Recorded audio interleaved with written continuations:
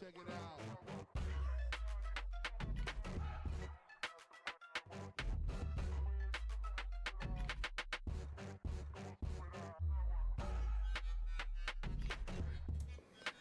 Welcome everybody to the D-20 ARAM League with your hosts Wushu and DapperDice. This is welcome to the community event, everybody. Thank you to everybody who's dropping by so far. Thank you to everybody who's answered the call to all of the T-Ons that have been asking for some help, as they have now, as Dapper put it, they are now controlling the map. Yep, having been done with all of the farming that we have done to them for the past year almost, done with all of us as champions, they have isolated us to the mid lane, as you saw during the lore crawl, or currently see. I don't know the delay on stream. They're currently seeing. And with this, currently seeing, yep. If you're able to read it, we've got a little lore bit written up for this, and I hope you're all excited to see Bad Timing versus Laughing Gas in our first upcoming match for ARAM. As we can quickly see here, we're all excited for this first event for $20 on Steam. Actually, no, it's actually I changed it. It's gonna be straight $20 per character, per player. So $100 for the winning team overall, and it's gonna be my return to the community for everybody's kindness that you guys have all shown, me or anyone else, right, within the Paragon community. This is all coming out of my Twitch payout. I don't earn a lot, so it's enough to bring back and give back to the community for you guys. So thank you again to everybody doing that, and yeah, hopefully we get to see some amazing games. This lore crawl has been finished, so now it's time to get in on the action here, as you get to see me and Dapper's face. Welcome everybody, welcome. And just so everyone's aware of what we have set up before the match even starts, in character select, there's going to be no hovering champions for this all random, all mid tournament. That way, when it comes to the free selection, even if you hover a champion, that's the champion you'll get. And that's not the point of random. So we have a no hovering rule. We have asked the players to either unbind or rebind their ward keys, so that way no wards are allowed during the entirety of the match. Speaking of no wards, the Destruction, the Smite Karma, and Scout Ahead are both off limits. Nobody's allowed to take them. And last but not least, no dodging. No matter who you get, you have to run it. Since there's no Red Moon yet, we're hoping for that later down the line. No trading's allowed, so if you get something you don't like, too bad. That's the point of ARAM, and that's all the rules we have set up before the match starts. Yep, exactly. And then once we get into pre-match, once we get into the matchmaking, or do you want to talk about it now? Well, once the match, once the match starts, there's no backing outside of dying. So that may be dying to a champion, dying to T-Ons, or dying to towers. No running back to base, even if you're trying to defend core. Unless you're knocked back into core, no way to re-go back to your fountain. You have to go towards that direction of the middle of the map, the literal middle. You have to die to the mid lane in some point.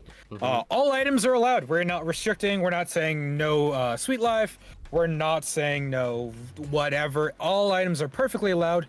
As talked about on some of our other non-structured ARAM stuff, the mana bug is allowed in mid lane. The blue bug, any team is allowed to vie for that.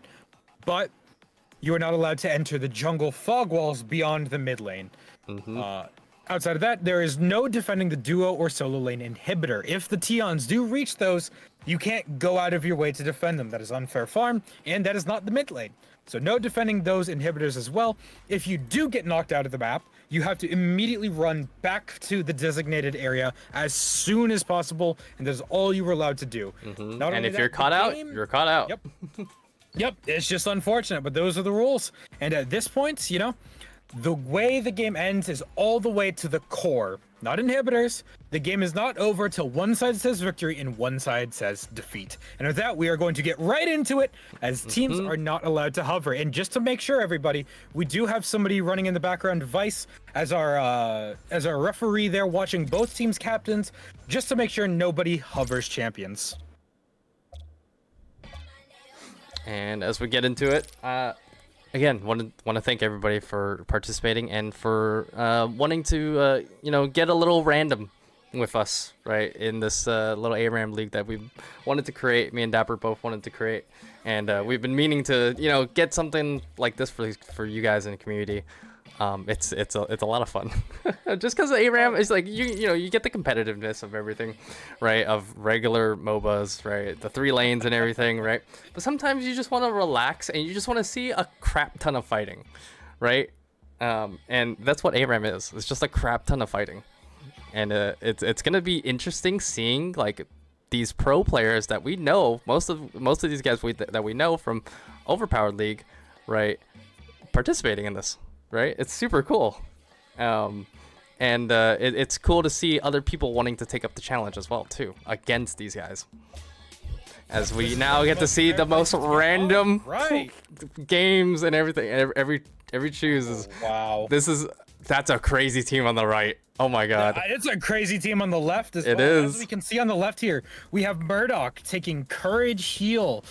Or Constellation Heal. We've got Aurora with Heal Demoralize, Yin with Constellation Heal, Bellico with Constellation Heal, and then Kalari with Demoralize Barrier. I just want to note too, they had barely any time to like choose any of their karmas, by the way. Like unlike in ranked. Second decision. Yeah, unlike ranked, it's like completely different. But as we get into the game here, I appreciate everybody. Again, you guys are super dope. We shall see who is going to be the overpowered random. Now the thing is here, Laughing Gas being the left team and BT being the right team, why don't you talk about what BT has as their champions and karmas? Yeah, so BT has Rom King on the Countess. We got her with Demoralization and Flash, pretty strong there. Moss on the Richter with Heal and Demoralization. A lot of demoralizations, just honestly, on both teams, as they are kind of make their way into the mid lane here. Now to reference again, the playable area and the playable space is within this area right here, within the mid lane, and then you can go down the stairs on each side, and then mana bug can be contested and obtained if you guys would so like. Now if they were to fall through, they cannot go through this shadow wall. But if they do accidentally get knocked out, they must go back into the center through this way and then going through this way if they don't have a movement ability. As we get some action here in between, as everyone's trying to farm up some before they can actually obtain. Mistook from Richter, but a daring attempt. The fact that he got Richter. Ooh.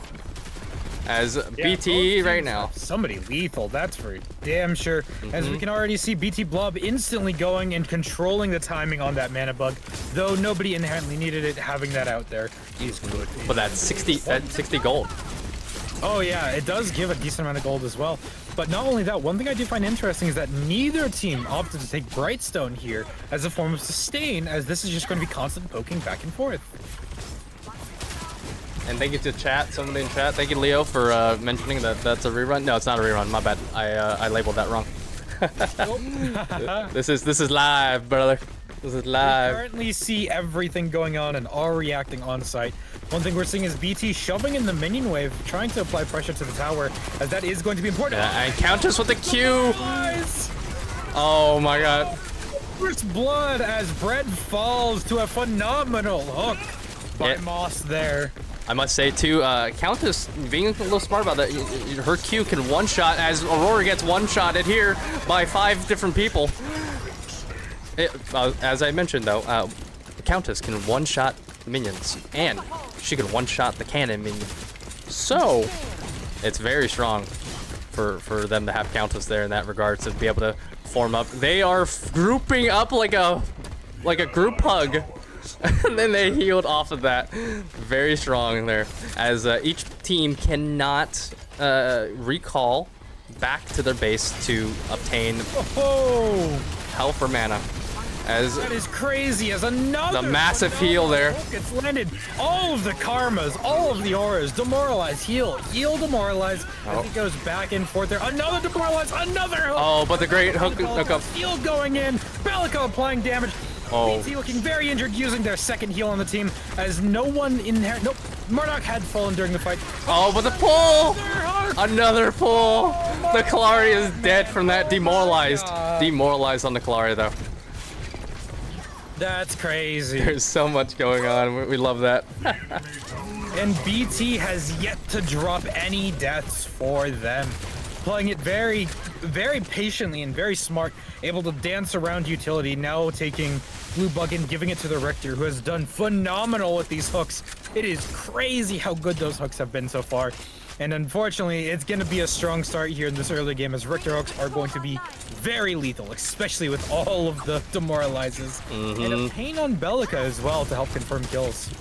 And just want to re-emphasize too, we have our 2 teams right now here. As the Countess gets whipped to death. The 2 teams here, we have Lulz. This is Lulz's team, also aka Laughing Gas. This is Mr. Man, Bear Pig, ASAP Pablo, Bread, J Killa, and Lulz. And then on the side of, on the right side, we have Bad Timing. It's a mix of Bad Timing's members, along with Rom King from Royalty and Conte from Honolulu. As we get some more action here, as Mr. Manpig with a confirm on the Richter, fending for their own lives.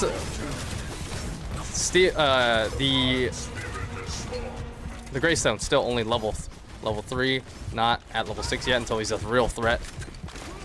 Both teams also have a Belica, so mana will be a very risky reserve during this. But one thing that does separate these teams is the Kalari. That will go unwarded. Steal a phenomenal catch there. Kalari having to 1v3, 4v3 in that singular moment. Or 1v3 in that moment. Able to take some and that's 3 kills for Laughing Gas. Woo! Phenomenal. But the hook by Richter. And that is the death of Belica. And we do see the Kalari able to get the E wave to kill the Aurora. Yeah, Kalari is going to be very strong here, even though they are going into tanks, because as mentioned at the very beginning of this, no wards are allowed. No X wards, no scout ahead. So Kalari will go unmatched here. This is a Kalari's sweet, sweet dream. And then for those of you guys asking and wondering about the side lanes, right now, those are all going to be natural flowing. You cannot use morale boost or anything in those regards. As the Aurora does get blocked off by the steel wall. Oh, big bomb there by the enemy Belica on Bad Timing side. A lot of dancings as it's 8 kills towards Bad Timing and 5 kills for Laughing Gas. A missed Richter hook there, as Richter is going to be suffering for mana a little bit, but we do see the Dikima Energy Reflux as an attempt to gain mana throughout the fight and eventually not have to worry about it later, possibly turning it into additional damage. Yeah, I'm so curious what these comms are right now. As the pull comes in for Richter. Oh, and the wall! Able to keep 2 of them locked out. Moss very low, as he does get confirmed, but the trades here going so far in BT's favor as another, but the heal able to sell the Aurora. Belica getting a little bit of damage on steel on the way out. It's going to be interesting to see what scales here. Are the tanks going to scale better, or will the 2 ADCs, Belica and Assassin, scale better into those tanks? BT Blood putting a little bit forward pressure, as Yin's able to keep them back at least a little bit. Yeah, I'm curious at builds right now, like what everyone's going right now. We're looking at BT's side. My God, everybody has Decima Energy Reflux, almost. The 3 mage mages. As the disengage from Yin comes out of that, but Aurora's still being sucked off by the Bellica drone. Richter with the hook does connect. Oh, Bellica destroyed on Laughing Gas's side. Richter, Steel, and Greystone pretty low. All of Laughing Gas is still pretty high in terms of health, but it is a 5v4 right now currently. And the pull from the Richter. Man, dude, Moss is hitting these hooks, bro. Blub, the craziest thing. 1 health. Oh, but the flash out, and he's gone. Not allowed to use the fog wall, having to blast past them. Ooh, the Countess doing an insane amount of damage, able to help confirm the Kalari there. Oh, we see these players adapting insanely well to the limited terrain they're working with, as Cranky gets a triple kill using the combination of Pain, Bleeding Epaulet, and just Bellica's really good damage early on. Plus the team setting them up as a great... Oh, Greystone trying to get executed, not gonna work out though. That fog wall is allowed to be used, as that is still within the game's limits and rules there. Applying pressure here, we see Pablo making it forward as... Oh gosh. Oh, very risky. Spot out in that pit as they are going to struggle to get out of there. Now applying a lot of pressure there. Oh, the glitched Richter hook on my screen at least. As we get a death toll here from both sides, taking 1 for 1, no, 2 for 1, and the tentacles coming out onto the Kalari. Woo! It's looking spicy though for Lols, as he does get the kill on Richter, but he does get caught out by the Steel Q. And the root down onto Steel. Oh, Lapstone. Oh, dude, he got put in the corner by the T-Ons, bro.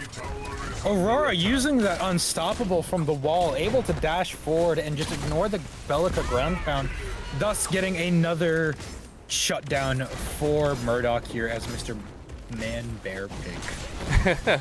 I'm gonna call him Bear. Yep. Or at least Bear Pig. The full name the first time. Yep, as Aurora's trying to go for an execution. Yep, able to get a lot of it out, but no execution. That was a POV, first person POV for all y'all of Aurora getting collapsed by Greystone there.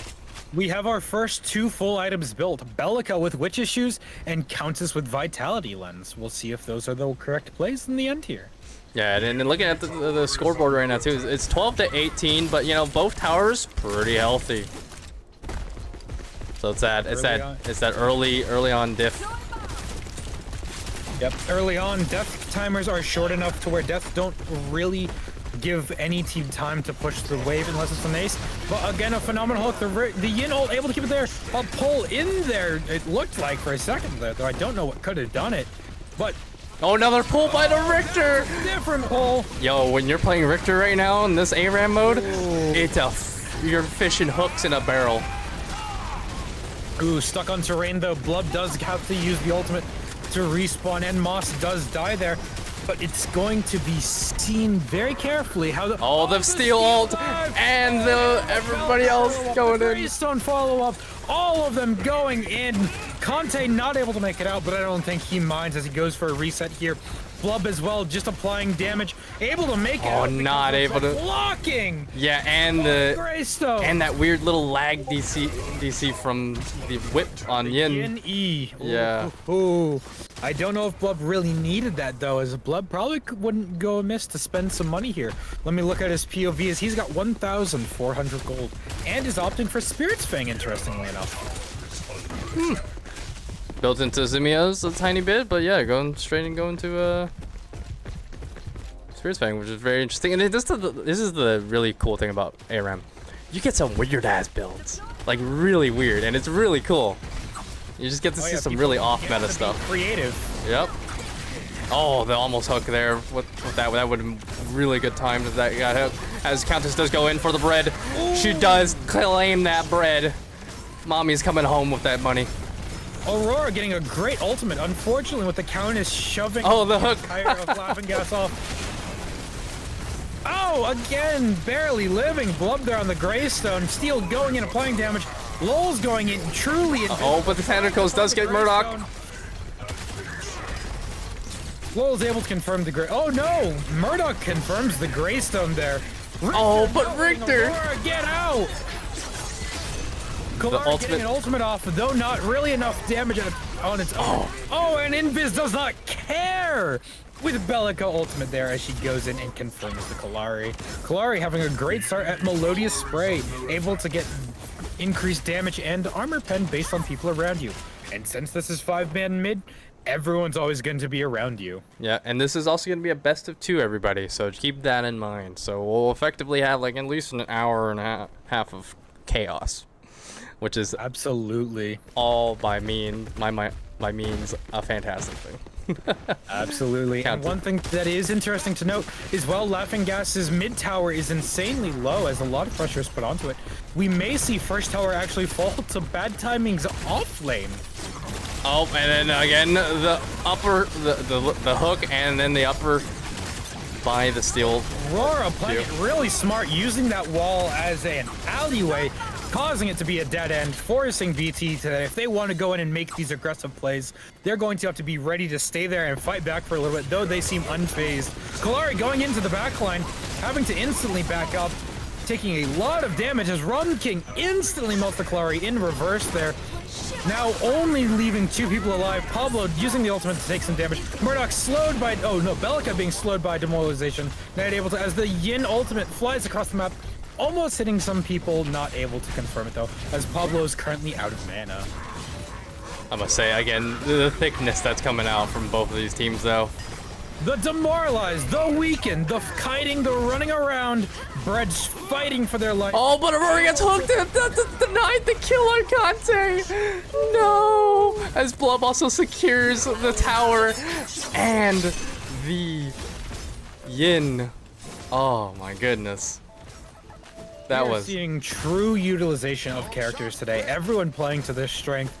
Conte on Steel able to get some phenomenal setups and starting with healing nanomachines. Those engages, as long as he can get out alive, well, he's getting out and going to be back to full in no time. As he is, as Pablo also mirrors that with healing nanomachines. Aurora, a great champion to have it on, as her get in, get out is also very strong, just like Steel. As first true tower does fall against Laughing Gas. Now just securing the cannon minions like it's butter. Absolutely. Murdoch opting for Setter Chainsaw second item makes perfect sense going into these hyper tanks. Steel diving forward, applying some pressure, though forced off and backing up. A courage used on Laughing Gas as they want to play a little aggressive here, keeping them off but not able to confirm anybody as BT plays it very safe walking forward. Pablo having a DC from Tech more than likely. Hopefully they join back in. Oh. Also, I've heard from a couple of players before that, yeah, Pablo has that kind of tech issue once in a while, very, very so than often. So, unfortunate. Oh, but the Yin! Consumed by the Steel. Oh, no! And then again, this Richter is going to be a wonder to contend with. The shotgun playing it perfectly well to keep Blob off, though that does not help against the Bellica ultimate. Oh, and Moss gets executed, having played it really well, not taking any damage during that fight. King going in for an execute as well, realizing that direction may not be the best way to pull it off. As they having to back up. As he does get caught out by the Bellica here. Oh, but the Bellica. Oh, okay. Bellica had to confirm the ult. I mean, yeah, that's fair enough. Get her off the map quickly. Worth it. You know, cooldowns are coming back for a reason. There's never a reason to not use it in something like this. Exactly. Yes.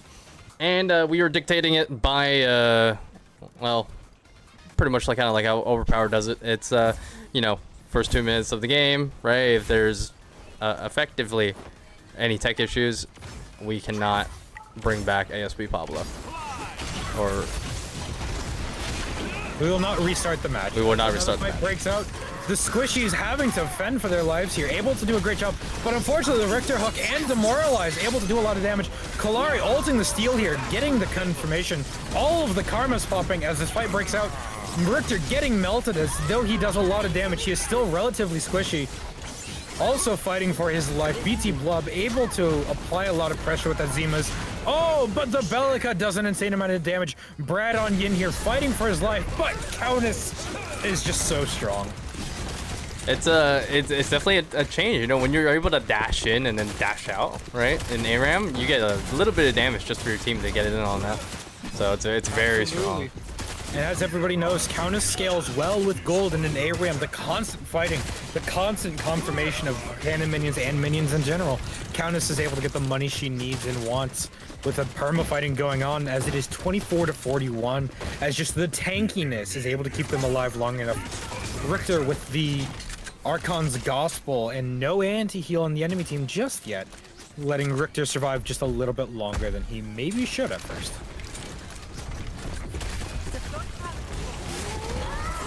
Steel going in again, able to do a little bit of damage, causing, again, just Countess to run this lobby right now, as it is very difficult to deal with her.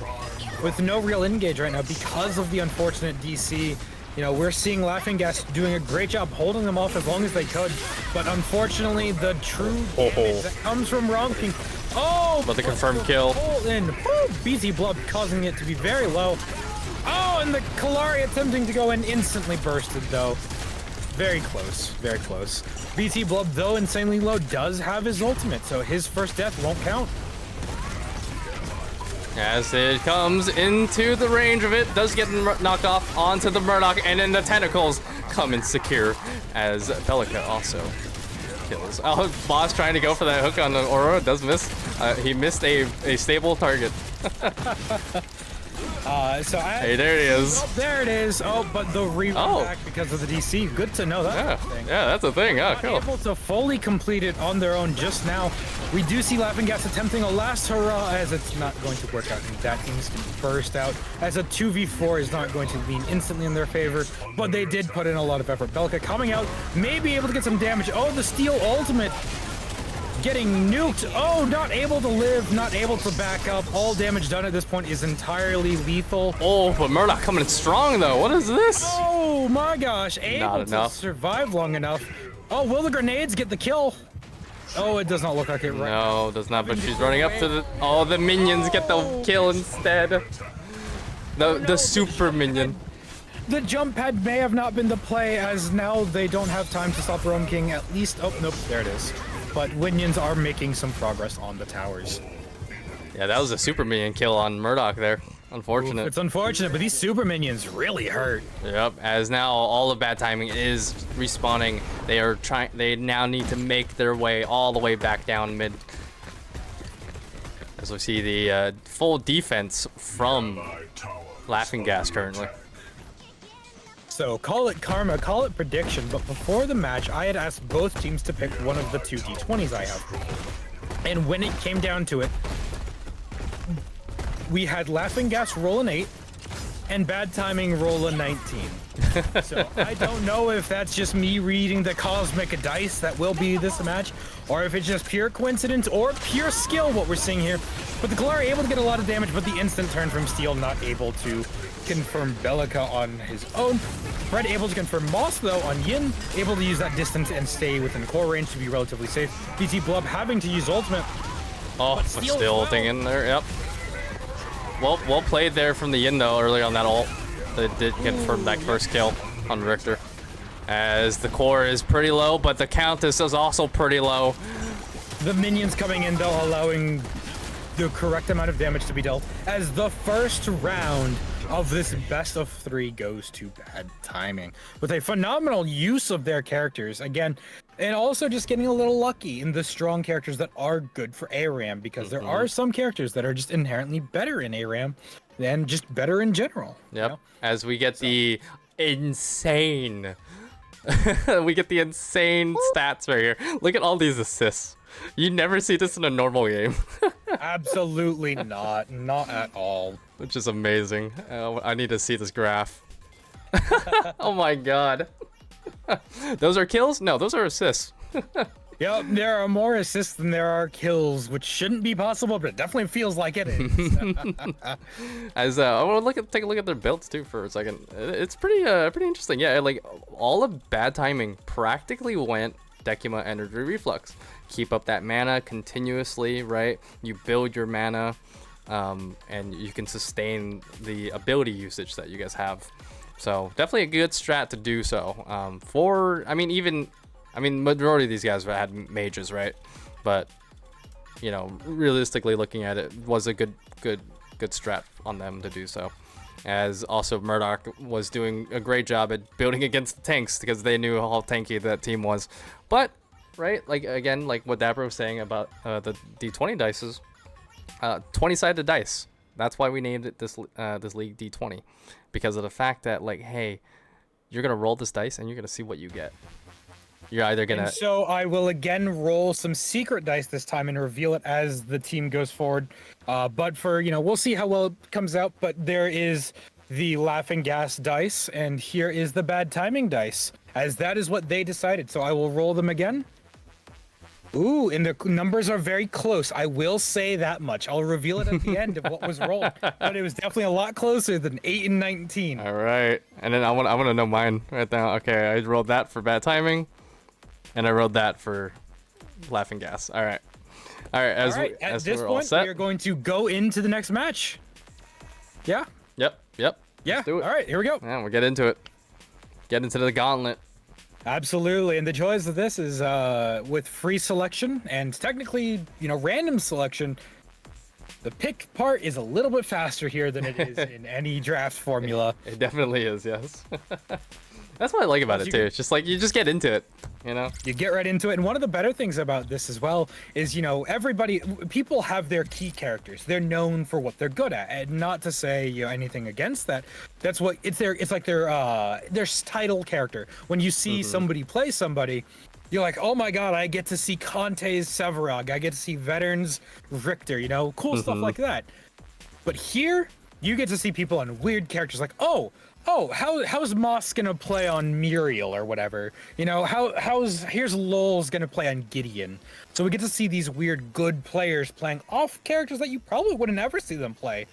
So it's gonna be fun to see that, as well as, again, we have Vice double checking to make sure nobody is hovering any characters, to make sure it's pure random. Sorry, as I'm trying to type more promotional advertisements right now. No, I just want to forget to share this, everybody, as this is our first time of this event, but we do plan to do it over multiple times. And sometimes we won't hold it in this tournament style. Instead, we'll just have it's an ARAM night. Get 5 people if you want to be a team. Cool. If not, well, it's just ARAM night for anybody in the community to join. $20 on the line. Ooh. At least today. And yeah. Interesting that there's double Crunch and double Zena this time. See, when I played Zena, right, in this ARAM mode, oh my god, it is so hard. Oh, yeah. Like you have to engage, you have to dive, and it feels so horrible as we get into this next game here. But yeah, no, interesting picks here, as they were all randomly generated. We've got double Zena, double Crunch, and an Iggy. Oh god, an Iggy. Both teams have a fair amount of poke in all regards. You get Wraith and Morigesh versus a Howitzer Adele, or a Howitzer Phase. You've got the extreme all-in that is Iggy and Scorch, Crunch, Zena, and Adele. I'm interested to see how people are going to utilize these characters in the team fight situation, as this is a good mix of everything in between, Let's see. We'll see if anyone builds tanky this game, as, besides Adele, because Adele inherently does build tank, but we'll see if anyone else kind of dips into that, because maybe we see a full damage game otherwise. Howitzer taking the first bit of damage there. Let's see if that turns into a bad omen.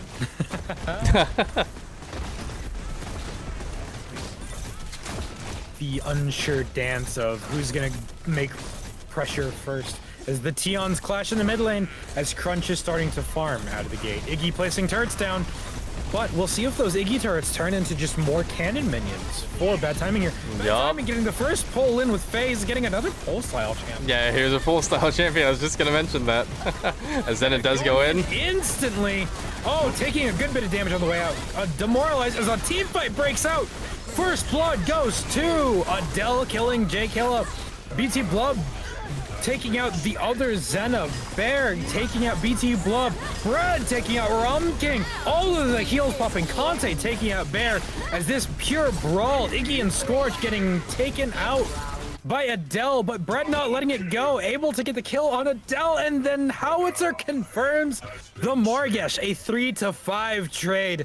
not leading in Laughing Gas's favor, but the start of the match does not matter, as respawn timers are basically instant, as the Crunch is already back to lane. Same with Zena here.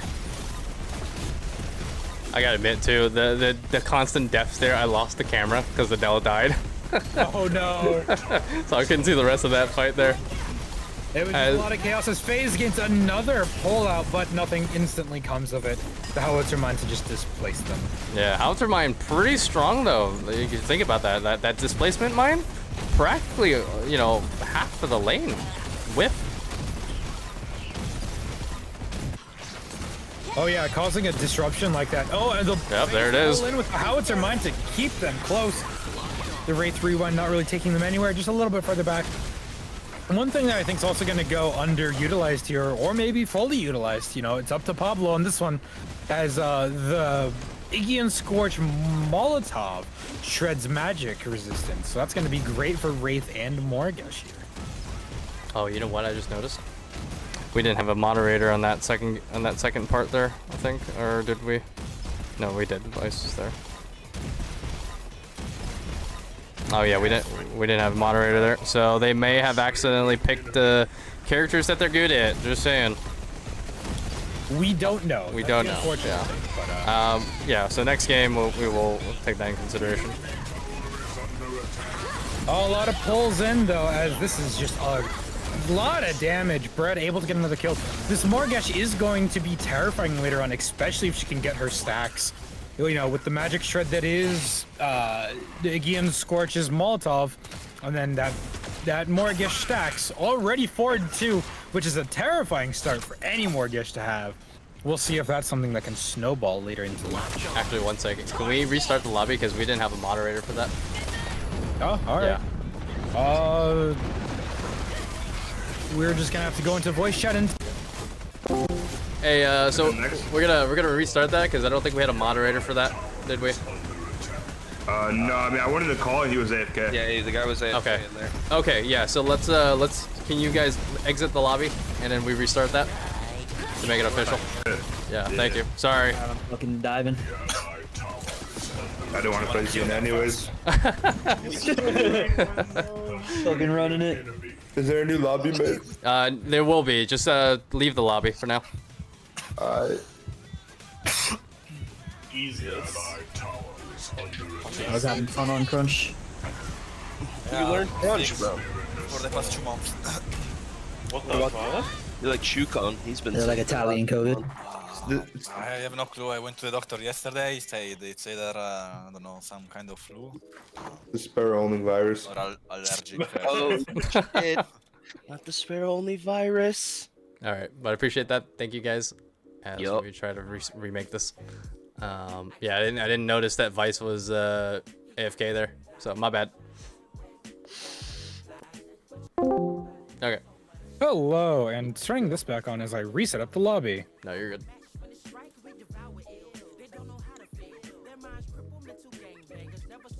Sorry, technical difficulties, y'all. We'll be back in a second. We gotta ensure that the officialness of this event is correct right now, because unfortunately we forgot to we had the man was AFK, our moderator was AFK during that, so. The unfortunate thing, but it is a first trial. These things happen. Things happen. It is, yes. Dapper, if you can be, or let me ask DK. Yo, DK, Yeah, I got you. you got me? Thank you. All right. Which team do you want me to be in? No, you're gonna be here, and then they're gonna share. Blub and Lols is gonna share their screen, and they're gonna show you what their team is doing. Okay. Yeah, just make sure that nobody's hovering a character. Like if they pick a character, right? That's what we Yep. mean. Yeah. Okay. Okay. Get Lols in here and we're good to go. Yeah. Blub, I'm coming for you. Type shit. Also, hi Booty. So here, 1 second. So you asked how are the teams, or how are people picking their characters? Is that you asked? Yeah. So how you're choosing your characters is you're literally not pressing anything. you're gonna go into that lobby and just take your hand off the keyboard and mouse. Oh. Yeah, and then except for picking karmas and such, that's it. And you are going to be sharing your screen in this server right here, this voice channel server, and so that way DK can look at your team effectively, and if anybody is picking a character like physically, like, you know, they clicked on Muriel, right? Yeah. We can see that. Okay. Yeah. So that is how you're picking those characters. Sounds good. Yeah. You're literally just gonna have your hand off the keyboard and you're gonna let fate choose it. It is completely random. All right, Blub and Lulz, you good? Yes, sir. All right, thank you. And then sorry about that. Yeah, I didn't realize Vice was AFK. All right, alrighty. Okay. All right, they're ready. Go ahead and start it up. Let's hit it. All right. I don't know if we're on a welcome back everybody, but welcome back everybody just in case. 100%. Welcome back, everyone. Sorry about that. We First attempt at this, some mistakes will be had. We're all becoming better at this slowly over time. And, take two, as we do have an official referee this time. Yes. Ready to double check to make sure nobody's hovering. Thank you to my boy DK Royal. Shout out to him. We've got no way to confirm yay or nay on if anyone did last time, but this time we do have confirmation just in case. Yep, exactly. that is the difficulties when you're streaming, and I need a fourth monitor, bro. I need it right here, and I just need to be able to get into Discord, have it Discord as a pop out and everything for this. Oh, bro, this is stressful. This is 100% stressful. It definitely can be. That is for sure, especially running stuff in the background, because you guys get to see the relatively finished product as we're all working back here on the backs, just hustling and bustling, doing our best to make sure you guys enjoy the content that we have to offer here. And you know, and again, we thank you all for being here and putting up with our chaotic mess that is working this stuff in the background. It's not easy, but it is worth it when it works. I love it. It's so fun. There we go. Hey. Crazy match, as there seem to be less tanks this time, but a Shinbi this time. But another Richter. More tentacles. Ooh, a Narbash. Oh, yeah. Interesting, as that is the first healer guaranteed in the match. So. Oh, Mr. Manbear Pig doesn't have the Halloween skin? Oh, bro, they could be duoed right now. They could have had Skinnergy, but they didn't. That's completely understandable. He brought out the mastery. That's instead. Gotta flex that if nothing else. Gotta flex that if nothing else. Kind of interesting though. He has Murdoch again. You know, out of all the randomness, he had Murdoch last game too, or the game before, the first game. First one, yeah. The first official. And just because the last one was a little bit of a botched attempt, I did re-roll the dice, and same results, just both dice were lower this time. Okay. DK, it was a fair draft. Thank you, good sir. I appreciate that, man. The pleasures of knowing people. You get help. Exactly. It's not what you know, it's who you know. Exactly. And again, no opting for Brightstone, which is interesting. You know, I would love to hear the thought process on why, but I do kind of get it a little bit, as getting minions and leveling takes a long time. So if you're waiting for those long levels, it's not really going to be doing much for you, unlike all these offensive stats that can be offered by the rest of them. Yeah, who cares about sustaining? they want action. They want booty. The fastest way to do it is resetting anyway, so I might as well. The aggression that comes from DT here, you know, maybe kind of thrown back in their face if they stand too close to the tower with Richter standing right there at times. You know, we see Narbash using that non-stop healing now, as he's getting hard CC, no longer removes it from him. As a minion gets past all of Laughing. Yeah, in the back line, dude. As they are now getting into some action here. Oh no! A phenomenal mind by the Howitzer there, able to pull into the same correct direction, able to cause a lot of damage there. We get healed, we get demoralized. Expect those to be thrown out like crazy. I wonder what Richter went first in terms of karma, as two heals get used there. They're getting poked out, heals getting used in all regards. Yeah. And looking at it too, you know, it's like, Narbash, can he sustain so much heals, right, throughout all of this with his, you know, minimal mana? Yeah. As we do look at his item set here, he does have consumables. He's got the mana potion. He's used it all. You know, but he still also got some health potions there in that regard, as Richter does get stunned out by the Decker. What's going to be interesting here is if Laughing Gas can gain control of Mana Bog. If they can gain control of Mana Bog, that Narbash will have less of a hard time. The range on that Richter hook goes far, but not that far, as he had the correct accuracy, just not the distance for it. But if he had stood any closer, the hook would have brought them to the edge of tower, not into tower like he was hoping. Yeah, still a lot of poke coming out from Bad Timing's team here. Doing a lot of damage to the Shinbi as she's playing very aggressive. Shinbi very low. Richter taking a lot of damage as well. We'll see if a hook comes in, is able to pull it, but we do see Bad Timing playing just outside the Richter's range. Yeah, and again, just to forewarn and mention again, a reminder to everybody. So this is an ARAM game. There is no ability to get the objectives such as Overprime, and Lulz does get to take down, or does go down with that. Same for J Killa, he does go down in that fight right there by the Decker Ball. The entire team of BT slowed kind of. Oh, the synergy of that stun, dude. The double stun. Crazy, it's crazy. The blast back by the Howie and then the Decker Ball. But yeah. Really good team-wise crowd control. And a reminder again, so yeah, so these teams cannot go for Spirit or for Overprime, nor can they interfere with the side lanes. The T-Ons control the side lanes, as Richter does get the pull in on Moss. And Conte pushing in with the Decker there, as Richter does get the kill. Rom King does go down as they're in the backline side of the tower, as Gadget and Aurora are unable to help. The 3-man tower dive does go in BT's favor, and though they did die to it, they were able to get a lot of pressure and a lot of damage on the way out. Brett able to apply a lot of pressure there. Brett also getting Yin again. Same as the first match as well. Getting a lot of damage out, but not enough to get a kill. The gods are favoring. The T-On gods are favoring him. And then getting some slow heals to his entire team. And then while we're in this, Dapper, would you like to remind them of the lore, what's going on here, as to why the ARAM event is happening? Oh, you're muted.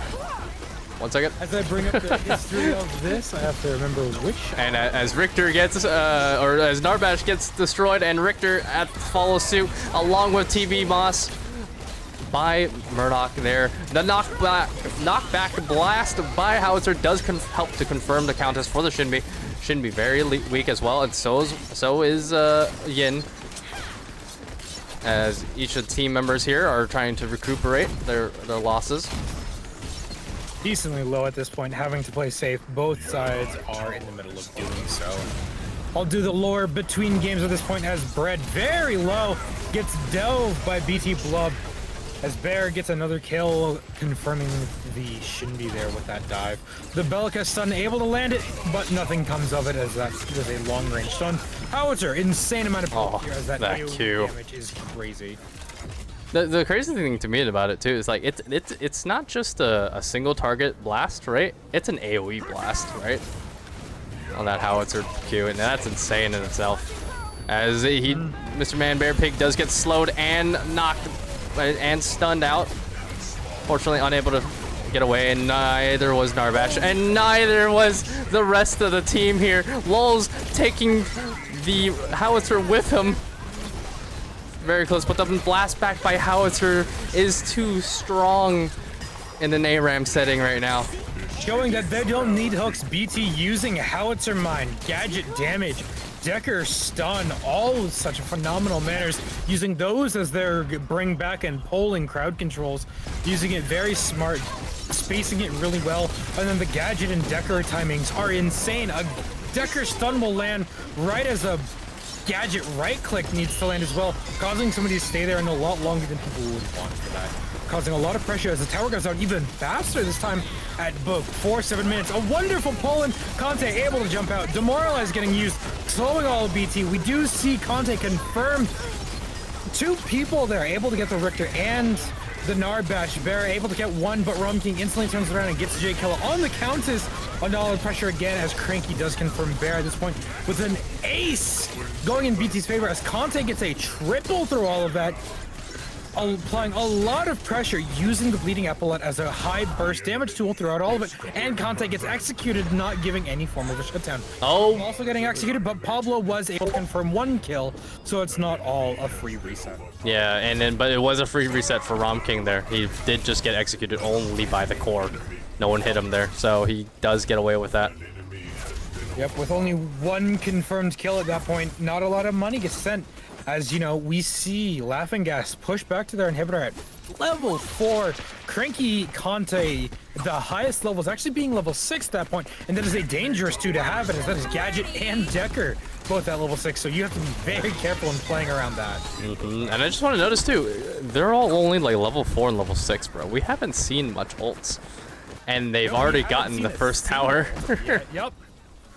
And then also at the same time, we're looking at Aurora right now too. Is she's doing the Aurora strat? She's preemptively delaying that wave, so that way the wave crashes towards them instead of going further towards their tower. As There we see our Decker. first ultimate Yep, used. and second. Gadget, all ulting. The dash is out. Howitzer able to confirm the ultimate. BT trying to get out the only way he can safely, but that's not going to work out. As another triple for the team of BT goes out. Howitzer doing a lot with that ultimate and that high burst with Q. As the inhibitor is now at half HP, causing a lot of damage. Aurora going in, then using the tower, able to apply a lot of pressure without taking much herself. Unfortunately, Howitzer does get claimed by the Murdoch. Oh, a stun by the Narbash as Murdoch attempts to apply pressure. The hook able to confirm the Aurora, but no damage comes afterwards as the safe jump from Aurora, as we do see Yin confirm the Gadget there at the last second. Cranky needed, you know, to back, you know, as he gets destroyed by Laughing Gas there under that tower. Yeah, looking at it, you know, it's like there's a possible comeback, right? If Laughing Gas can just come back online, right, sustain some waves and laning, right, they can 100% come back. As BT Blub is hiding in the invis portal, which is allowed, as he does collapse on him now. The hook from Richter does secure somebody, but is not enough. As ASP Pablo is trying to make it out of the location there, of the alcove. Shinbi with the ult. Oh my goodness. As they're going through at bad timing, trying to plow through Laughing Gas. It's no laughing matter as the gas disperses. Shinbi, again, a surprising low pick for the OPL, but a phenomenal pick for this as we get to see her damage fully showcased here. And using Archon's Gospel, which isn't really a damage item, but a sustain item. Attempting to go for the execute, not going to be it though, as instead maybe going to be execute by the team itself. Narbash going in for damage. The landmine able to apply a lot of displacement there, now causing Narbash to be caught out. On the kill from... Able to confirm though, as it does do enough damage as nobody on Laughing Gas falls in that moment, though the Howitzer ultimate was used. And we do see Bread getting quickly healed up using the Narbash healing. I gotta say, that was hilarious watching Narbash just kind of like jump, and it just, you see his hand, the flick of the wrist, killing the Shinbi there. Absolutely. One of my favorite clips back from the closed beta test 2 that I have is as I was running with Dunking Prime, because that was still a mechanic round at that time, was as I was running through mid lane, my support Narbash did a jump over me and thunked somebody to death. So to see that again, That's great. here, it just brings back memories, man. It brings back memories. Conte very low at this point. A rogue ability may kill him here, though using the fact that he is able to stay back and hide in the bushes as a way to do that. Unfortunately, Lols gets caught out there on the Richter, but the pure burst damage, that is a Witch's Shoes Howitzer. Yeah, as you can see right now too, they're feeding the ADC right now on Laughing Gas's side, if anything. 46 CS versus, you know, the 0, the 10, and the 14 and the 4, right, overall. As I mentioned, yep, they're feeding the Murdoch. Murdoch does get the snipe kill. off on the kill. There, Narbash having his ult activated, and also the Decker or the gadget. Oop, wrong girl. Does get that as well. Richter still only level 5. If he had tentacles, he could lock down that howitzer, but unfortunately was not able to. And the Narbash ultimately is nuked out of town as well. As Gadget being a phenomenal pick here, as all of that even little bit of chip damage is going to add up eventually, as damage is now being applied to the core. Though having 0 AD champions there, it's not going to be a lot of damage, but they will do damage to champions as they take a little bit of a moment to back out here. Maybe they're going to give Cranky the blue bug once it spawns, as it still does have a little bit of time left, about 6 seconds, so there's the chance. But Conte playing it very confidently out there with Witch's Shoes, playing a bit of burst Decker, able to poke out from a distance and apply damage. But we do see a hiding Moss here. Let's see if the Aurora there will close somebody off, as the Laughing Guest may approach a little too far forward, not knowing that there's going to be a wall to siege them off there.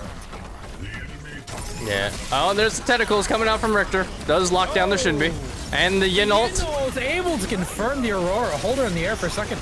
All of the Karma auras go off. Unfortunately, 2 people get picked off, as the Aurora wall does isolate 2 of them for the Howitzer Q to do a crap ton of damage there, applying a lot of forward momentum. We do see the Howitzer Q again hold Bread down, and then the pure mobility that is offered by the Shinbi, able to close distance very quickly. And with the gadget speed gate as well, there is no simply walking back against BT. The ultimate applying a lot of pressure, but the Narbash healing, able to stay alive, not able to walk back into tower, or no, walk back into fountain. So having to stand there with the healing, able to do a little bit, but not enough out of the gate. Lol's doing a great job staying alive on Richter here, but not just enough, as the poking from that was able to get him killed. We do see Jay Killer, though, on the counters, do confirm a kill, though, pushing forward. Yin with 2 low people right in front of them, able to keep that forward pressure. Oh, that's snipe. Able to get Moss out of the air. But we do see Yin applying pressure. Oh, but the Demoralize causing a slow and damage reduction. Shielding reduction, but we do see, again, just Bear running up and confirming a kill, putting him at 9 kills on his team, the highest for his team. And then we see Rum King at 14, the highest on his team, with Mathematicians, a good healing item and a burst item, especially in ARAM like this. You know, it's that weird mix of sustain and damage, right? Yeah, Mathematicians it's always struck me very weirdly. The fact that it has 100 magical power, but it's also like a sustain item, is kind of insane.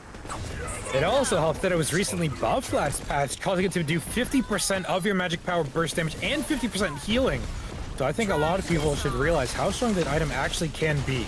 We see another poke out from Howitzer, as Howitzer does have the Mathematician's proc here, able to do a quick burst of damage with the mini a little bit.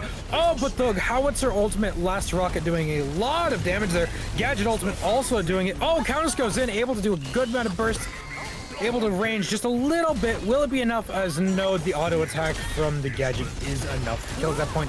With the Gloves of Jealousy, Rum King able to get another kill on Bread there at the very end,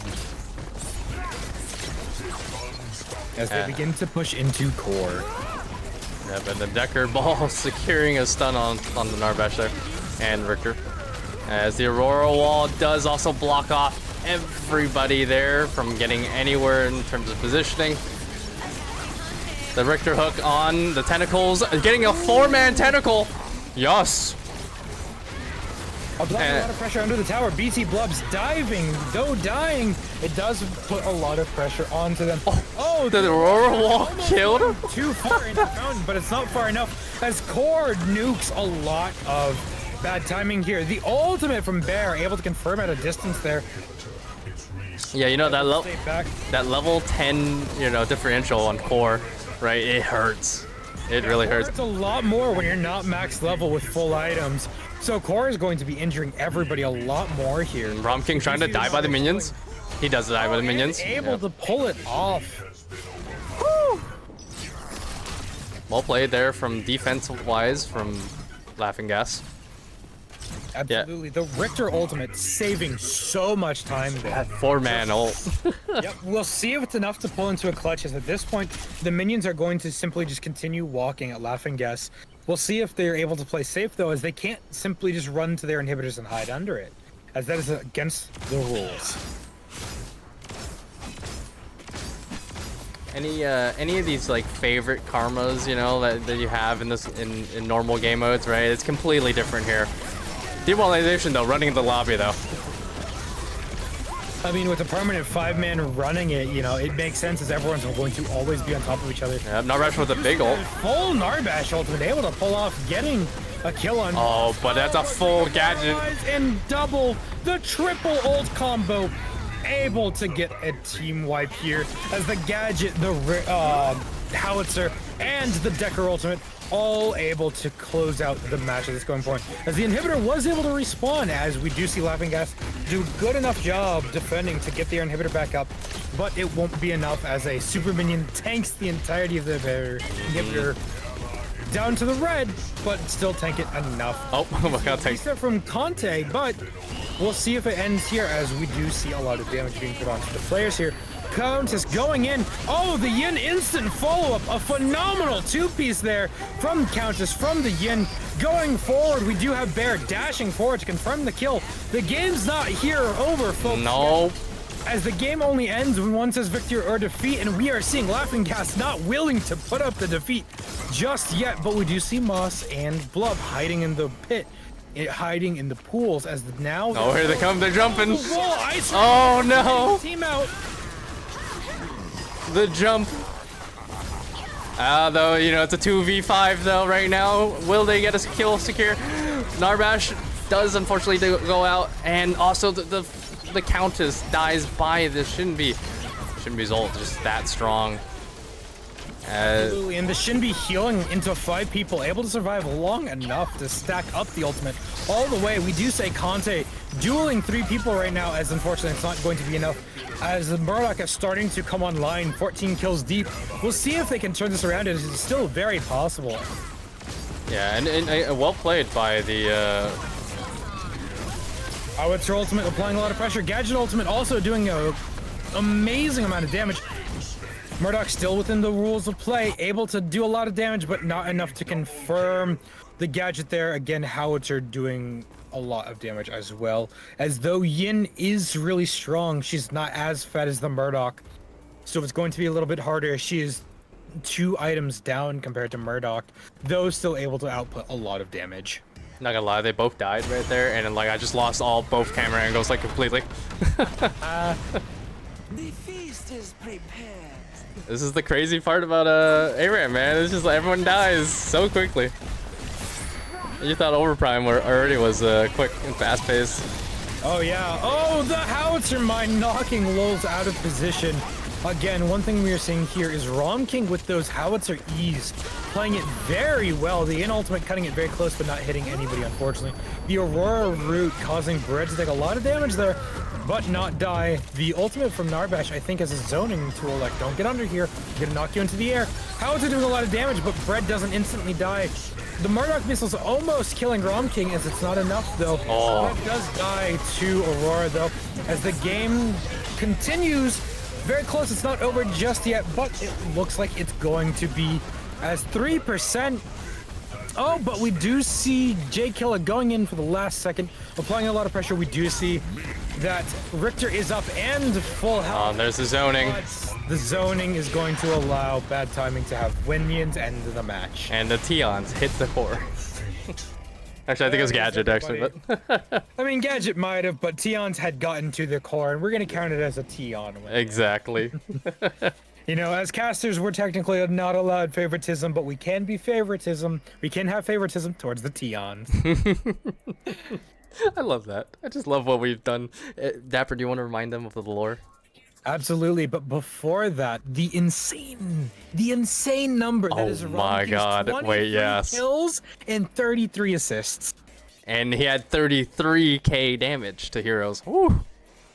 Yeah, well played by both sides there. It's just the dice did not roll in Laughing Gas's favor. As on my end, the first time it was a 16 for bad timing and a 14 for Laughing Gas, and then again on that refresh, a 5 for bad timing and a 4 for Laughing Gas. As again, very close match.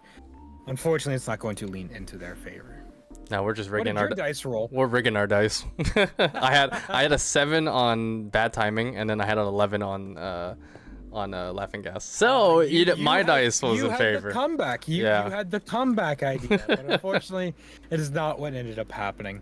But that is going to be bad timing, taking round 1. And as we are going into a little bit of an intermission, as we are setting up the next match, which is going to be easy $20 versus Rat Squared. The lore of this event, as we do have a little built-in non-canonical lore. The D-20.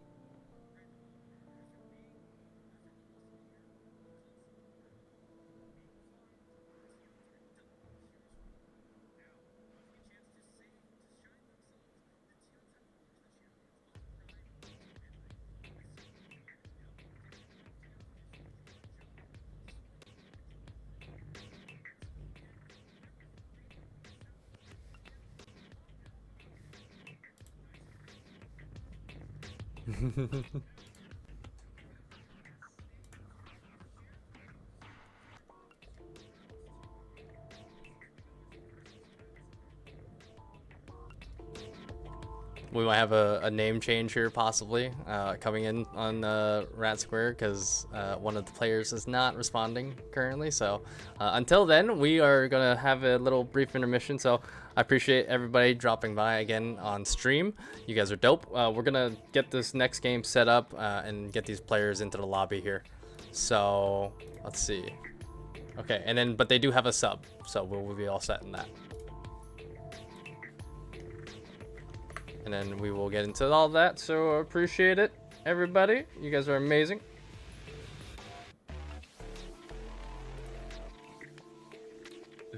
Versus.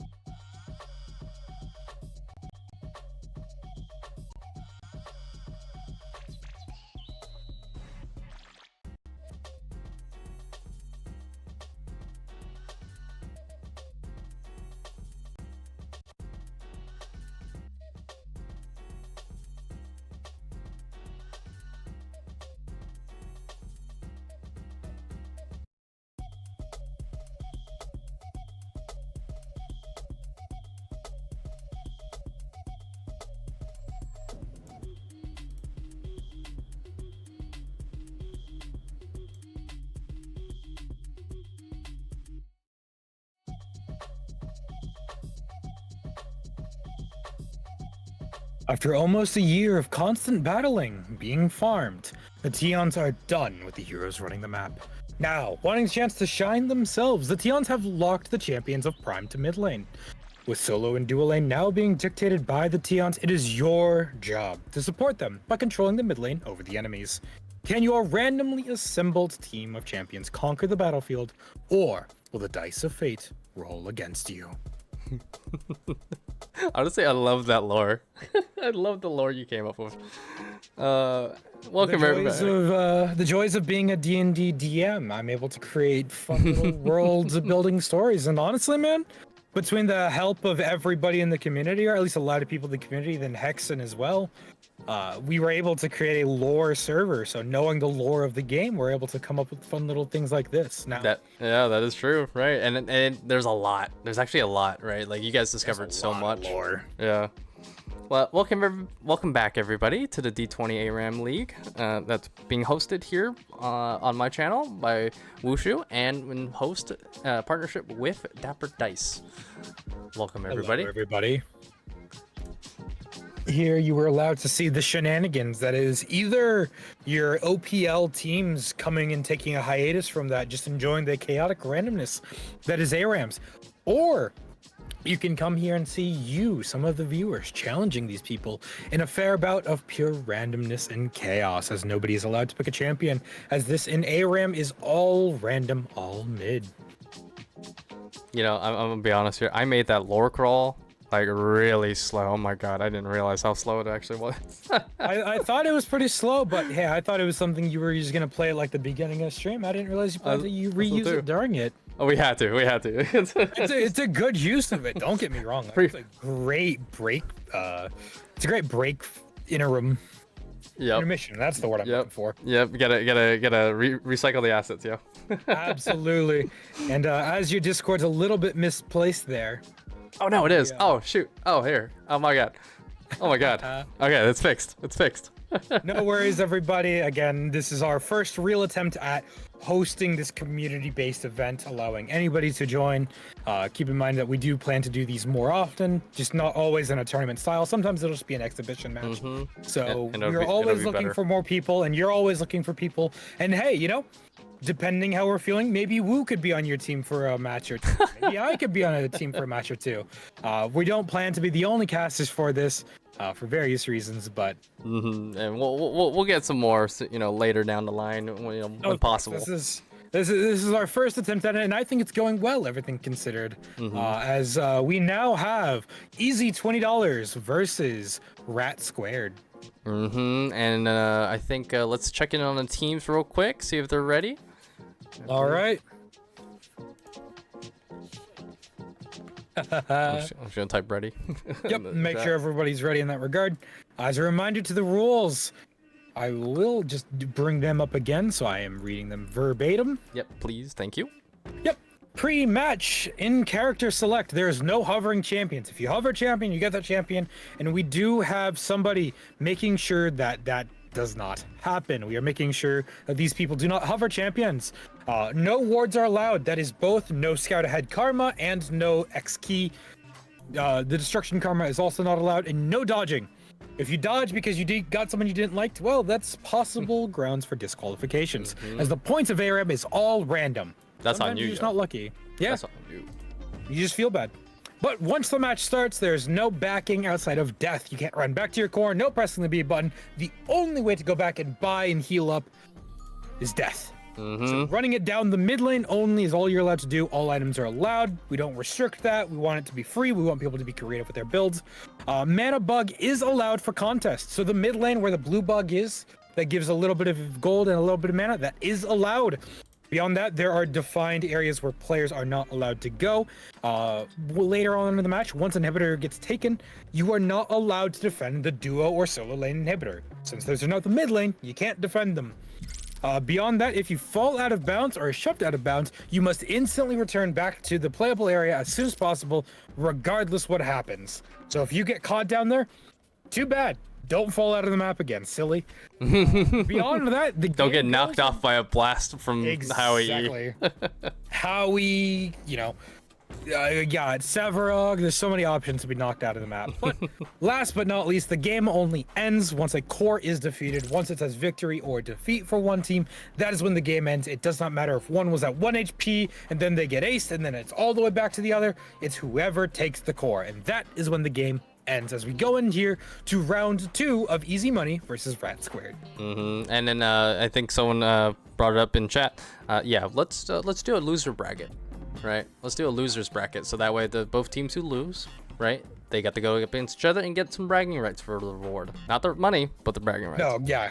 Only first place gets an award here, gets a reward here. But you know, we can do a losers bracket after that.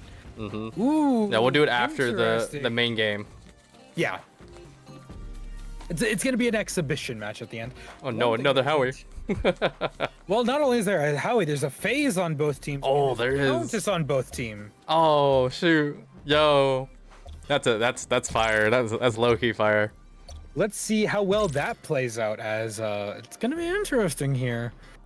You know, we got to make sure all the karmas are good. All the karmas are good. A lot of heals. That makes sense because heal is one of the safest things and only ways to heal for a lot of these champions, as lifesteal doesn't work on everybody.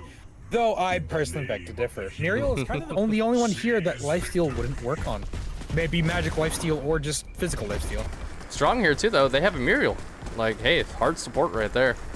Absolutely, and it's a Muriel with consolation. So the AoE scaling of, you know, adaptive damage is going to be really good for burst. We'll see if those shields are enough, though, as it does require Muriel a few items. So unless Muriel can get some gold, maybe Muriel might not scale fast enough in time. We will see here. Yep. And then, so here's a reminder, everybody. So this game is going to be against Rat Squared. Technically, they are down 1 rat because the one rat wasn't in it, but also respond in time. And so they have Lucent Leo as their backup there. So Lucent Leo, Joker Tactics, DK Royal, HP 12, and R4 Rat is going to be on that team for Rat Squared. And then we have on the left side Easy 20, Zerome, Strippin, and AF, Hadgar, and Paragon Meme Guy on that team. So looking a little spicy from each players because I know each of these players are wanting that easy 20 bucks. But is it going to be that easy, or the T-Ons going to make it harder? One thing I am now realizing, especially as a spectator, is when we join into the match as a spectator, the red team is on the left side and green team's on the right side. It is, yep. At least when it comes to the tab. Well, then when you actually look at the map, red starts on the left side and green starts on the right side. True. It's understandable to be a little confused if you're not used to it. The blast back from Howitzer E. Still a threat. Yep, we see a few more people starting Dakima Energy Reflex this time, as I just am going to check on the phase of Paragon Meme Guy, as he started with 2 consumables, both refillables, and nothing else. Just completely understandable. So, as a reminder, everybody, the T-Ons have locked down the side lanes, solo and duo. No hero is able to go into the side duo lanes or solo lanes because the T-Ons are overrunning it. They are needing the love and affection that they have here, as Steel tries to go in for the engage here, but it does not go off correctly, as FaZe does flash away. Strippin, unfortunately, is getting shot up here, and he's pained as well. Does the pain kill him? Oh, the pain does not. As the amount of heal karma used and the refillable potions able to keep through that anti-heal, able to just keep him barely alive. As the courier of the consolation used on the howitzer caused a lot of that burst damage to come out, but we do see a phase here on both sides, so we'll see which pole becomes more lethal as they get pulled into teams each side of them. One key difference here, though, is that... Oh, the pull in from the phase from DK there. Onto the Twin Blast. The attempt to dive of Feng Mao, trying to go in, get some damage, and then back out. Able to do it without taking too much punishment. Same with the Countess there. Already low prior to that go in. Able to do a lot of damage, or not a lot of damage, but able to get some damage in before backing out safely. I must say, I don't think I've ever seen DK on a phase before, so that's very interesting. Yep, for those that don't know, DK Royal is generally an ADC player, a Ranger player. So to see him on a mage is one of the things that we can enjoy about the randomness of this game mode. You know, I don't know about HP 12 Steel either, but we may see it pop off here, as Steel is going to be very important for cutting off projectiles and a lot of heavy CC. DK Royal using that beam for poke damage, but as well to hold somebody close, plus it's very low mana consumption. So there's not really much of a punishment to using it just every few seconds. Pretty cool thing about Feng Mao, you know, being able to at least just kind of get in there for the team and just start poking out. But, you know, level 2 from the majority of these teams does get the Rat does get the kill with the rocket there onto the Countess, the very low Countess. The Feng Mao is getting his booty eaten by the Steel there, unfortunately. Yep. Feng Mao unfortunately caught out as again Steel CC, able to keep somebody locked down a lot longer than they would probably prefer. One key difference though between the teams in terms of the random favor is that easy $20 on Zarlum does have an ADC, unlike Red Square, who doesn't have an ADC in any capacity. So we'll see if that becomes a scaling factor later on in the game, as that crit potentially could turn into something extremely dangerous later on. Yeah, very much so. As FaZe does lock down Feng Mao with the E right there, a little good enough poke there right there, early poke. The Steel though, that Steel wall is so strong. And there's the Countess engaged the pull, but the wrong person to pull. Yep. Not gonna cause anything to come from it. Exactly, the wrong person to pull, man. Steel, man, you just queue out, bro. That's it. Like, I'm good. Sometimes just the best you can get, you're just the first person, and right now that's Steel. Steel being extremely tanky, able to take a little bit of a Countess combo without taking too much damage from it. Part of that comes from just the lack of items on Countess and just the inherent tankiness that comes with Steel. But it damages damage, and it can be relatively permanent unless the heal karmas are used. But as we can see on Route Squared here, all of their heal karmas are down. Yeah, I must say too, you know, on teams in terms of the red team here, they're keeping the wave towards them, so they're getting the XP. Blue team does not have this XP, but they do get the kill on Steel. Unfortunate for Rat, almost on the kill there. There's a double kill waiting here for Rat Squared's team on red side. A Shinbi and a Twin Blast, very low, but now they're not so low anymore with that heal pop off, as the heal is at 30. Oh, sorry, wrong person. Both heals. Countess still has a heal there to supply, but that howitzer does not care. That long range poke is too much. But that long range teleportation come in. Pulling everyone out of position. Lucent Leo hitting nobody with that E, but a lot of damage comes out as Joker is able to get a kill on Muriel, causing one kill to be going through the Muriel. Feng Mao attempting to do a lot of damage and cut DK out of the fight. Unfortunately not able to pull it off, as his team was able to peel for DK. As neither team has gone for blue buff, as I say that though, we do see the lone Rat in Rat Square to go for blue buff at this point. I must say too though, well played on that teleportation from Countess and Feng Mao though, as they group up for heal there from the Countess, as she uses her heal there. All heals are down on the side of Easy 20, but on the side of Rat Squared, they do have heal up, and they're about to have 2 heals up here soon. Muriel able to see the very clear link from the enemy phase there, able to shield HP 12 before he keeps getting pulled in. So any tower shots that do get taken, most of it gets blocked by the Muriel shield. So we do see that Joker on Muriel is able to negate a lot of the pull into tower that we have seen from the phase there. But it's not a full negation, as the damage is still a lot from tower. Rat able to keep a lot of damage out is just that permanent pressure with that howitzer Q. Getting a few... Oh, there's it again. A lot of pressure, yup. Oh, the link there from onto the Muriel, unfortunately not the right choice to pick off there, as the flash out from the phase. TB trying to play it very safely, trying to farm up as much as they can. Every minion coming in through the wave into the tower. Feng Mao over here trying for the engage here with the teleportation and then the E. However, is not enough as Rat does take a kill, does take a shot there. However, the phase from DK does secure the Countess. Realizing that Rat is probably going to be some of the highest damage on the team, as Countess does scale quite a bit. For now, Howitzer is their biggest long-range damage. Using that knowledge, they're letting him continuously get it, as HP 12 does get pulled in, and already having dashed out, does take more tower shots than he was kind of... Oh, but the Twin Blast for the TB. Oh, but the Flash instead, he gets diffed by the healing. But the Countess coming in for the HP there. Does not connect with the Q there, or the Q, both Qs connect. There we go.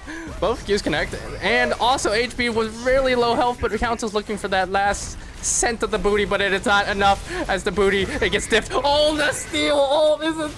The steal health is so low. What is it? What is it?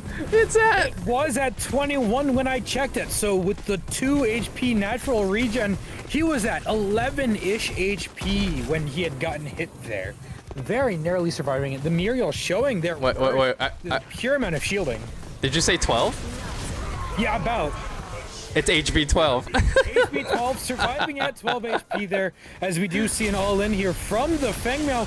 Unfortunately, it's not enough, as he does get rooted and stunned and rooted and stunned. Yep, and then there's a kill for last. We do see Howitzer out damaging the Twin Blast there in that moment. Again, that early burst being an insane amount. It shouldn't be trying to go in. Unfortunately, it's not going to be enough. Countess is trading Qs back and forth. The Howitzer E putting still straight out of position. Howitzer. Oh, Howitzer has ult. The entire match, keeping them cut off. Joker gets a free reset. Oh, Rat does not get a free reset though, unfortunately.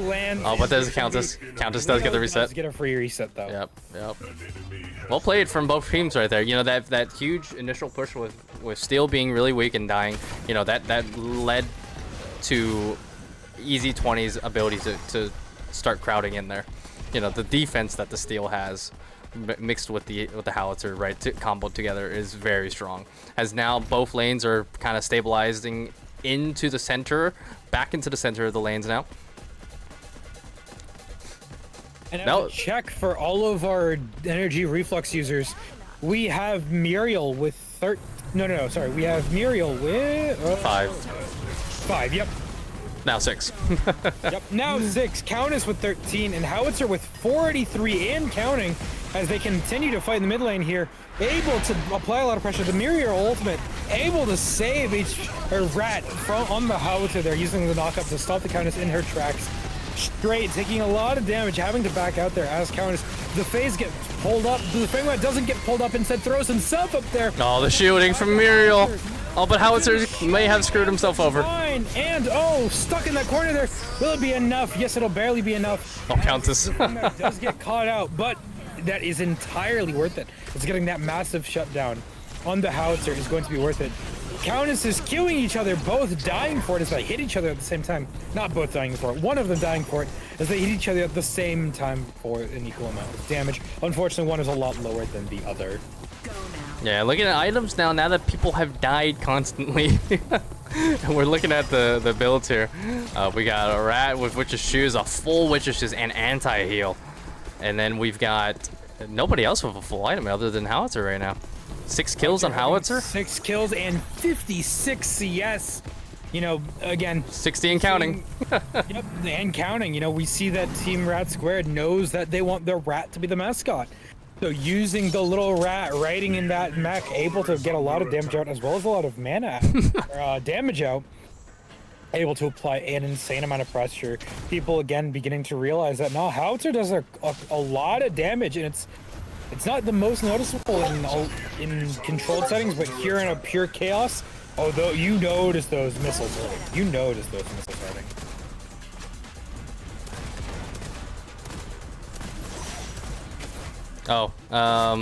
So there's a ward on the field.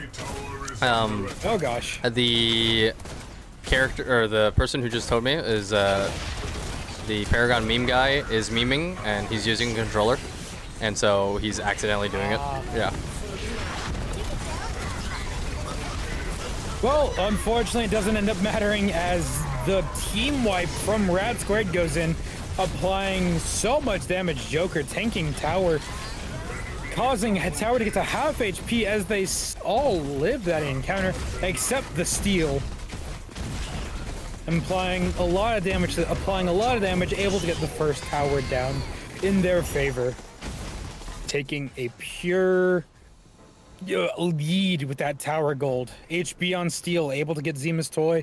Shinbi and FaZe able to get Cultist Blow and Archon's Gospel, as well as Twin Blast having emergency treatment, a good item for a lot of this poke and outlasting, but unfortunately lifesteal does not matter if you're not able to auto. But it seems that his team is allowing them to auto. You see again Howitzer confirming the blue buff as they are using the most mana on their team.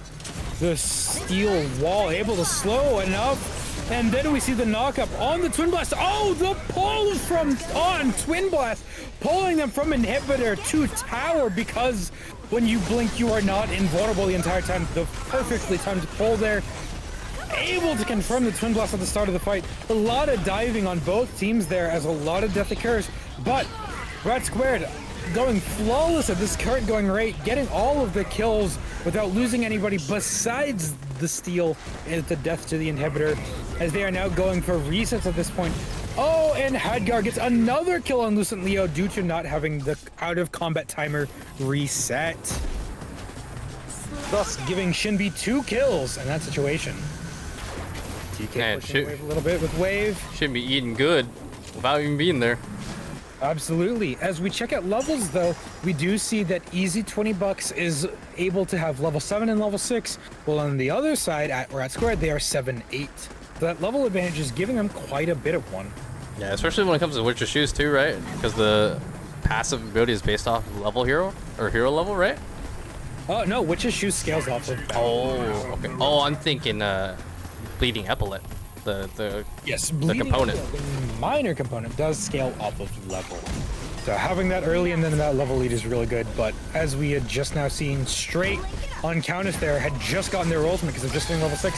The Howitzer ulting instantly, causing 2 people from Money to be caught out from their own team, forcing the Countess to have to fight alone 1v4, doing a lot of damage before taking a very confident death there. The Howitzer mine able to still knock back the Feng Mao. Twin Blast gets caught out, HP 12 going in on the steal, able to apply a lot of damage. The ultimate from Feng Mao, not enough to kill anybody, but DK gets the Feng Mao, but due to taking tower, getting HP 12, and then just pure damage, getting Lucent Leo. Yeah, Lucent Leo there wasn't able to get his full ult off, even though he went through the animation, and the tower killed him right there on that phase there. The link in from DK does break there on the Shinbi.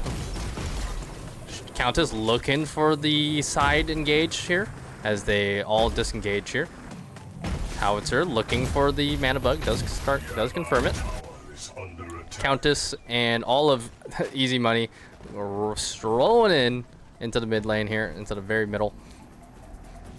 One thing to note is Feng Mao opted to do healing nanomachines first, giving him a lot of HP and out of combat healing, but not much to do during combat.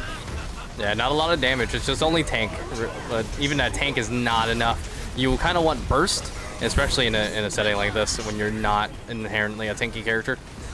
As DK Royal fighting for his life, yeah, having to dodge the Countess, able to stay alive long enough to make it out alive. And R4 Rat very weak, might get killed here, but it Shinbi does get killed. It Shinbi Wolf, but the phase is now alone as he gets Steel ulted. And then Steel Q'd, and then Countess finishes it up. Countess very weak though. Does the double execution from Feng Mao. But the Muriel looking for the death. Oh, little joke right there from Joker. Oh, the double ultimate from Feng Mao there being an insane play, as those are extremely difficult to pull off. And even then, that was not an easy angle to pull it off, as that barely hit the hitbox of both the phase and the Steel, cutting it very close, but very well done from Feng Mao there. As it does not matter how much AD he has, as an execute is able to cut at a specific threshold. Though the threshold does increase with his physical damage, it doesn't matter as long as they're below that. Honestly, I feel like it should. I feel like it should go by like health percentage. It would definitely be a major buff to Feng Mao if they made it a percent health instead of a flat HP number. It would make him better dealing with bruisers and tanks, but it would be a little bit harder on squishies. True. The flat number does make him nuke squishies really well.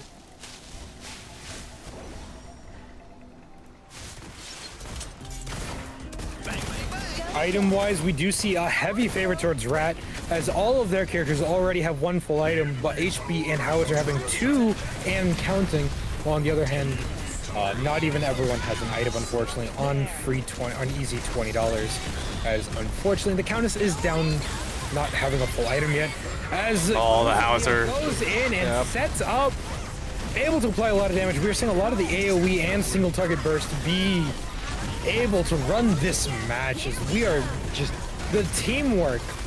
Oh, the steel ulting. Squared. Yep, that steel ultimate is. Oh, and the steel Q. Oh. Yep, Steel, just a phenomenal champion, just like Richter is in this game mode, able to apply so much pressure and have a phenomenal setup, making sure any Countess is able to go in and get a clean up at the end of that, able to confirm all the kills at the end, as the first inhibitor goes down for the match. Yeah, dominant lead here by Rat Squared's team. Using the heal karma to stay up here, we'll continue applying pressure. Feng Mao trying to go in, able not to do too much damage though due to lack of items. Twin Blast going in, doing a lot of damage on the other hand. Mariel shielding trying to be enough, not going to be though, as they back out. Oh, but trading here. DK, the peel. DK able to get the damage out with the heal, barely able to survive it. Getting another kill though using that laser. Oh, the ultimate from Feng Mao confirmed. Oh, the double. Oh, but not enough. Hey, Feng Mao though, crazy with that. Feng Mao starting to get a little bit of burn with this kit, but no one is targeting the Twin Blast in these fights. So Twin Blast is able to do a lot of damage here. As we see, he's starting to scale upwards. And less Rats deal with this Twin Blast. Twin Blast may run the match at this point onward. We'll have to see. We'll have to see. I hate ADCs, man. They're so it's such a range diff sometimes in terms of when they get scaled up higher, right? Oh my god. I'm so glad though that they did nerf or they balanced effectively the ADCs range ADC heroes like damage early game, right? And then like per scaling of levels. I'm so glad they did that because it actually does make a pretty significant difference. Yep, but it didn't remove ADCs from the game, which is also good balancing. It's mid to late game where they're supposed to be strong. They definitely can be, and we're starting to see that here. But as we're sitting here with both teams having a basically full reset, kind of dancing with each other a little bit, we can check visually using the minimap on the other lanes, as it does seem that the Rat T-Ons are taking an advantage, as they have done more damage to the solo inhibitor. True, as Steel gets the ultimate in. Steel goes in with the Howitzer ultimate, a little late to follow up, but it's still enough, causing a lot of damage. Rat going in a little too close though, falling right next to the Countess, taking a lot of damage from the Countess, and then the Shinbi follow-up. Feng Mao ultimate not able to do anything on his own as he didn't have TV's damage to set him up for it. As both teams take casualties, Rat's team is able to take less of it, as they are now taking pressure and applying it forward. Yeah, I must say too, like you were mentioning earlier, yeah, the T-Ons are running the lane. They're running that lane, and now if T-Ons do go into the core area, the enemy team or the team whose core is being attacked is allowed to defend. However, if the inhib is being hit and destroyed, they cannot interfere with that. They cannot hit the T-Ons. Yep, as we can see, Rats, T-Ons, and solo lane are about to crash into that inhibitor, doing a little bit more damage. But as we can see, you know, Easy Money pushing off the team itself, taking control of the mid lane for this moment. But yeah, Rats team is doing, Rats T-Ons do a little bit more damage to that solo lane inhibitor. I think one thing that's also really hard to notice, especially while we're focusing on this mid ARAM, as another fight's about to break out, I can feel it in the bones. You know, there it is. 20 seconds. It's a good pull in. Yep. Oh, no follow-up as Feng Mao solo dives. His team now catching up. Joker gets another kill there, getting his second kill during the match. Luce and Leo able to confirm one. The amount of shielding, holy hell, going on The displacement from Rat, the displacement from DK, the shielding from the Muriel, Rat's just insane damage. Steel having a lot of displacement as well, leading to a team rolled favoritism at this point with the random characters leaning heavily in their favor, but that does not mean that it was guaranteed to be them, as both teams have been doing a great job peeling for each other. It's just at this point, the team comp is in favor of Rat. And that's the point of ARAM. You know, it's team comp is in favor, but can you play the team comp? And as we see here, yes, Rat's team is able to play the comp as they bring core down to 0%, confirming the first game in the second set.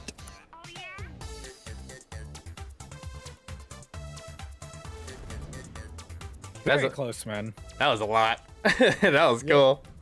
Yeah, and when we say close, we mean like the fights were always very back and forth. It's just one team got momentum, they ran with that momentum. Yeah, that's what we saw in both times. You know, we saw easy $20 able to turn it around and do a lot of damage in return at times. It's just unfortunate they were not able to win every single fight, and that's what's unfortunate. We lost them this round, but. And I love that. You know, it's like it's again, it's like, right, it's that back and forth. It's like, okay, you gain that lead, okay, you're rolling with it, right? You go with it. So yeah. And then looking at the kills and assists and everything, yeah, whew, 41 assists from Miro. Holy. Yep. That is Miro in a nutshell, right? Yep, with 43 kill participation, able to be there for almost everything. You know, it's crazy. It's crazy what Muriel can do, and you know that's why she's a feared champion when it comes to OPL and competitive. Yep. Bam Muriel right now until we get the shield items. After the shield match, items, though, we're good. Probably won't even get picked. Yeah. Or they will pick her, and then people just have to waste items on shield items. It's a concept. It's that back and forth, that give and take. But you know, as I've been doing ceremoniously and purely ceremoniously before matches, I've been rolling dice, seeing how these things would kind of play out. You know, think of it as tarot cards, but a little bit more on brand. You know, I let the teams pick their dice, and you know, easy 20 rolled a 2. Okay. Rat 19. Oh snap! Wait. Yup. And so far, the dice have yet to be wrong when it comes down to it. Yep. So I will again roll secretly for a ceremonious prediction of how the next match will go. Ooh, And, interesting. We'll see if this plays out again.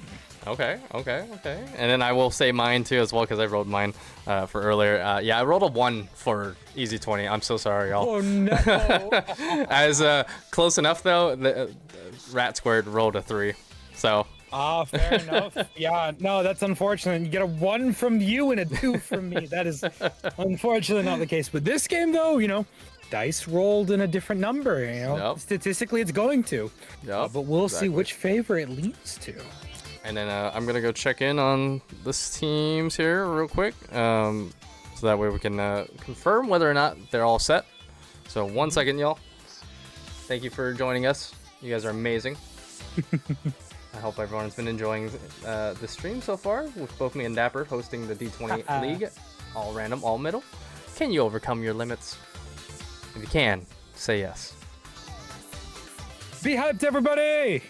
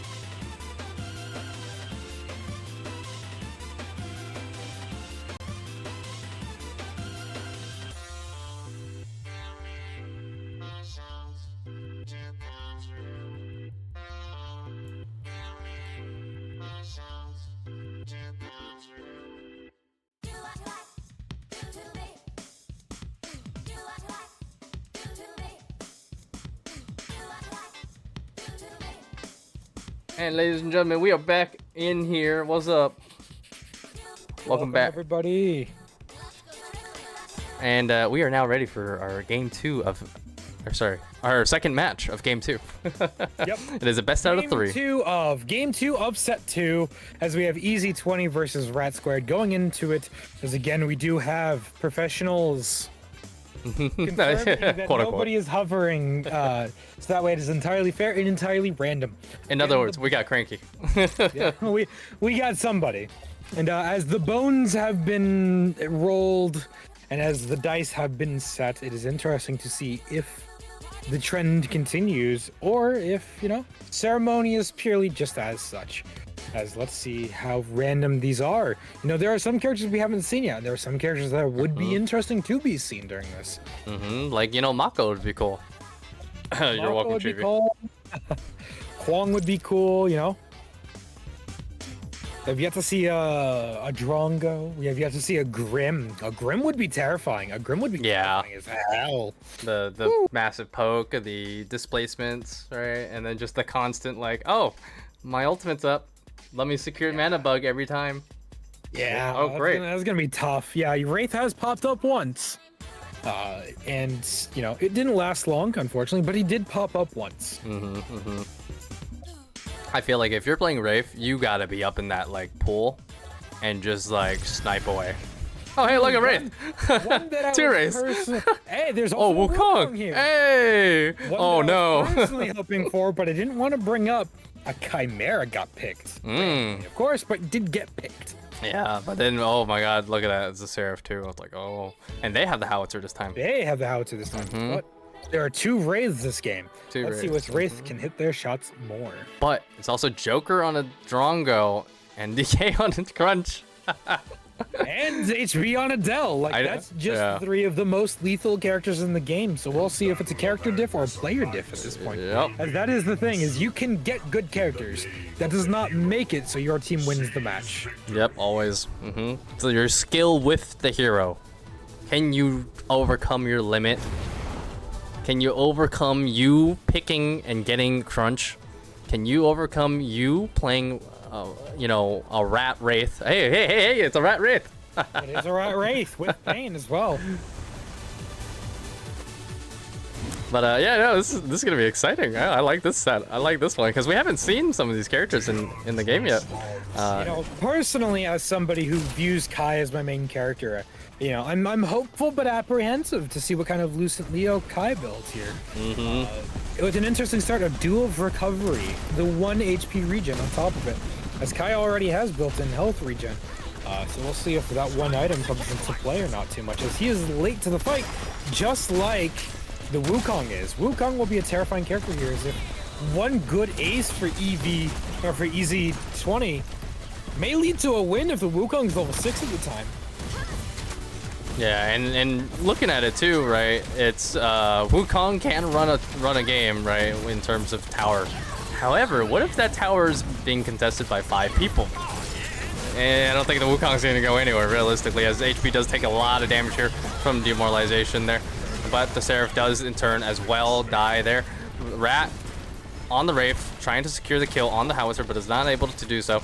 Paragon meme guy over here on the Rat. Possibly. Nope. Does miss the Wukong pool stick. But Yin whipping the crap out of Rat here.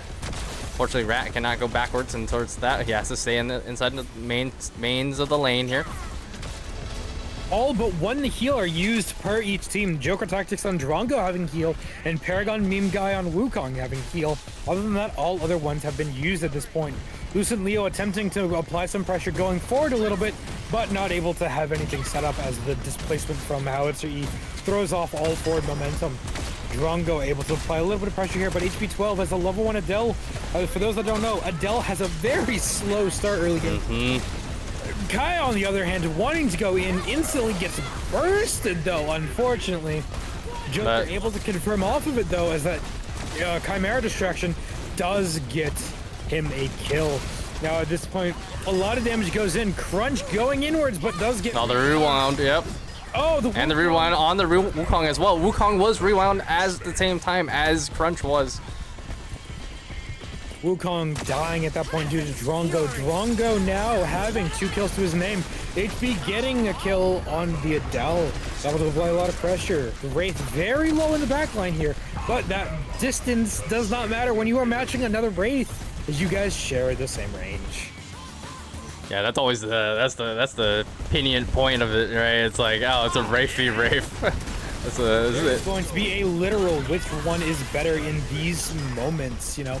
Not overall, don't take this as this is how good this player is versus this one. Of course. Just these very pinpoint moments are going to be crucial, and it will decide the outcome of this game.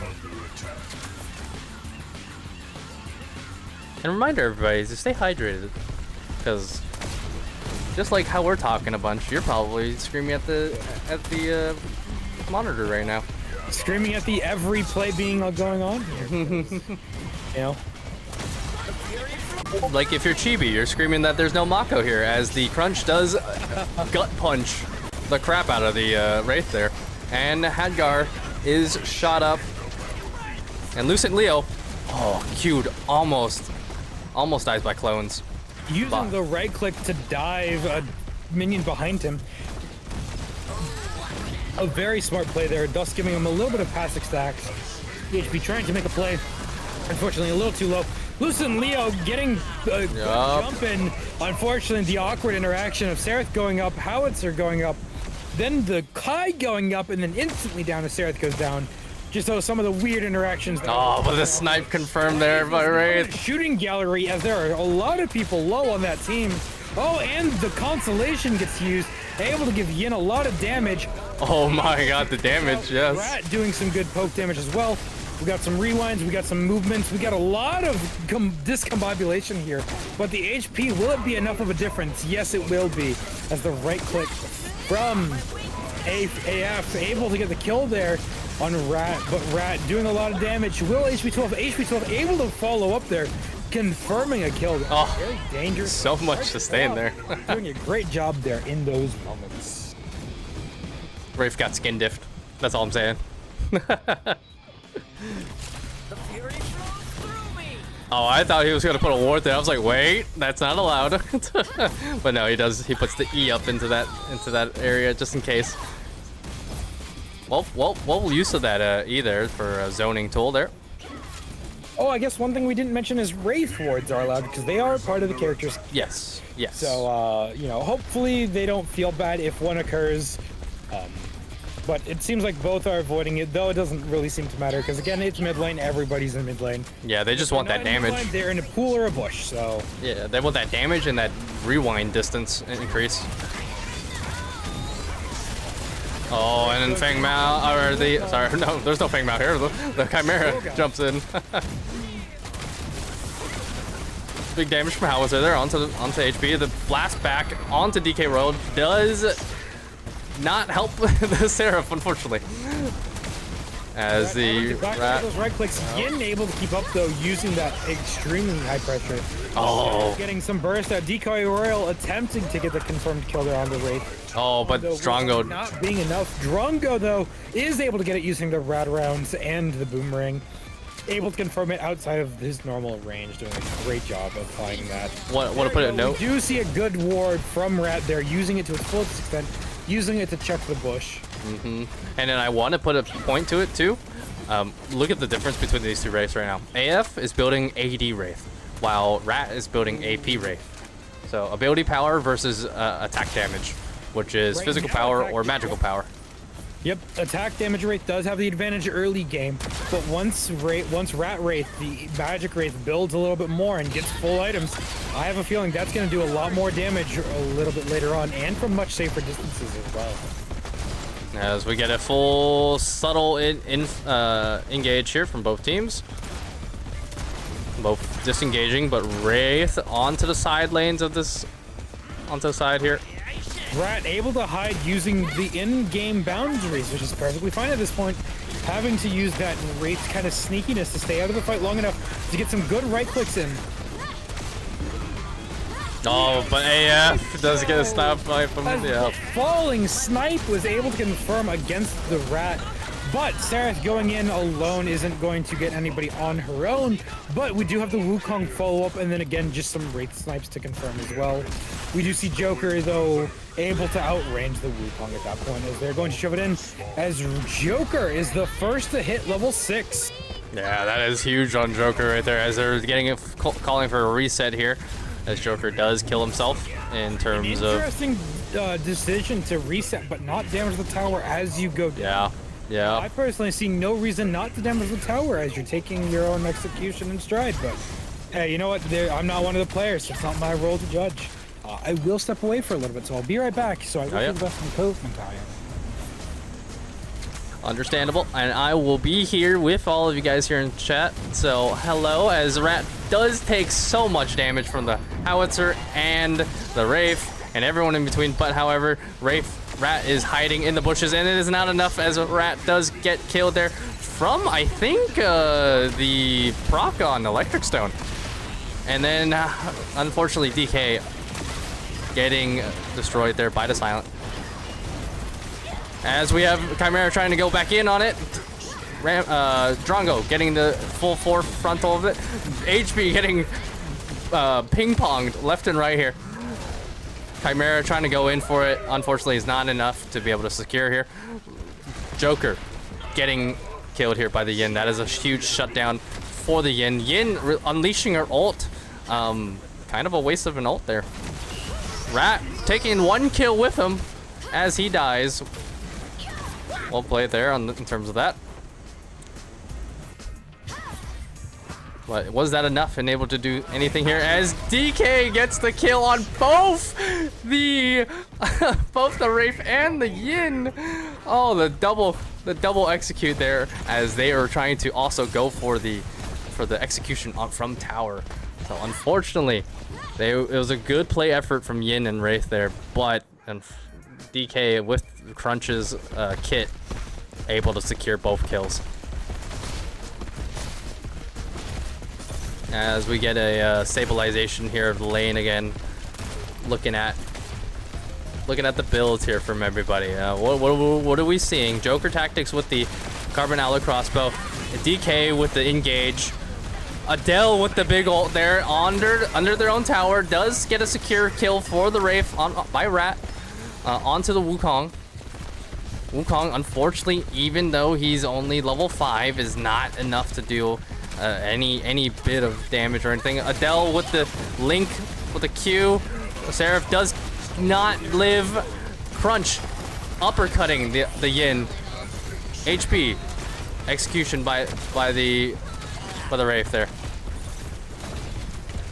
Yeah, looking at it again, you know, AD Wraith versus AP Wraith. You know, which one does better? One is easier to build, one is harder to build in terms of farm and everything. So, you know, it does stand to grounds, like, you know, how much is it going to benefit one Wraith or another, right, in that regard.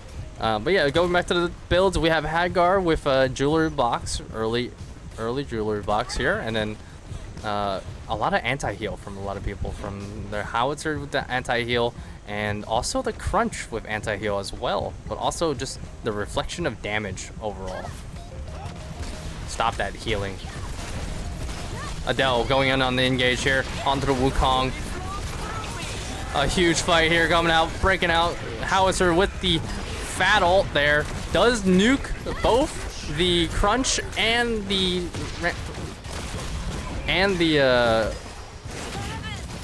Chimera, and also gets the kill on Wraith. Drongo out. Adele, only one alive left. Unfortunately, is not enough, as it is a full team wipe for the Rat team. And it is a Quadra for AF. Oh my goodness. This man was taking every single kill. As The thing about these situations is, in these situations, the physically built Wraith will be able to have more consistent damage early on. Plus, as it's really their only ADC, it makes sense to build that way in this specific situation. Now they have a Yin. They already have a house. Oh, do they? They do have a Yin. I They guess. have a Yin. I guess that's fair. Never mind. I missed that. It's a range diff. Fair, but you know, as usual, Yin's not the god character everybody says she is. True. You know, people can play her good, but Oh, there's the Adele. it's another ADC. The ultimate from onto Yin was not enough to secure anyone there, as Yin is executed there, as it is a full 5-man blast back, just like the Drongo ultimate. There. Yep. And then the Drongo blast back to make sure he stays back there. An interesting decision from AAF there to ult alone, you know. Interested to see the reasoning behind that, but we may never know. At this point, though, we do see that the Rats team is able to confirm the tower at that point, applying a lot of pressure and thus confirming from there. Yeah, and they do confirm the Drongo, though, unfortunately, as the Drongo was too pushed up versus a Wraith there. And the Crunch does get the kill, and the flash out as well. Chimera getting secure on 2 people there.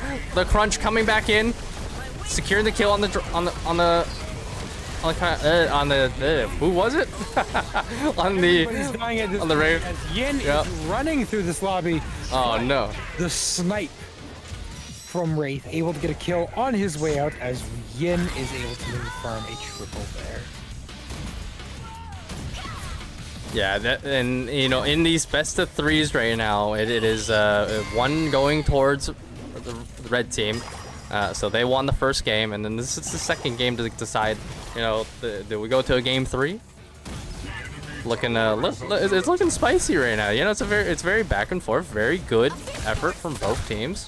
You know, there's a lot of, there's a lot of like great team fights from both sides. You know, the push back and then the push in, right?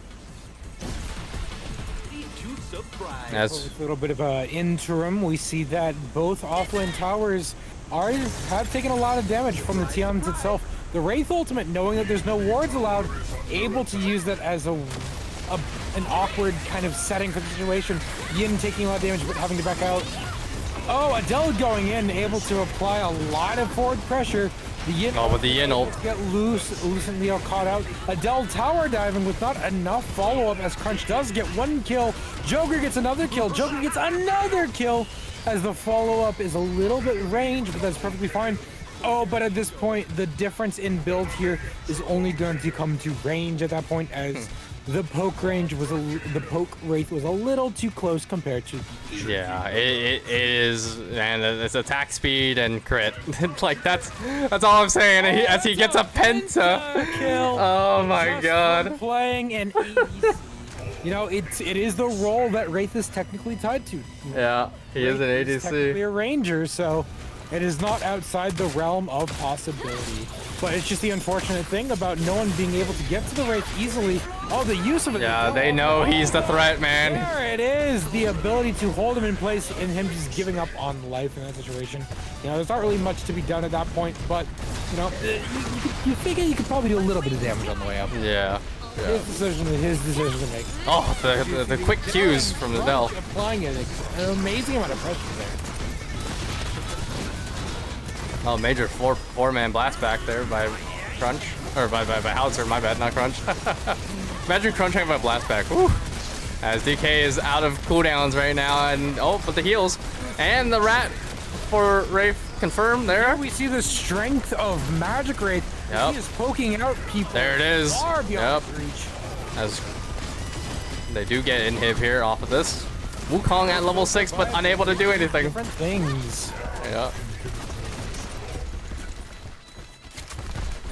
See, if I was Wukong in this situation, I would have to build, like, tank Wukong or something, you know? Like, you think that, but unfortunately, Wukong's only level 6 at this point. Yeah. He doesn't really have many options to buy anything here. The dive from DK, trying to do a little bit of damage on the way out, trying to most likely get a reset. Oh, but the full. I like the rats one though. That was clean. Look at all that. And ghosts in the night. Lies the strength and the fun of no wards allowed. Like, this allows strategic play. HB not taking those words to heart, but you know, he can't hear me, so he doesn't realize like we tried to make this sound strategic in this. It's so I know R4 Rat, right? He has a very long history of Tom Clancy Ghost Recon competitive games. and casting and such. And it was kind of cool seeing that, you know, knowing that. As he does get the rewind off, and he is unfortunately killed in the action though, as Drongo also is killed by the house roll, and as Crunch and Chimera are trying their best to sustain, but it is not enough, as the AD damage that's coming out of Rafe here is just too much. But he does come out, but is it a snipe? No, because Rafe I don't think has enough mana for this, right? 95? No, he had enough mana for that snipe. He could have done it. He could have attempted it, but he also has no magic, yeah. So even if he does land it, oh yeah, see there it is. He does absolutely zero damage damn near in those moments. Using the mana, they're able to get something from it. Yeah, as Adele does all down on the Rafe. Rafe cannot get out. High confirmation there. The rewind only going to save the Adele, as most Wraith rewinds do end up saving the person instead of killing them, though it was good in an attempt to save their own life, though it is not enough. The right click doing an insane amount of damage here from the Raz version of Wraith in that magic build. Yeah, if you... It's taking him a little bit longer to get online because he is not as fed. But I just noticed there's also a tank Seraph as well.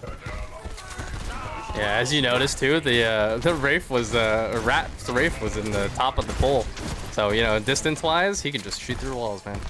Period. As we do get the engage here onto the core here from Rat Squared team. Chimera trying to lob onto the Yin, unfortunately taking the core's aggro first. Does get the heal off. Wukong trying to steer it. Core, it is armored. Chimera unfortunately trying to take that ultimate, but unable to do so. Wraith killing the other Wraith.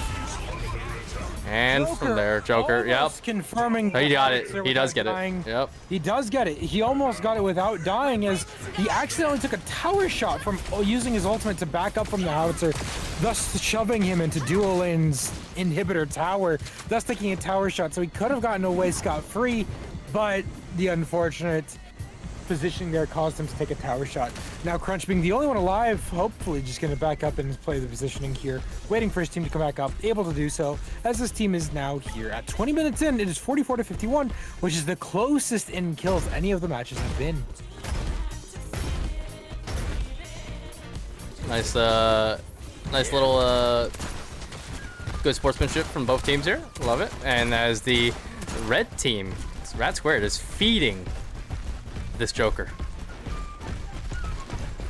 You know, you gotta play to your character. Oh, here we go with the ultimate engage as they come in on it.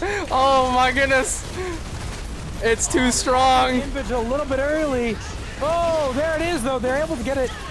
Kai just needing to ult. Oh, he doesn't have it. Oh, but Leo unable to get the kill or get in on that. Leo or HP 12 really weak, but so is Yin and so is Joker, but so is the Wraith. The Wraith magic damage outbursting. Yup. The physical damage, Joker able to melt him down, but then Wraith confirming the kill at that point. Woo!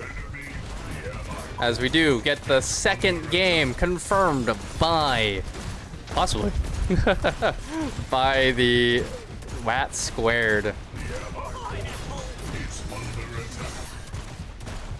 You know, call me cheap, call me a twister of fate, but I enjoy having second rolls to make sure things go well. You know, I like feeling confident in my rolls, and the first one I wasn't the most confident in, unfortunately, and what it was in favor of EZ20, and it's not to say that I didn't want them to win or anything, but I wanted to roll again after hearing your numbers, and after rolling it again, yeah, it was heavily in Brad's favor, the second roll. Yeah, so I rolled 10 on for EZ20, and then I rolled a 11 for I think it was 11. Was it 11? Wait, am I thinking the other? I'm thinking the other one. Was 11, oh, what was the other one?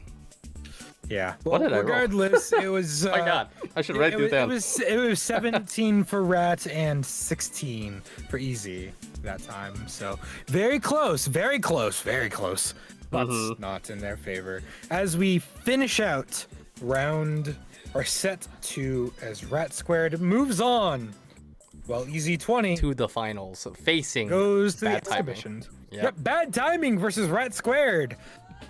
Give us a moment as we are going to take the time to set that all up. Everyone take a break, go drink some water, go use the restroom, grab some snacks, do whatever you need to, but don't forget to share this because there is still time after this for the finals and then an exhibition match after that for both of the losing teams as well too. Just to see how they play against each other if both teams are willing. That is the big thing there. You know, numbers wise, we do see a 23-20 from Joker there in terms of kills, assists, which is great. And then AF having 26 and 12 on Wraith. So really good job as the MVPs for both of those teams. Yep, exactly. You know, that was greatly played by both of them. You know, both had amazing plays. I mean, hell, AF had a penta and a quadra in that game. Yeah. Oh yeah. You know, great job on him. Able to keep those distances, able to space damn near perfectly, able to confirm those, building the AD Wraith, but playing as a normal Ranger as well, able to use that and keep it safe. Yep. And for now, here we go on to the let's see if we do the losers next, shall we? Should we do the losers bracket? We can do exhibitions next, yeah. Yeah, we do the losers bracket here first. Yeah, we'll do best out of 3. Yeah, we could do that. Yeah. Do. All right, we'll be right back while we set this up. We're gonna use a break here. Yeah, we're gonna have a break here. Yeah, we're gonna give. Don't forget to share that this is happening. Yeah.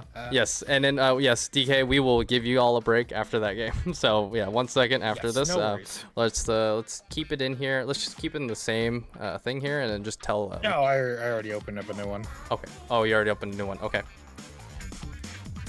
Luckily, it's very easy to do, so no issues there. But all right, I will go to blue team and tell them to get the hell out of there. You guys get to relax for a bit.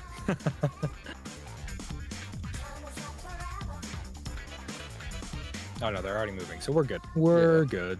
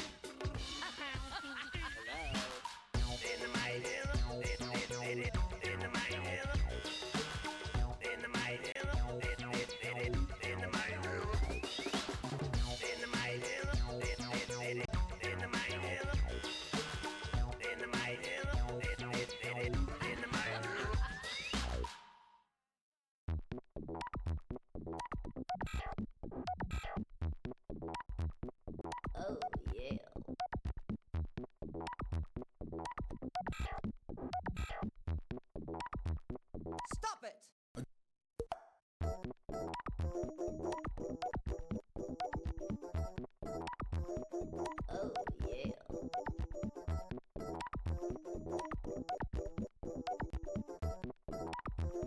Stop it!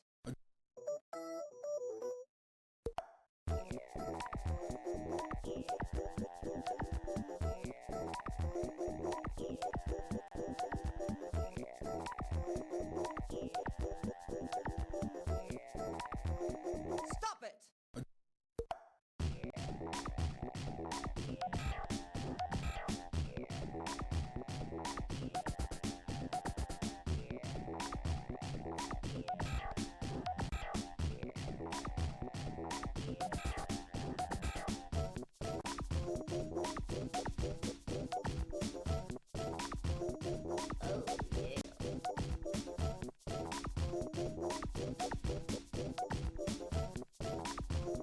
Stop it!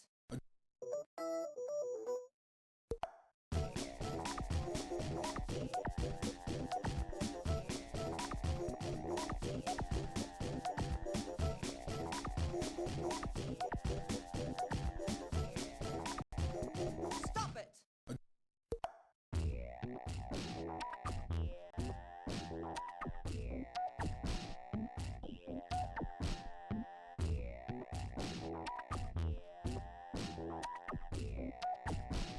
Stop it!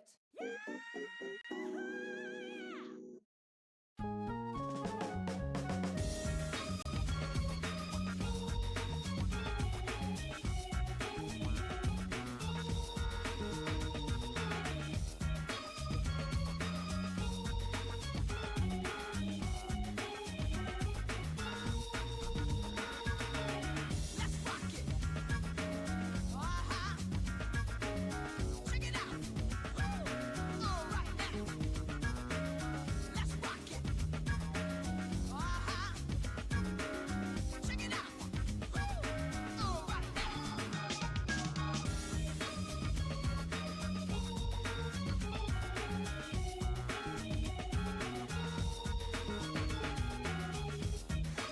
Hey everybody! I just wanted to come in here into the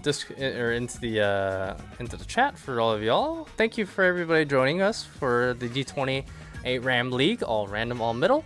And I just wanted to mention we will allow community ARAM after this. So after this competition and after the losers bracket as well. So by all means, if anybody wants to get down and enjoy and everything, have fun, you know, just get a little random with us, by all means.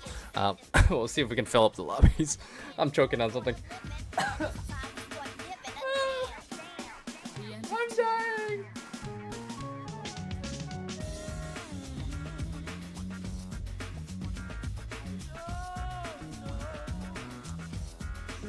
No worries, thank you. Yeah, I'm low-key hungry too.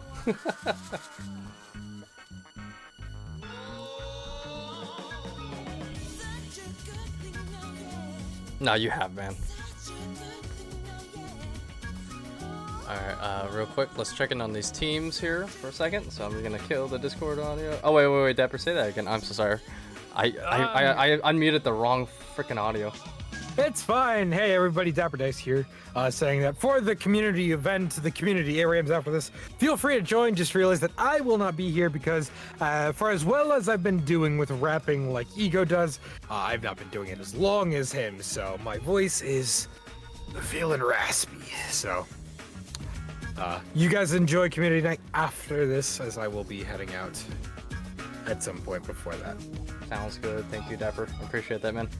Everyone's saying Rasper, or Chibi said Rasper. I can do a raspy voice. It's just not good for it. Oh, that's the wrong one. Oh my God, you guys see me? Ah.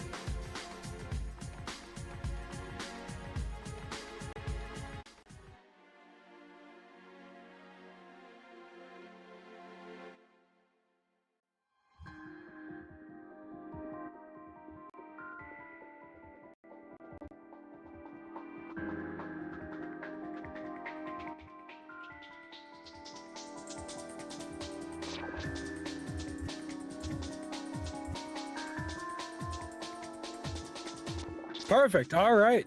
As Woo's making sure everything's working on his end, I'm going to give a small reminder to everybody that as we go into the finals, we are doing finals now due to time zone things, which is completely understandable.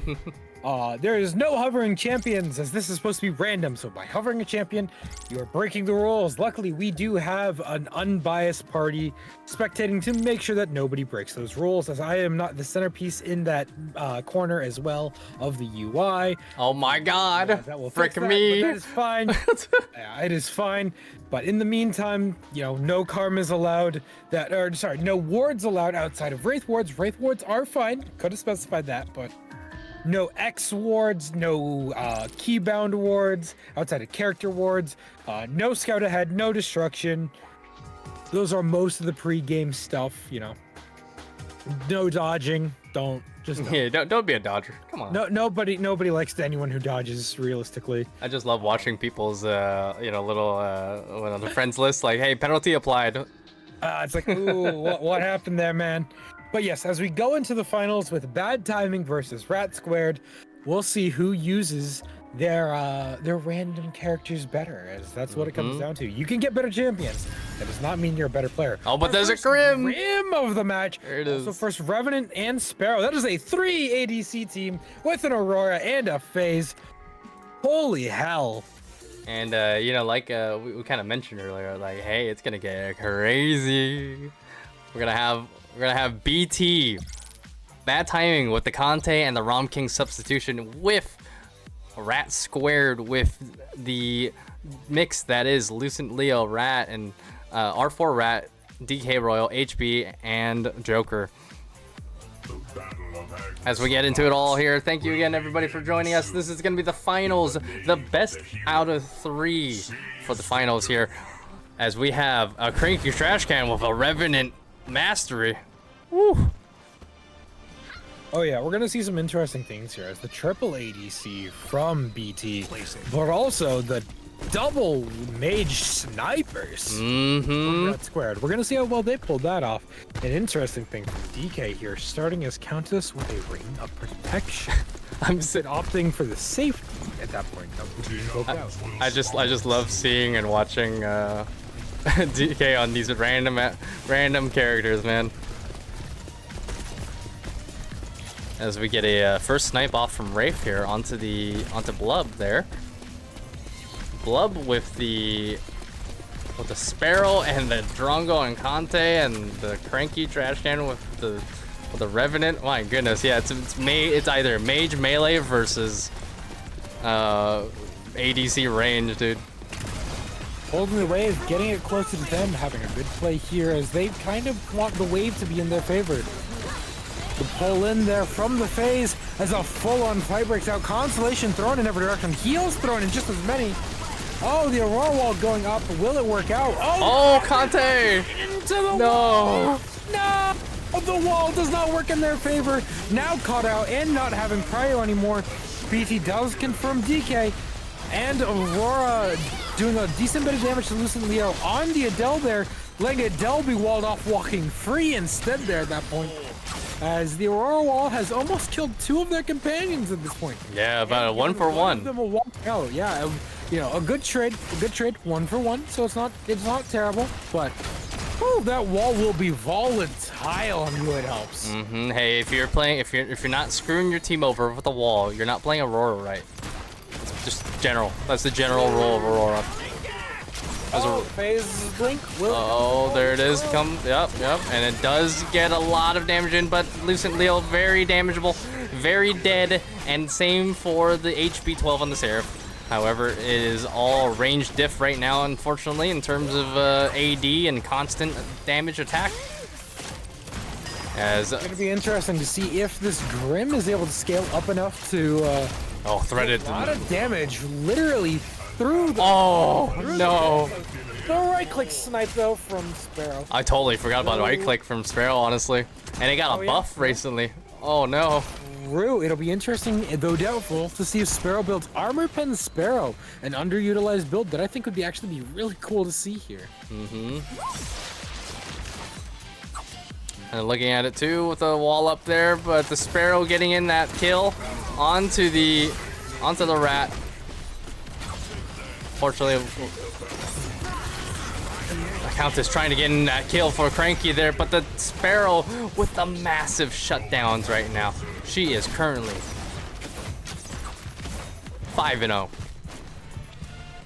Yeah, it's crazy to see Sparrow have almost all of the kills for BT, as that is a nasty thing. The Aurora wall rarely able to be used correctly here, though Wraith not allowing it, saying, oh, you want to sit in our pool? All right, cool. I'm going to keep sniping you. Yeah, but utilizing that wall up there, just kind of get that positioning, is kind of vital or is kind of strategic on their end. Get early vision in the pool. A lot of BT is low here, so we're gonna have to see if they're able to play it off and survive long enough to either have heal come up or long enough to reset for free. But considering the range that is available to them, you may not see anything. Yeah, as Conte is off here to the side here.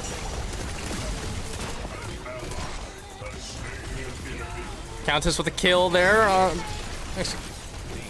HP really low, not enough. Various walls. Again, BT blob on Sparrow. That is a terrifying thing in its own right. Yeah. As they go basically unnoticed, but it is hard to know who to target. Do you target the Oh, Countess with a little bit of lifesteal there. Oh, but it's not enough as the Sparrow gets it. It is demoralization though onto that phase there, and Leo being a little thick with that Q. Maybe no Q. He doesn't have the mana for it. Oh, he's trying to go back in, but there's the rat secure. By rat. Yep. There it is. Yeah, in a situation like this, it's hard to know which ADC do you go for. Do you go for the Drongo, the Revenant, or the Sparrow? Mm-hmm. Unfortunately, the answer kind of has to be all three of them at the same time, but, you know, not any character can really do that well. Yep. And looking at it too, you know, it's kind of a normal comp in a sense. Like, yeah, you got ADCs. I mean, you got a little bit, maybe too much, but you know, the one tank that is Rom King on the. And then the support phase. It's your quick play level team comp, you know? Yep. You got the ADC Sparrow, you got the mid Revenant, you got the offlane Drongo, you got the support Adele. Oh, and the massive damage coming out from FaZe and Drongo there onto the Seraph. As the Lucent Leo on the Adele does not get the kill, but it does assist. Constellation pop from Rat Squared. Yep. Applying a lot of damage. Will it be enough though? Oh, the snipe able to do a decent amount of damage to Moss. Oh, the E from Aurora, the jump in, and then the wall off. Oh. Sparrow going in hard right now. Look at that. These mages are taking just a little too long to scale, and that's not their fault. That is just the characters that got Yep. As a quadra kill goes to BT, will it become a penta as he could greed here? HP give Penta. Or that. Oh, but it's not gonna happen completely understandably so, as well as that would have been risky anyway. Yeah, definitely. Ooh, this is a scary team. You know, 3 ADCs down a lane. You know, that is rough. You know, they are easy. They scale. Tank either. Yeah, they scale a little easier than mages do in terms of price and cost for their items. Yeah, mages scale harder, but ADC scales faster and easier. So Yeah. we're gonna have to see if these 3 mages can keep up to the Rom King does go down with Wraith and Seraph in the pool, constantly fighting there. Revenant's stuck in a corner right now. Yeah, as he's Cranky Trash Can just he's a trash can. He's a trash can just set up. You cannot back, you cannot back, you cannot back, you cannot back. He is not, luckily, as eventually someone's gonna have to notice him and stuck in that corner as nobody's really giving him any mind. The first POV of this is fantastic. Oh my god, this is first-person shooter Revenant gameplay here. Yep. Sneak peek of the newest game mode. As they now notice, but they don't care. They want him to just starve and live there. Now a turret in the corner. Not really much to be done at this point, and there's nothing really to be done. Just hoping that Rat's stuck in the kind wall. enough. Yeah, we know. I got There you go. There you go. Yep, just keep playing. You know, that's the thing. There is no rule that allows you to simply back. You just gotta play with what the game happens. Glitches are glitches. It's early access. You gotta take the losses with what you can. Yep. Hey, Rom King though with the save though. Absolutely. As we had seen in an Yell match where Crunch got stuck up there, though they did go for the kill in that match, unlike this one where they were letting Revenant fall behind a decent bit by being stuck in that wall. Grim trying to get these pokes in, but I don't know how much Joker plays Grim. I don't know either, honestly. And you know, in a little bit of in a harsh tone, it doesn't seem like it's a lot. Though we do see a lot of poking under tower just from the pure range. The AFK HV12 because of the Q.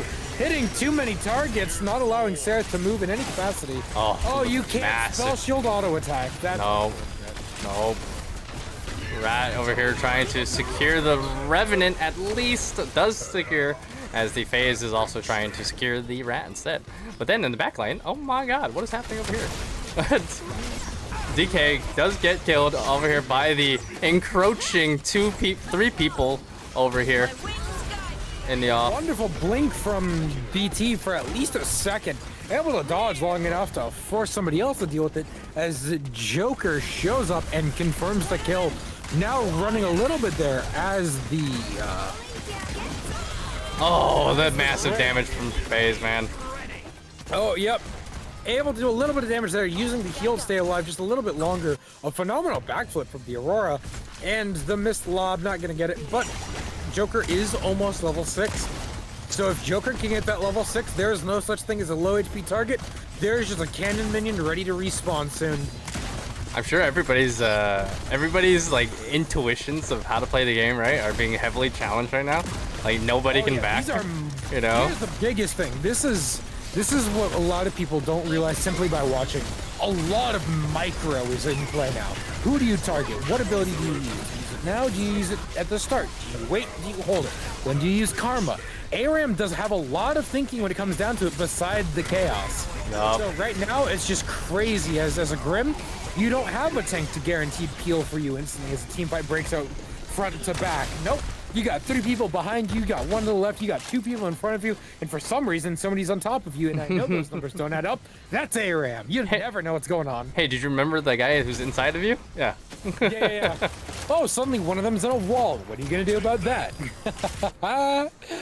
Oh God, man. And this is the fun of ARAMs. Just constant fighting and constant stupidity. As the fat damage from FaZe, man, just end up combined with the Sparrow here, and HB a little bit too into it right there. The blast back from Drongo. Yep, able to get the kill there. Unfortunately, Lucent Leo being a little bit too caught out here, as you know, this team does have a hook, you know, versus Adele's hook engage.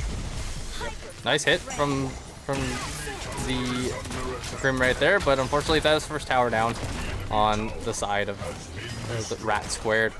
TB Moss trying to go in for the Rave, picking out the weakest health person here, but Rave trying to escape, unable to. And it is a huge fight going on here, right? From just a commanding lead from Bad Timing right now. Absolutely using those characters to their biggest advantages. Cranky using that Revenant to isolate fights. Sparrow taking out targets front to back. And then Drongo just running any stragglers that are trying to take outside the fight. They're doing a great job using their characters to their fullest strengths. You know, we see FaZe getting in those poles, pulling people into these disadvantageous positions. Aurora keeping people close that really don't want to be.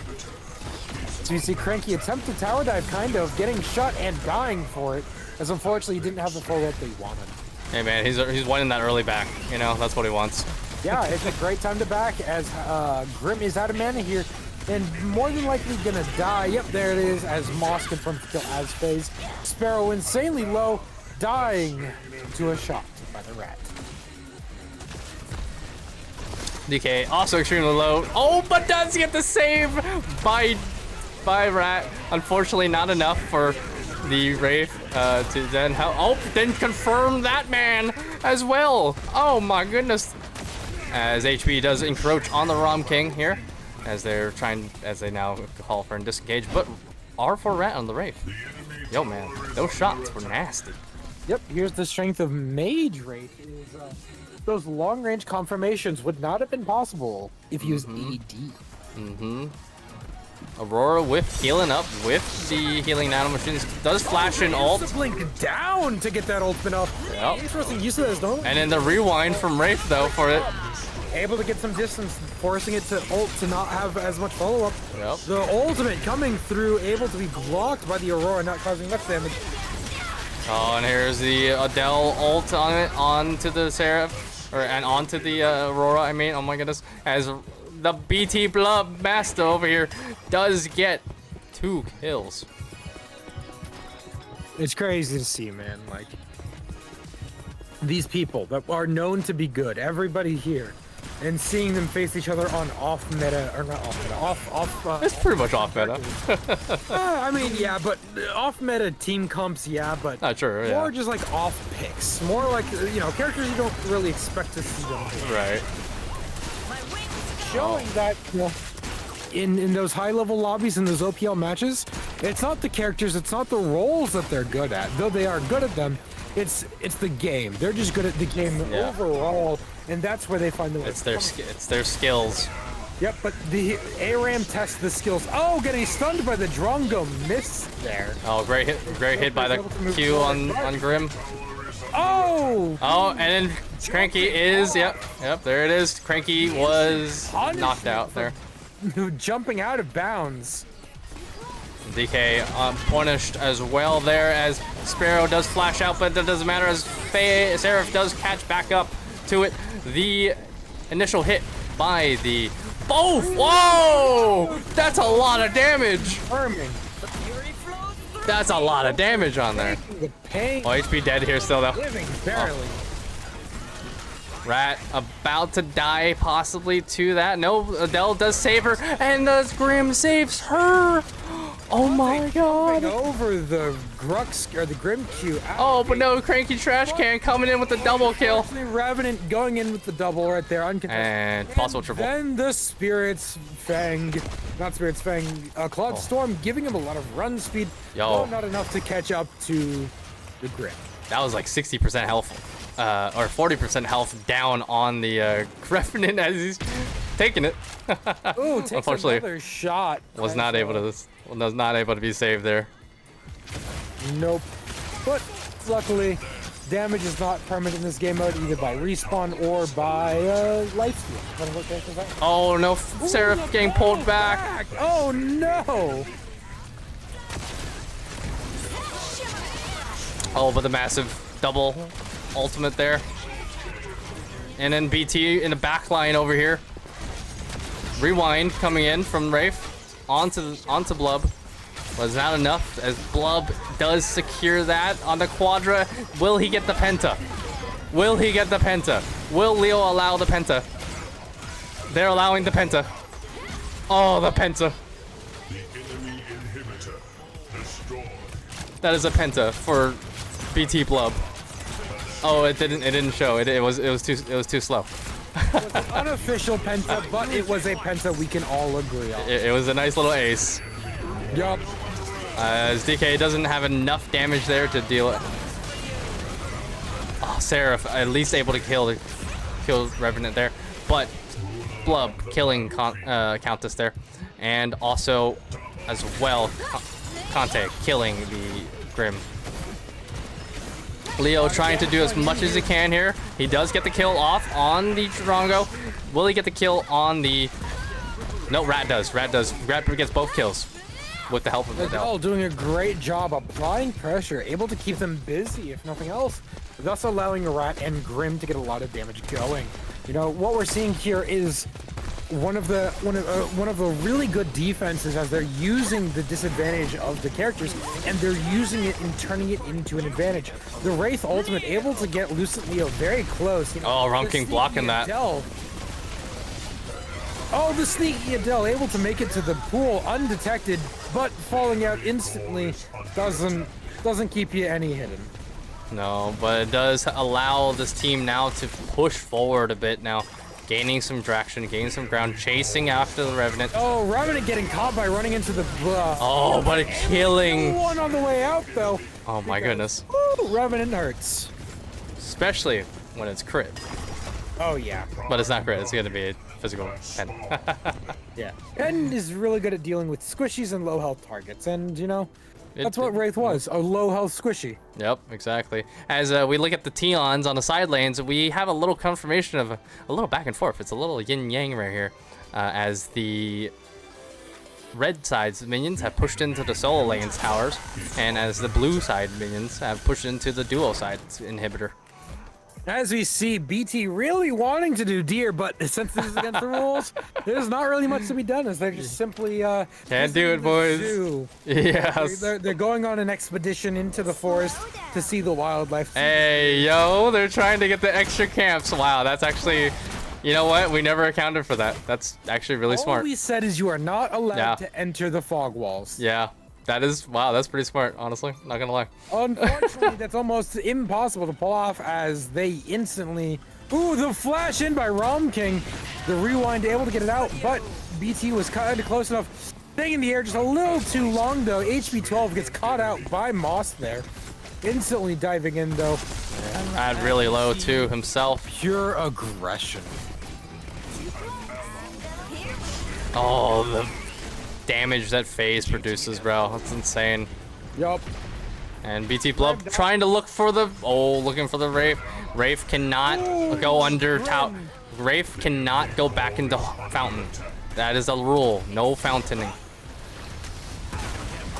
Unfortunate there, as Rom King does go into the back line and Conte goes in onto the front line.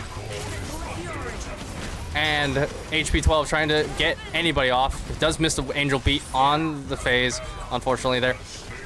As Rom King, TP Moss, Conte, and Cranky Trash Can are in deep onto the core. It's a 61 to 39. And Rom King able to. Oh, Adele pulled out of her E. There it is.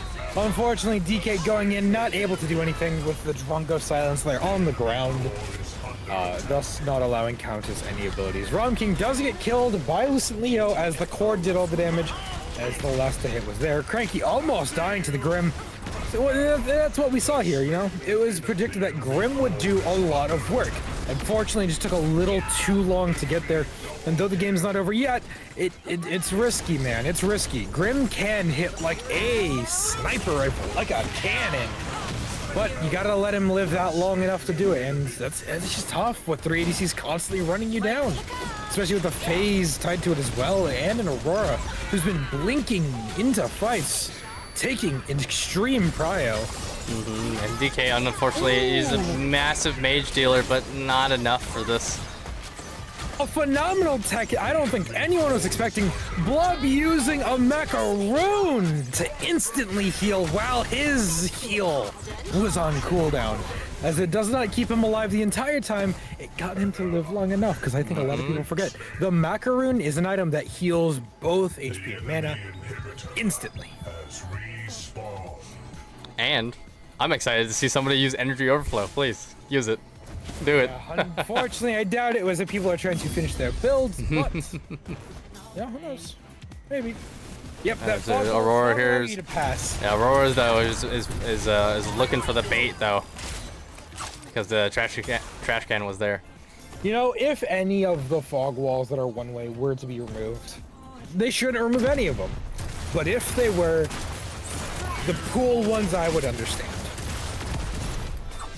I mean, I like it. I like how it funnels people. Like, you have to do it. You have to choose one way or another. You can't just go all the way. Yep. Again, I don't want them to remove any of them. But if they were going to, that would be understandable at most. Not the ones they were talking about doing, God forbid. Yeah, please, not those I ones. don't even know why that was thrown out there by Ranger and the dev team, but you know, I tend to stand by dev decisions. That's one of the two I won't buy. The other one I don't stand by is big turning off inhibitors, because fuck that noise. Yeah. It's a Wukong sweat dream, but, you know, we don't need that. As the Aurora ult does come off here and the inhibitor is out. Coming into play there, as the range doesn't only go horizontally, it goes in a circle around her, so that extra range gave her that downward angle there, enough to hit people just outside the range, as all of that was in play. And yep, there you go. Even though it's extremely low, 3 ADCs still able to do a crap ton of damage, and then the heal stay alive. The Aurora going up and then using the statue to take tower. And that is game 1 of the finals. Best out of 3. Yup. Congratulations to Bad Timing with a mix of Conte and Rom King from Royalty in Honolulu.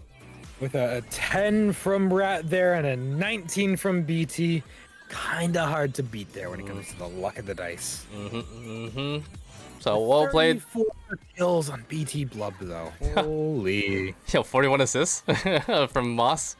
Oh yeah. Oh yeah. Holy snap. Yeah, that's a lot of damage, sir.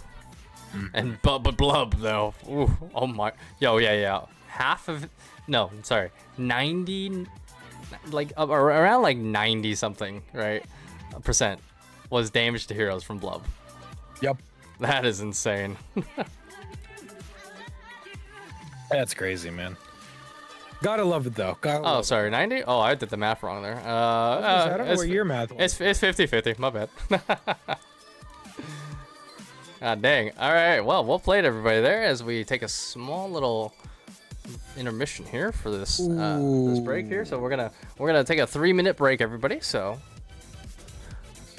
appreciate everyone dropping by. And if we have anything else, Dapper, please go. Everybody, please do follow DapperDice as well on twitch.tv/DapperDice. He is always streaming Paragon when he can, and also he's been doing Baldur's Gate more recent. So right.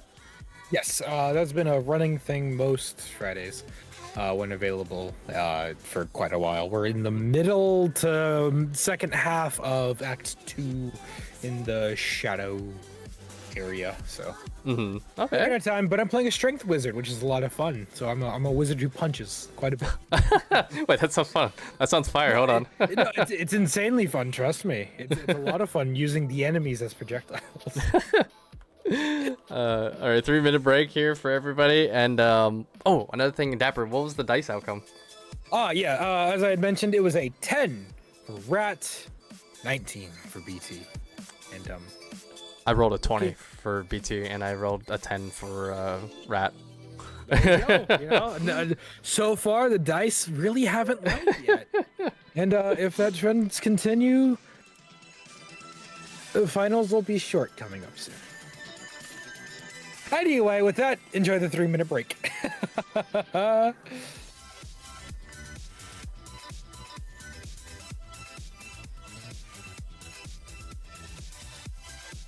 And just to confirm, everybody, no, we are not doing and allowing objectives such as Spirit or Prime.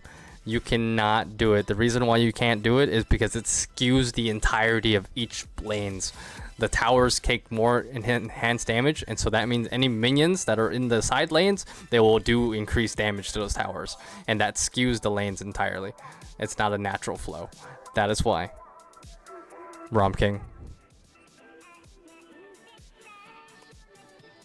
Exactly. There's no deer, there's no or prime or anything like that.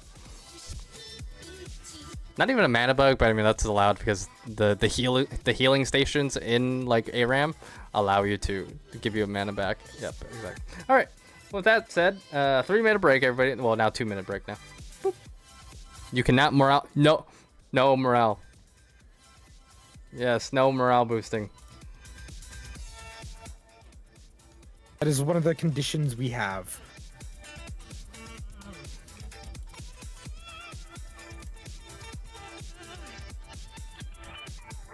Any other questions? we have a I'm set here to roll. ask. We have a set roll, yes. And if you guys want to get in on this, by all means, please join our Discord, and we'll be hosting more of these down the line. As I copy the Discord link here, nano item is allowed.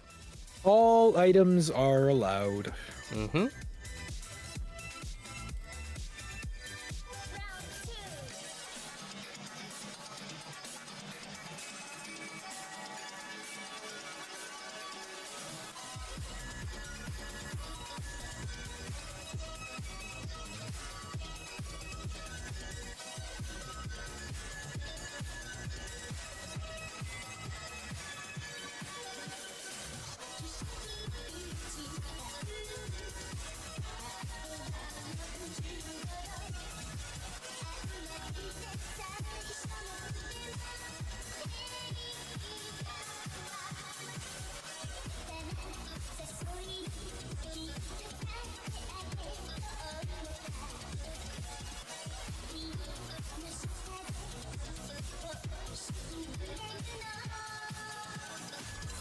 Miter of the Hype. I don't know if you can hear me. I can. Yeah, everyone can.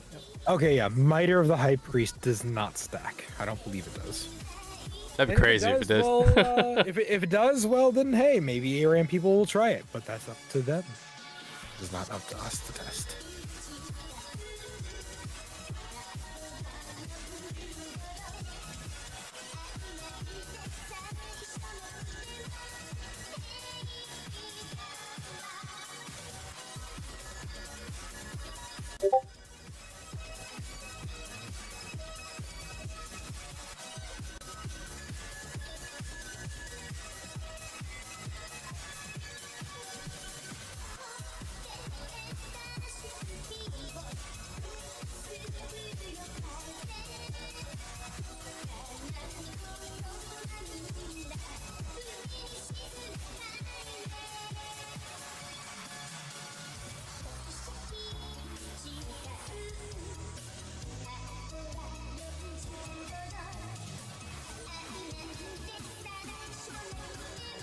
I will ask this to chat as well. Who's excited for this upcoming patch in 2 days? Oh, yo, I am, bro. Holy. I'm excited for what items are going to be offered, as well as and Marty, obviously. I have so many ideas for Marty as a character concept and what you can do with her kit. Like, there's a reason I don't say them out loud, though, is because I don't want anyone else to have them till I've tried them. Everyone does that, you know? It's like, I do it myself. Like, hey, Yep. this is my strat. Don't do it. Well, and I get Not yet. I get replicating strats after I've tried them, because that way it's my idea. Right.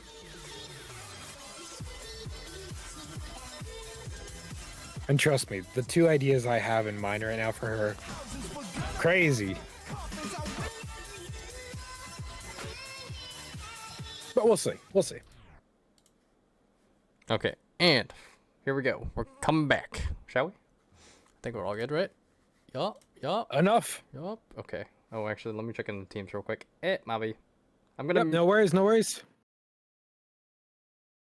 Please direct your attention to the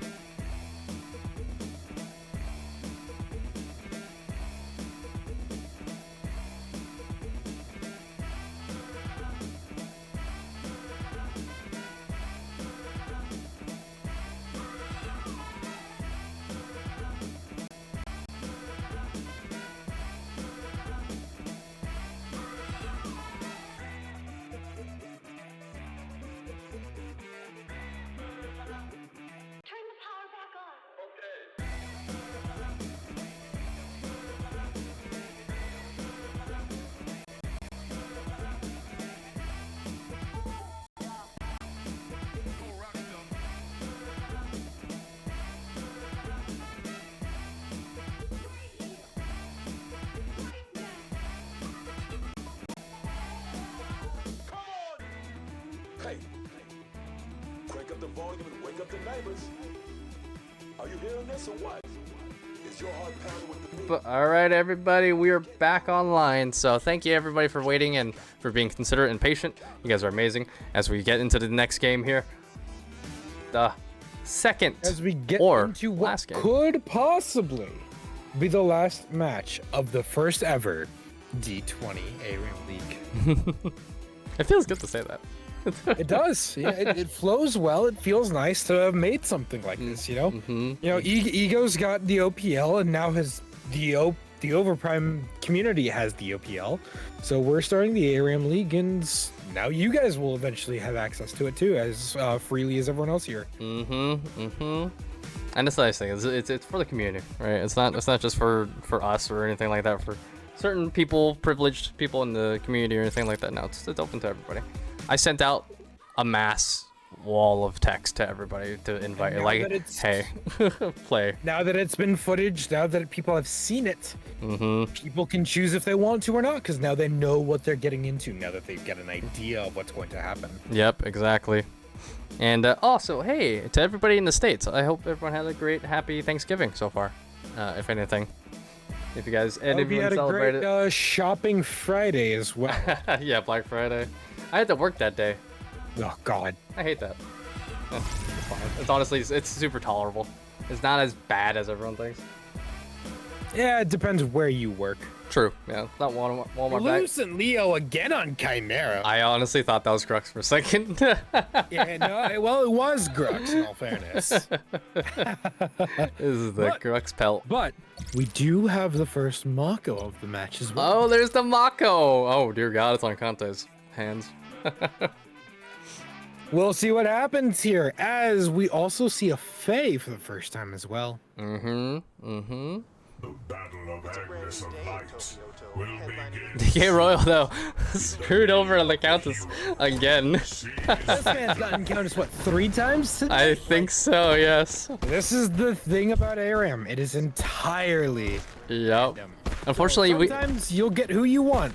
yeah. Oftentimes, if you don't have a diverse roster under your belt, it'll not be what you're hoping for. Yeah, and unfortunately too, we don't have the ability to re-roll champions here in this iteration of our ARAM mode, because it's all just random, right? It's just purely random. There's no actual notion for re-rolling champions like how you can do in the actual mode in Red Moon.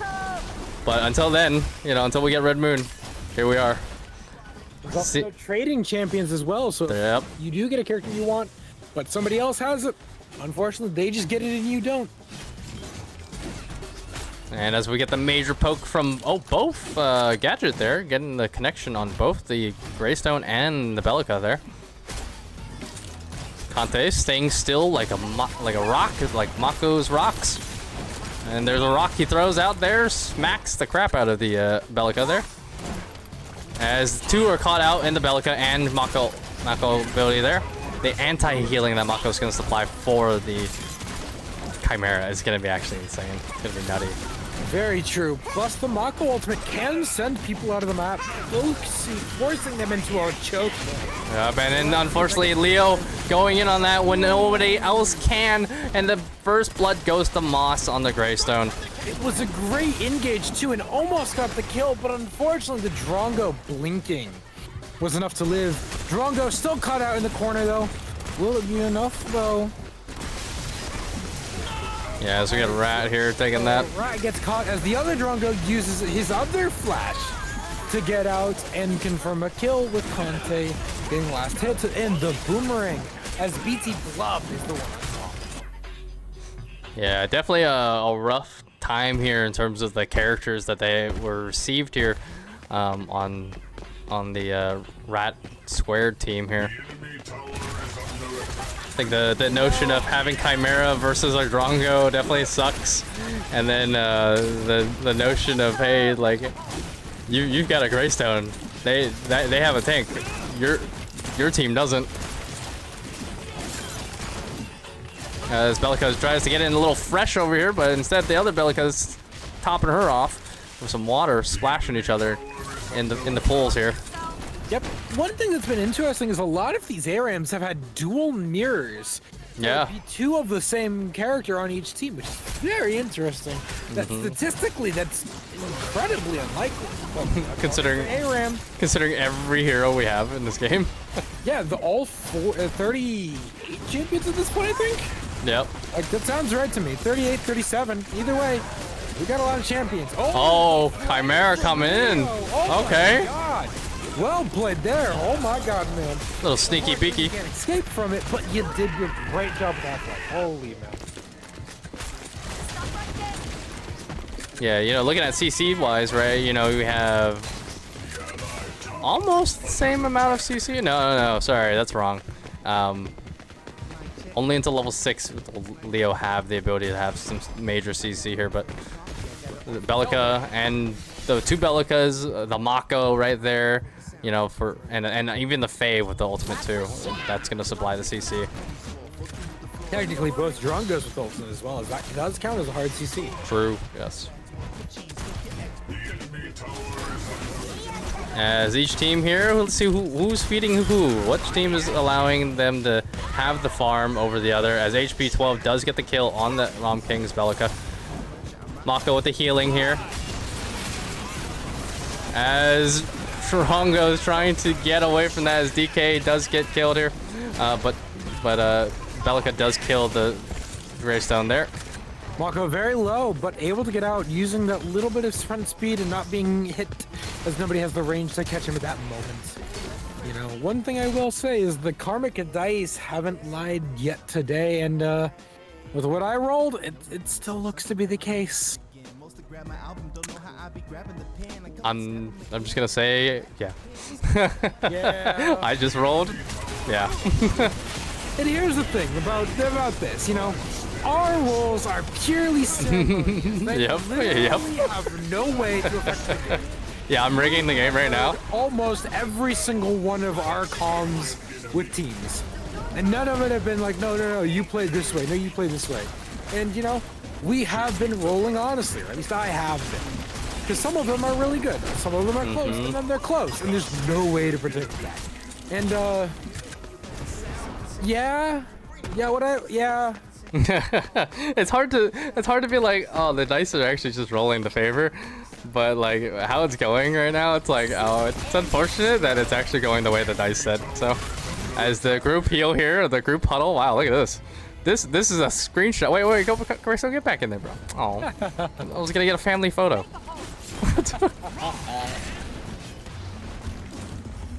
But that is a good strat though on their end, you know, just grouping up like that. It's a little menacing too, you know, just like they're all stacked up to each other. You have all thin style models as well.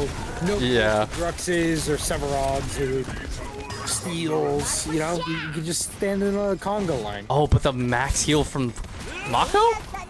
The double heal from Mako, that's why. Yeah, oh my. Up to 3 people with a reduced efficiency, but it does heal everybody, so it does make sense to do. Yeah. It's rare to get a free setup like that. Oh, and Bellica taking out the other Bellica. My tower is under attack.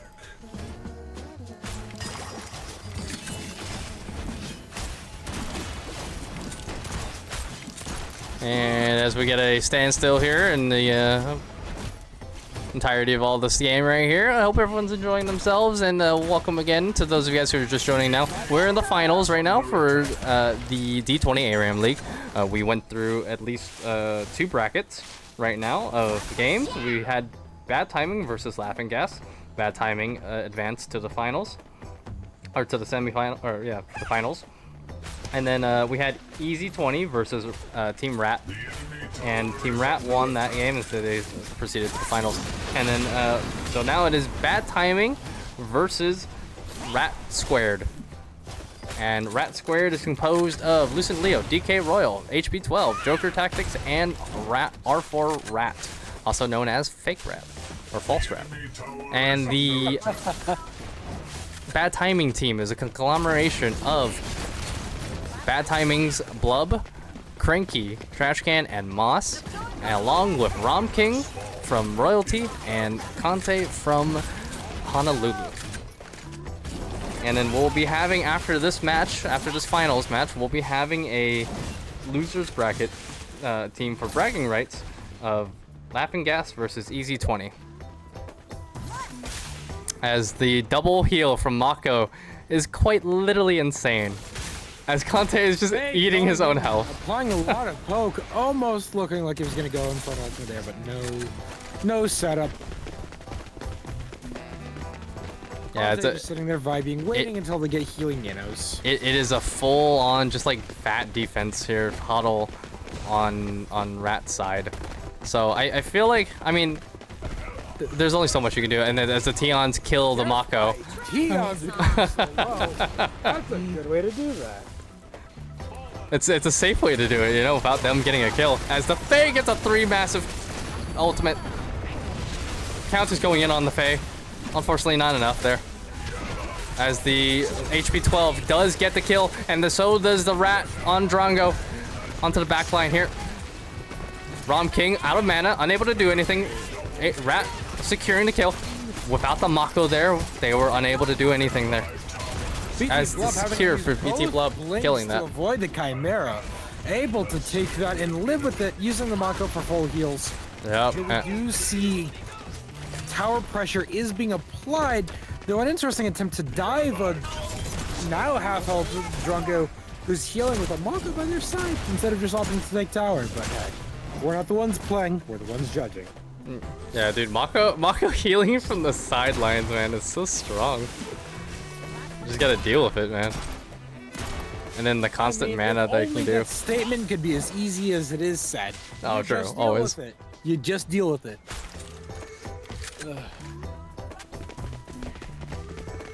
This is just a constant poke back and forth. Yeah, unfortunately, Rat Squared is not going to be able to win this match if they just sit there because once Mako... Oh my god! Woo, the burst damage, man, the burst damage. HP 12 got deleted. But with Mako sitting there being able to heal as much as they can, Rat Squared can't just sit here and take trades. It's never going to be in their favor. A good dodge by Luce and Leo there, able to avoid the Bellica markup, thus keeping his Chimera slightly alive. Kai clearly looking for a way to jump in, but Faye very close to getting caught out. Once Kai gets ultimate though, he can knock somebody down. Bellica ultimate there. Oh, Joker or Blub being able to engage there on the sidelines. As Leo's looking really tasty to the Blub.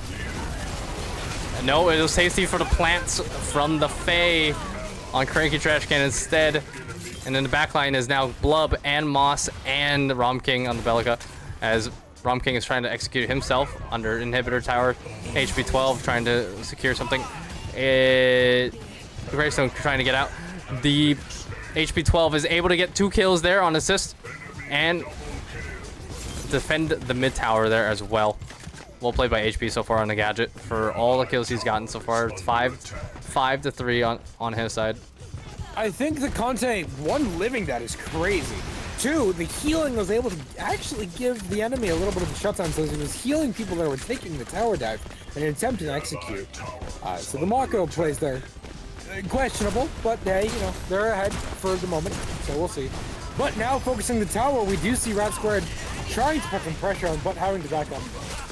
HP 12 barely making it out alive there for now. Lucent Leo trying to escape, but the triple pull from the Faye ultimate and the double kill from Faye and for Mako. It's crazy. Faye is a sleeper champion. She's insanely strong. Yeah. It's just, you know, she's always been this strong. People constantly forget. They hear about nerfs, 1 or 2 of them. It's like, oh, this character's gone. Nope. Faye's still strong as hell. Yup. As the reset there on to Blub from the tower. The kill onto DK Royal. Or sorry, the kill onto Bellica there.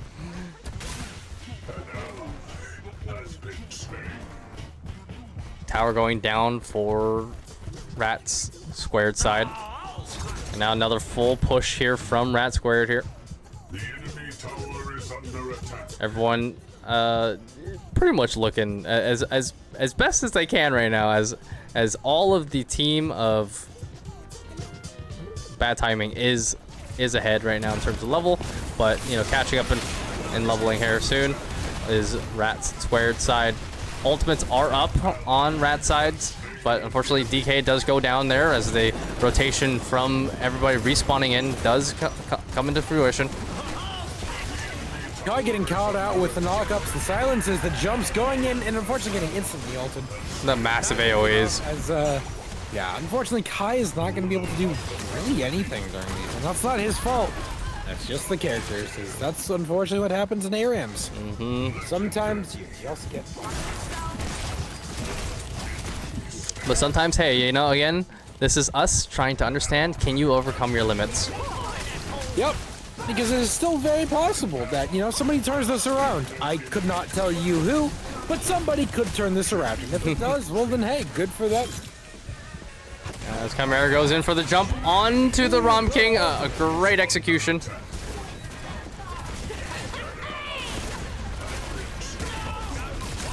Oh, but the double.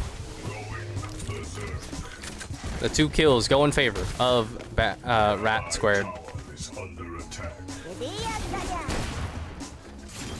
You know, the Bad Timings team was telling me, like, hey, you know that little trick we did, right, on the side camps for jungle? Yeah, we could probably do that again with the assistance of, like, a Mako or something like that. Or they were even thinking, like, phase or whatever, right? Any of the longer range abilities. Yeah. No, it's viable. It'd be very difficult to do just because of the patience meter of the jungle camps. But, like, how worth it would it really end up being? But, you know, hey. They want to try and have fun with it. Entirely optional. Yeah. They cannot do Spirit. Nobody can do Spirit.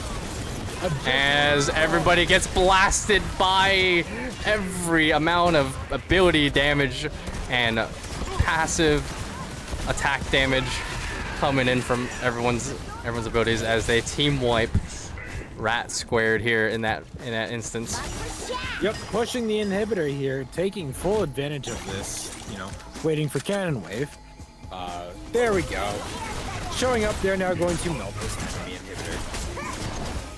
Yeah, Mako is strong. That's Mako is very strong for this. Faye is very strong for this. Yep. The amount of CC, the amount of heal. Greystone having infinite lives as well. Yep. Tower is under attack. As the red team is trying to reclaim their territory. And the massive healing, the 3-man healing from Mako. Oh my goodness. Diving in, using that Spirit Fang again. Moss trying to make some progress, but slowed to high hell and back because Demoralize is so strong. Woo, it's crazy, man. Yeah, as the healing there did assist Blub there from Countess's ultimate and abilities engage there. The rubber duckies are being sent out like it's nothing. There's a massive army of rubber duckies behind both of these teams, as the rubber duckies are actually in favor of Bad Timing's team right now, as there is a slaughterhouse coming from the Bellica. The ultimate from Chimera. Something off. Oh, the movement speed and the Mako healing, able to keep them alive. It's tough, man. It's so hard to deal with Mako. Yeah, and then also the phase Q as well. Her ability to just go in on it, as Faye kills herself in the core, and also HP does get the kill on Rom King. The ultimate from HP 12 does help secure the Blub on the Drongo. Movement speed coming in from the speed gate to assist. The Q does catch up to it. Mako trying to heal on the sideline. He's just there, bro. He's just chilling. I think he's trying to go for that. Moss using his ultimate. As it is a massive 4-man gank onto the Greystone there. Mako taking the mana bug, being a little rat that he is. Now trying to simply just hide and attempt maybe an execute. We'll see. As they don't know where Mako is. Oh, but they see him now as they step into the bush here. Oh, but the turn on Mako forced them to miss everything else going on. Ooh, very close with the Bellica ultimate that I heard. Not quite enough just yet, but we do see Blub running it down, able to get a lot of damage out there. Yeah, Drongo at this point very, very far in terms of damage. There is a ward? Do it alone. Who put the ward down? Hello? That is a red team ward. Well, let's see. The ward was put down by Rat. On accident. Possible. We'll see. We'll see. Well, it doesn't matter that the ward is put down. Yeah. It seems that their core is being demolished at this point. Though it's not technically over just yet, it is. It's looking rough. Oh, Greystone just outside the ultimate of the Bellica. Not the Bellica, the gadget there.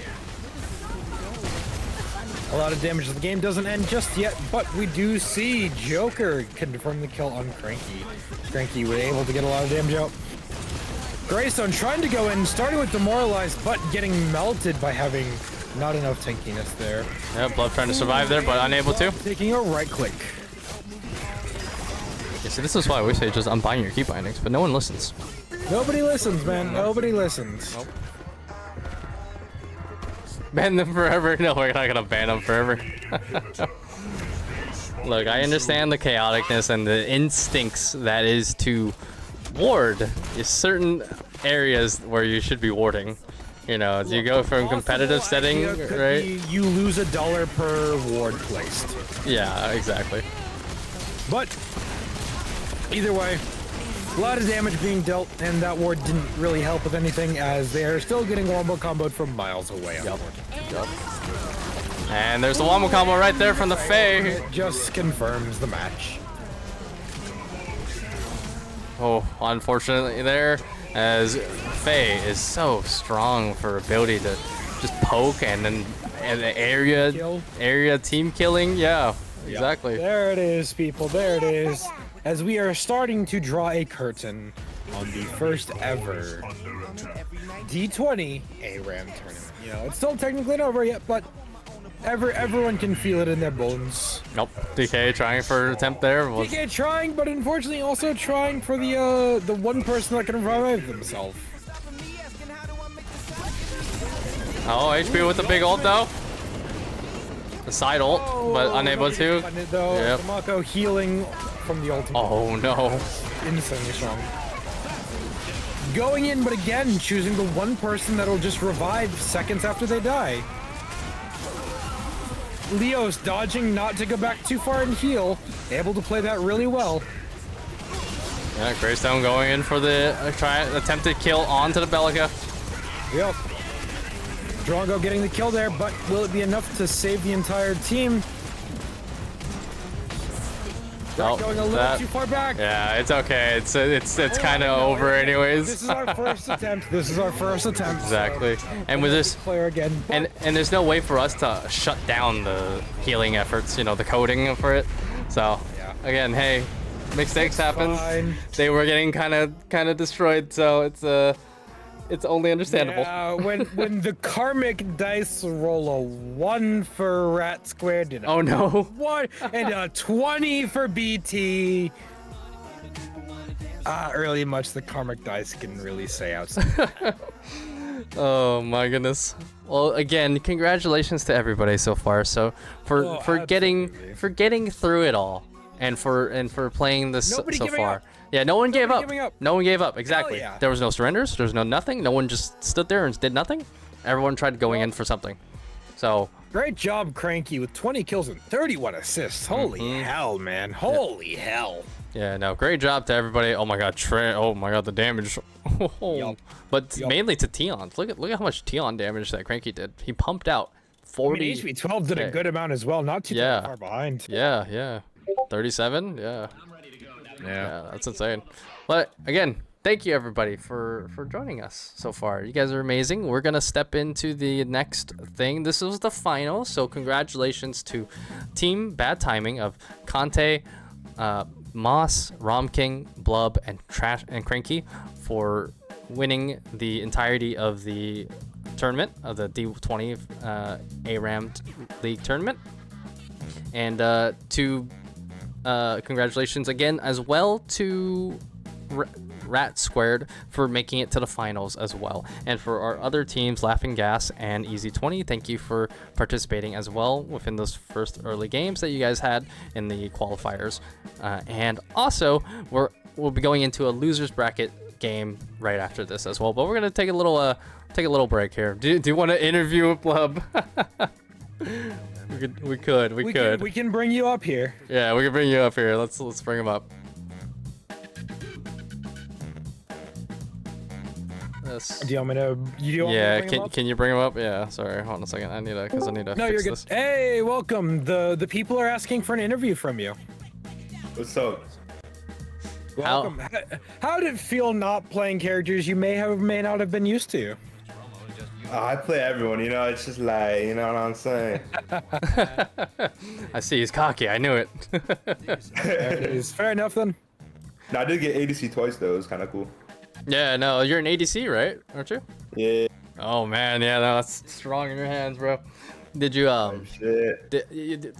so all of these like weird like combinations, right, of like comps and everything, right? How did you guys feel about that? Like, you know, just going completely off the rail. It was pretty fun, you know. It's like it was fun to try out, you know, all the random stuff going on. I thought one of the comps was pretty cringy. They had like a Grim and Wraith and shit, and I was like, that's pretty cringe. Just getting sniped out of my mind. Yeah, and like half your health is just completely gone, right? Yeah. We have a question from the honest Blub. What do you want to be when you grow up? Huh. I want to not be in jail. You know what I'm saying? Like. Oh shit.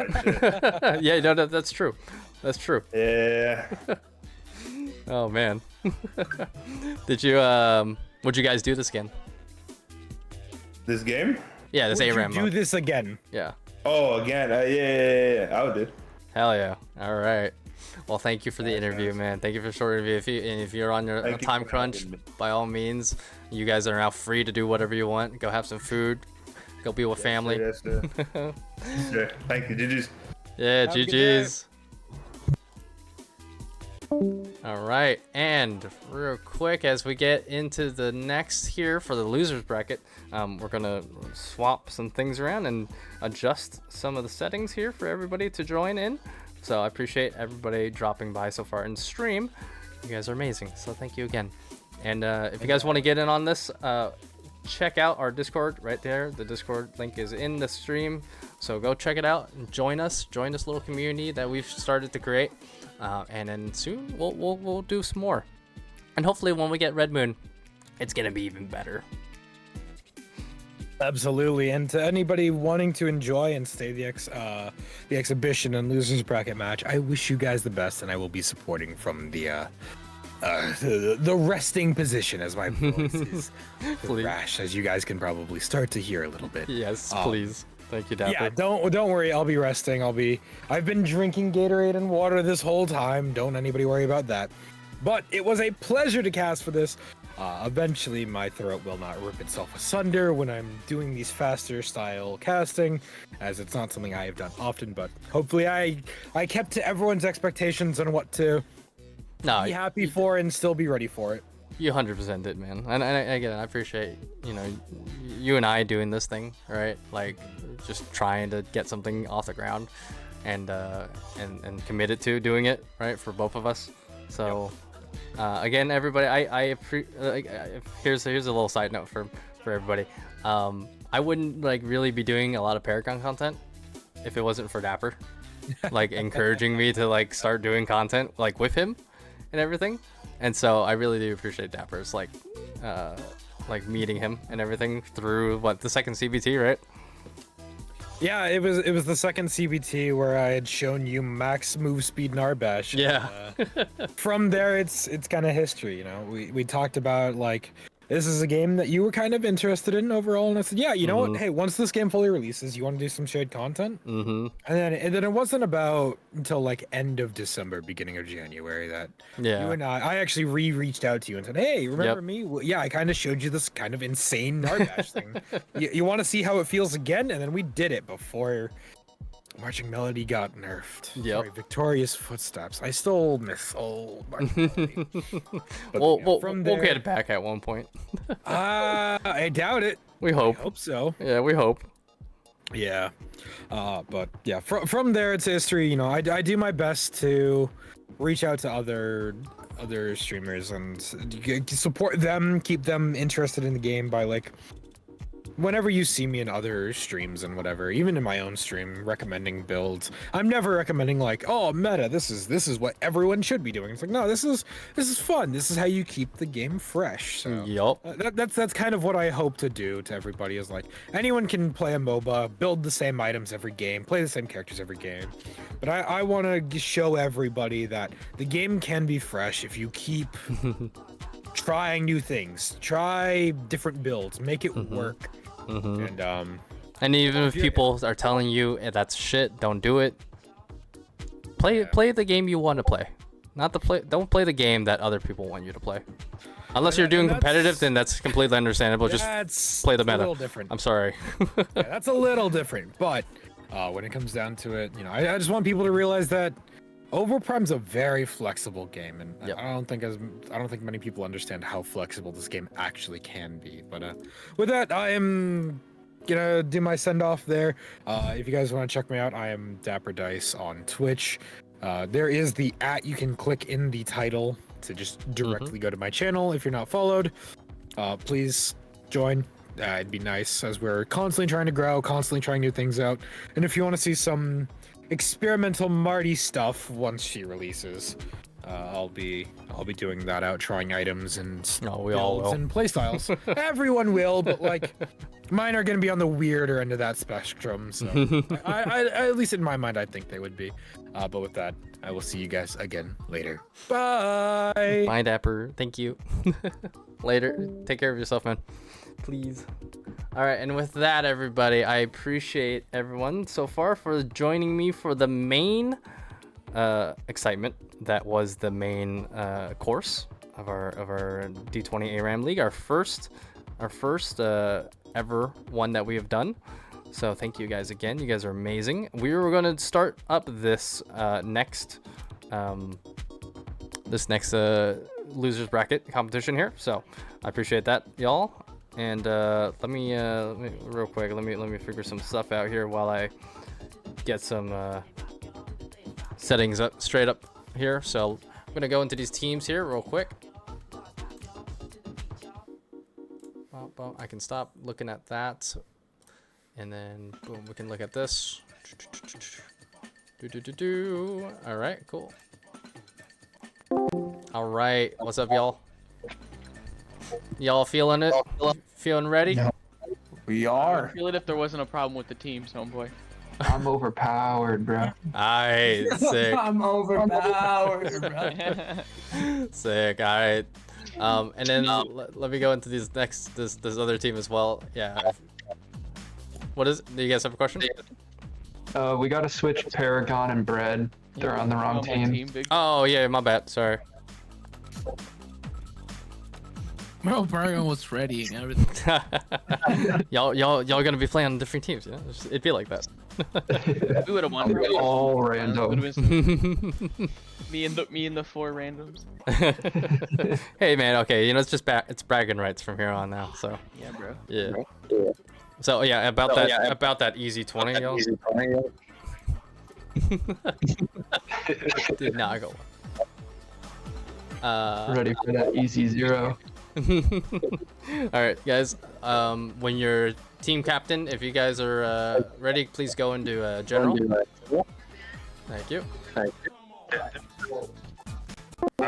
Welcome, y'all. I'm gonna drag this person up as well for you guys. Perfect. Yeah. Oh wow, very nice. And about that easy 20, guys. Hey, man.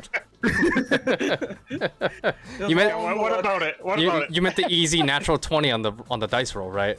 Yes, natural 1 with our rules and heroes. He had 20 kills. Well, thank you guys again for participating. I appreciate that so much. Yeah, no problem. Yeah, we've had fun. Yeah, no, that's good. I'm glad. I'm so glad. All right, so let me. I need your team captain to be up there in general, please. If you guys would. Yep. Pick. All right, share your screen, and I'm gonna look at it myself since I don't have to have a different camera on as well now. Anything, man.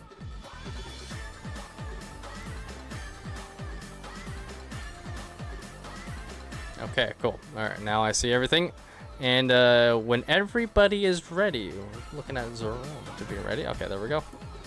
All right, everybody. So this is gonna be a loser bracket. So thank you again, everybody, for joining us for the D20 ARAM League so far. All random, all middle. Can you overcome your limits? And yeah, from there on, I hope we can see more of this from you guys, and I appreciate the support from everybody in the community, and so far watching it, interacting, and playing in it so far. So let's get this up. Let's start it up. Let's get straight up into the competition here. Thanks for hosting this, by the way, man. Yeah, yeah, of course. Now it's time for bragging rights. Yes, sir. Can you not be the loser? Yeah. It's alright, I'll be the loser. Humble, I like it. All right, and as I'm watching this unfold, what's the characters that you guys don't want? Oh man, that's hard. Dude, don't give me fucking Kalari again. I've got like an hour as Kalari, bro.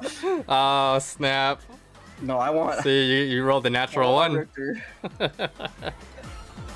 It was fun watching all that, you know, like hell, like you guys, even though you know you're not the best at that character, you know, you still made it work with your skills. Oh yeah, oh yeah.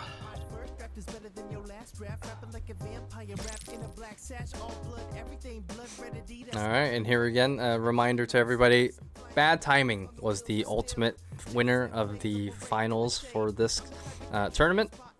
So congratulations to bad timing, and congratulations to Rat Squared for being the second runner-up.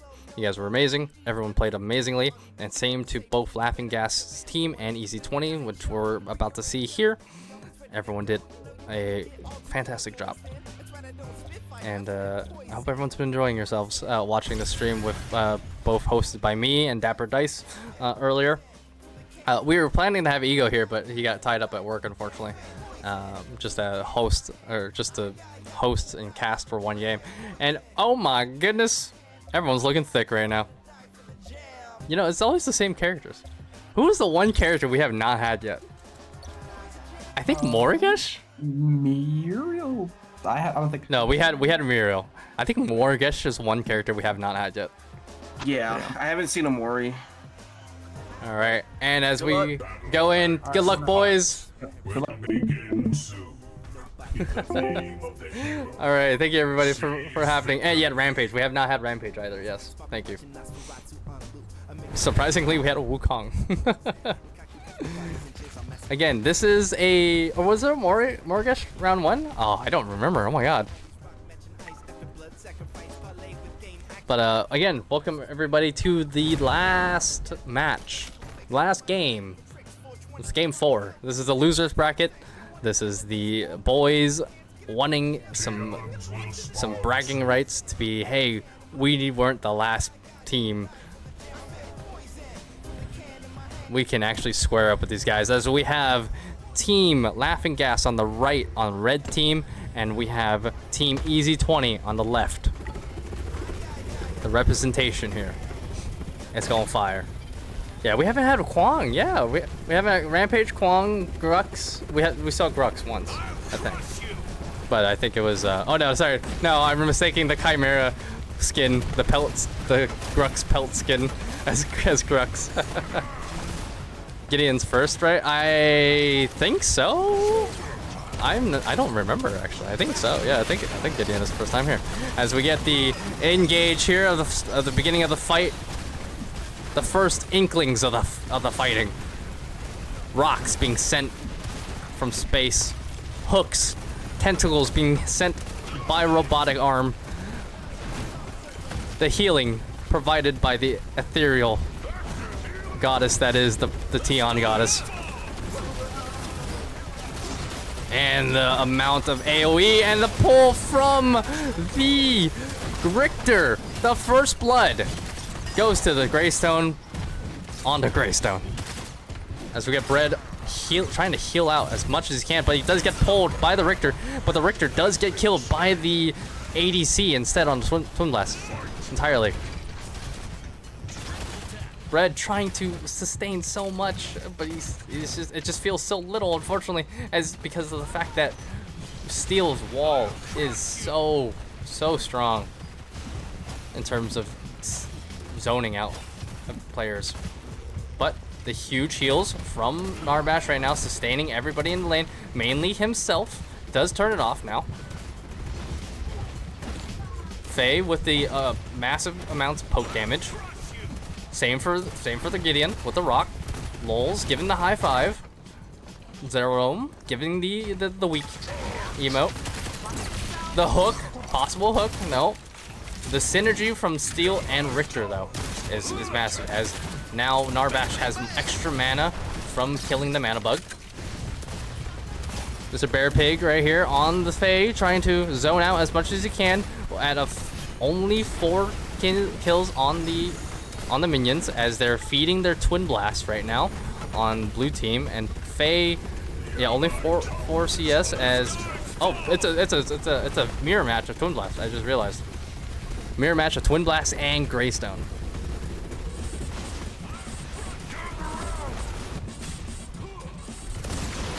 And the hook coming in from the Richter onto the Narbash, but it is not. It is a faint maneuver when you have some bread up your butt. It's called the thunk. It's a chunky thunk.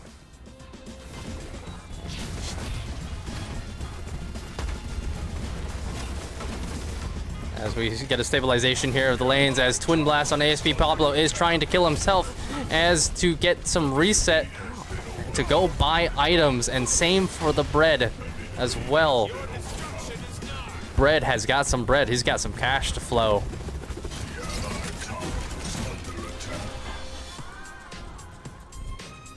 As Mana Bug does come back up in 3 seconds here.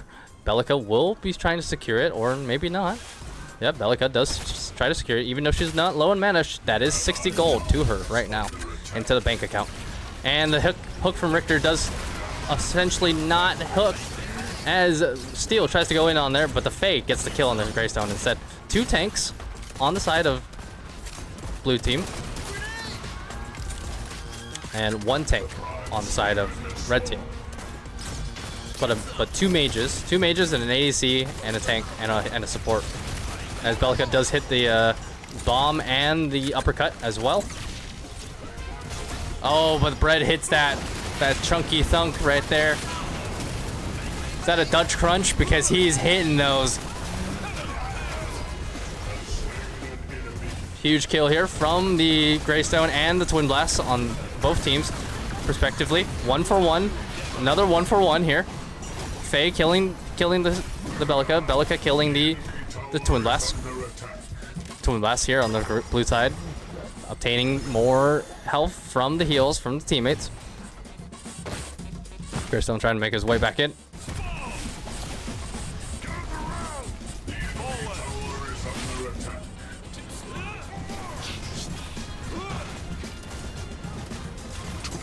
Yeah, complete. Oh, the hook onto a minion. As the rocks sent from space are being sent, there's no mana left for lulz, as there's a huge team fight right here coming in from the Steel engage.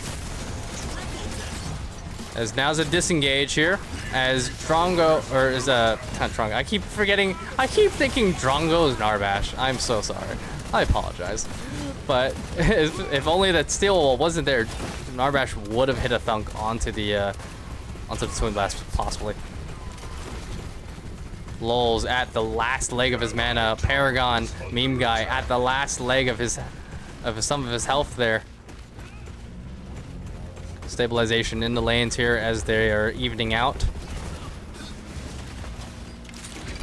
Again, this is a bragging right game right now. This is a best of 3. So far, we have not had any game 3s as of recent, but the demoralization onto the Twin Blast and onto the blue team is massive for the red team here as they get the double secured kills, and now the triple secure kill on the Greystone, as Greystone now goes in for the engage, knowing he can take most of it. And as everyone gets kind of baited around the tower here, Twin Blast now kind of alone here, but trying to die by the tower, does die by the tower, and same for lulz as well on the Gideon. Well played, a strategic play, but Mr. Manpair Pig does get pulled by the tentacles. You know, it's the sea versus the land. The sea did win.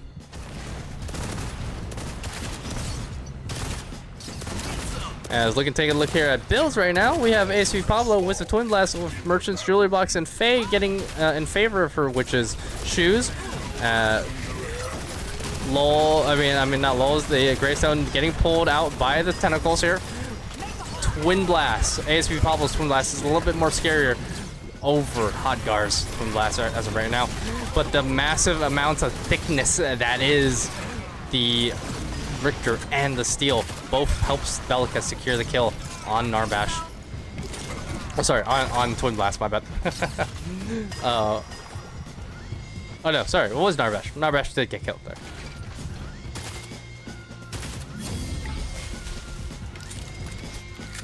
And now looking at some more builds, we're seeing Greystone on blue team side going into Zymia's first, and same for J Killa, Zymia's as well.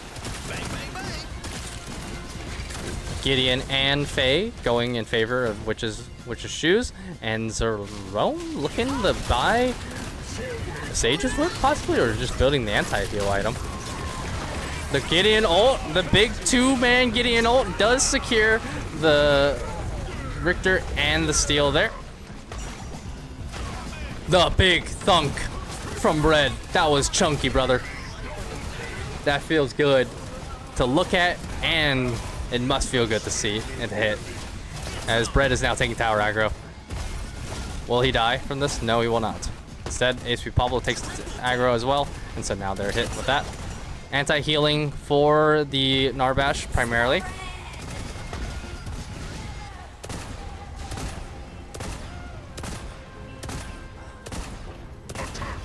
I hope everyone's enjoying the chaos and has been enjoying the chaos. Again, I appreciate everyone's lovely support and everything within the community. Thank you to all the follows, by the way, from everyone. I just noticed that I don't have any of my alerts set or anything like that, so I was like, oh, there's people following, I guess, as I look at my activity alert. As the Richter also gets the activity of his hook involved, but is now disengaged from this because of the steel wall here. It is now re-engaged by the Greystone, by J-Killa, into the fray here. As Steel is almost out, but is not out enough. A flash coming in from Richter, but it is not enough for him to sustain his own life. As J-Killa is going in, he knows he has ult. Aggro though on the Twin Blast on ASP Pablo. J-Killa now taking aggro instead. Half health. Both Greystones are at half health.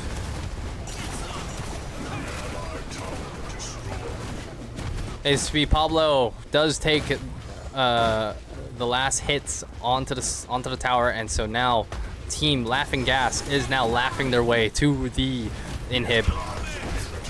As Steel does say, it's time to stop laughing, it's time for my shield. As they pull for disengage here. Looking at the builds again, Greystone on Laughing Gas's side has fully built out Zimia's toy. The massive pull there from Richter onto the engage there from Gideon. And the big Narbash ult though, getting off onto two of the teammates here, killing the ultimate from Greystone. Greystone's on red team side is weak. He does not have ult. Greystone or Richter now dead. Twin Blast now dead. Greystone now dead. Gideon possibly dead? No, Gideon not dead. They're still out. Bellica still is not yet to hit level 6. She is so close to level 6. Look at, she has now level 6. Is that a pop on an ult here? That is not. She's saving her ult there. She does get that last hit there. Steel. 1v1 boxing the Faye. The Faye. Tapped out.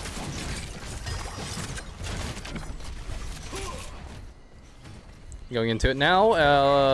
ACV Pablo doing some massive damage with Twin Blast on the mix of Merchant Sigility Box with the Electric Stone here. Narbash now having victorious footsteps. Gideon and Faye both being able to build out Witch's Shoes and building into the same item. Almost looks like they're probably going into here with that in that regards. The Steel still needing to build an item. He's looking like he's building a Blacksmith Scissors. Greystone on blue team side still needs to build anything. He's building, I think, Blacksmith Scissors. And then he has Citric, he has the mask as well for Zimia's toy. So not bad to pull from Richter. He does get the engage. The tentacles do come out and go inside the Greystone, but it is not enough. It's the tank that you're hitting. That's not the person you want. You want that Twin Blast. You want to put your tentacles in the Twin Blast, not the Greystone, man. As the Faye gets the ult off, gets her plant tentacles onto them instead. Miss Q from Bellica. A big damage here coming out from the ACB Pablo on the Twin Blast. High guard does go down, unfortunately. The massive amounts of CC and engage and disengaging that Pablo has right now. Trying to get the ult off, but unfortunately doesn't go off onto the kill there. Lol's going for the kill onto the Bellica, and then taking the tower aggro. Pablo, 1 health almost practically to the steal, but unfortunately that does not matter anymore as they get the heal off for him. The Bellica gets the blast off onto the Faye. Faye going bye-bye. Oh, I think tower killed Bellica there.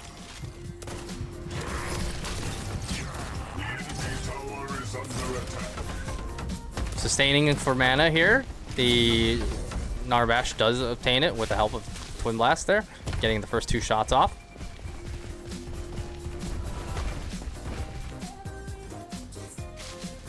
As we get some tentacle play inside the chat as well. Thank you for sending your tentacles in the chat there, Leo. Appreciate that as much as possible as the Steel tries to engage there, but unfortunately it is now the Greystone trying to engage on him instead. The Twin Blast trying to get the ultimate kill, but instead the Narbash thunk is too thick, man. It's too good. The 5-man tentacles! The 5-man tentacles is hitting different. It feels good in the neighborhood. Unfortunately, though, it's not enough as another tentacles as red team does get the secured kills. They are a little bit of ahead in terms of farm and itemization right now. Oh my god! As the red team is now making a comeback after that 5-man tentacle engage from Richter. The sustaining that they're trying to provide here from the Narbash is as much as they can here. Twin Blast taking a tower shot, almost dying to the second shot. As the Steel does get the kill on the Greystone ult. The Lol's taking the tower aggro, but still getting the suck off. But it's not enough for him as he dies in regards to that. And the green team is making a comeback.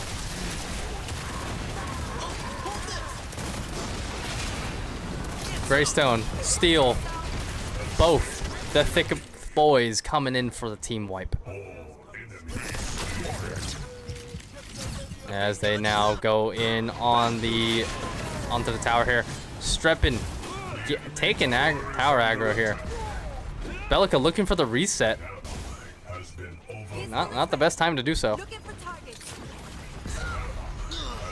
Twin Blast looking for that reset too.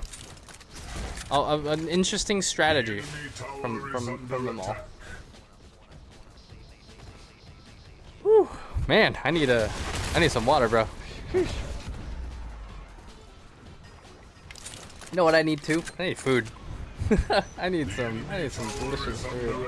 Please, I hope all of you guys are eating well too as well. Eating well, drinking well, and everything in between, y'all.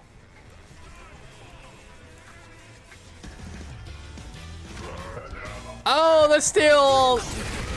The big engage there. Richter does have his tentacles too. He's releasing the tentacles. He has it, but unfortunately he doesn't have it as the Twin Blast finishes him off from the back line.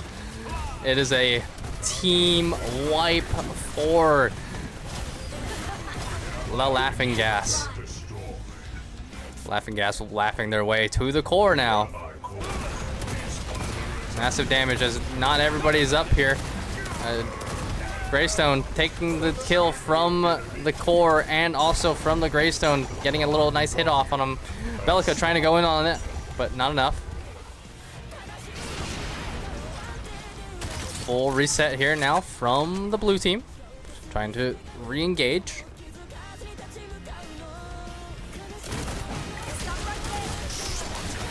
What a massive chaos. The 360s coming in from this Bellica, man, are too confident. It's too smooth. Taking a book from DK's book. Or taking a page from DK's book.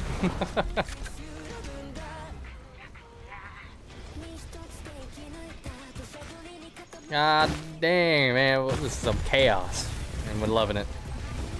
What's that one character for everybody in chat? What's that one character? If you were to play ARAM, Right, what's that one character that's a natural 1 for you? You know, you pulled a natural 1. Or what's that character who's for you is that natural 20? As we get the massive uppercut knock-up from the Steel ult Q onto the red team. Disrupts the Gideon ult from continuously sucking. The Q coming in from Steel again. The ultimate coming in from Steel. Does unfortunately not secure enough of the team there as Blue Greystone is pretty weak here. But the stun from the Narbash is too thick as the Faye eats. And so does the Greystone from on red side. Greystone's ultimate on the blue team unlocked. J Killa still has ult. Unleashes the ult after the tentacle pull. Richter taking the damage there. It's true damage, by the way.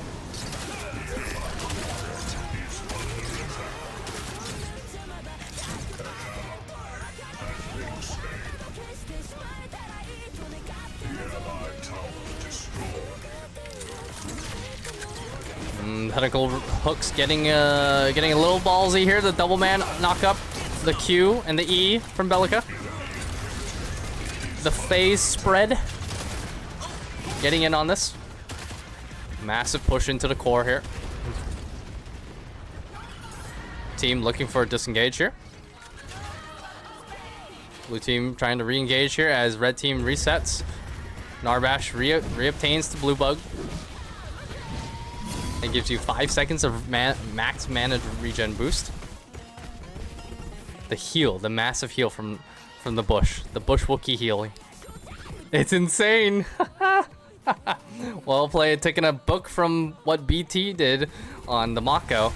As they now engage with the Q. The Narbash Q is too good. And the tentacles do unleash, but is not enough for him to secure enough. J Killer trying to engage on that. Greystone trying to get out of there on the green side. Faye looking for the kill. Looking for Greystone coming in from the back line.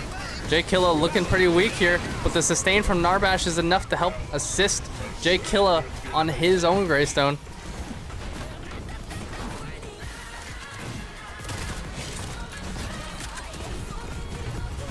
Narbash providing the concert right now. Mr. Man Bear Pig knocked up, but fortunately is saved by the Narbash. Don't care. Faye stopping them in tracks.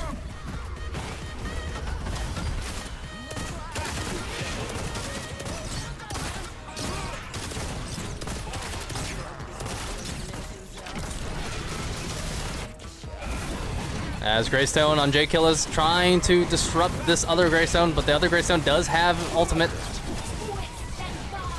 Narbash with the heals, the constant heals, sustaining for everybody. Now Narbash out of mana.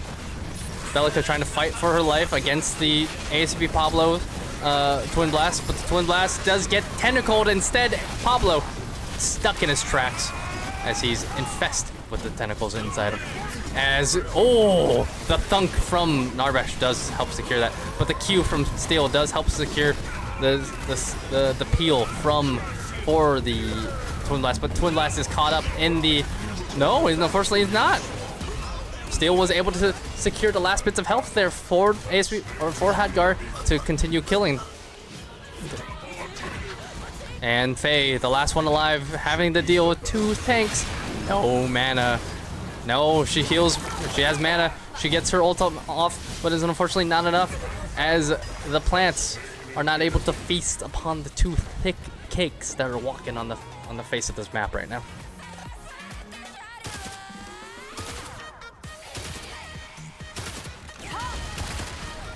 Oh, ASB Pablo looking for the engage, taking it, and also looking for it, and he does it.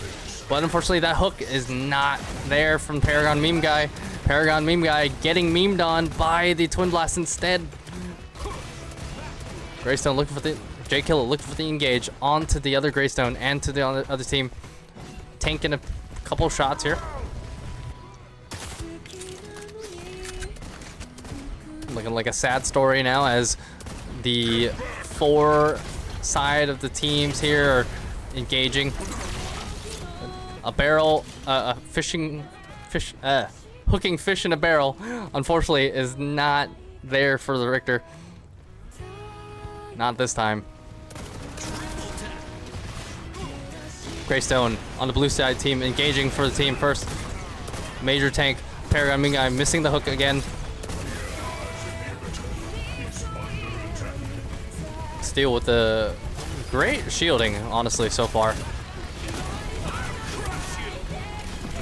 And here we go with the massive heals from Narbash, the ultimate from Hadgar, the massive 3-man ultimate from Steel, but unfortunately Steel gets deleted as Lulz in the air is sucking off the tentacles this time. And the tentacles do reach the Narbash. They wanted the drums. J Killa deep inside the inhib. He is out. Oh,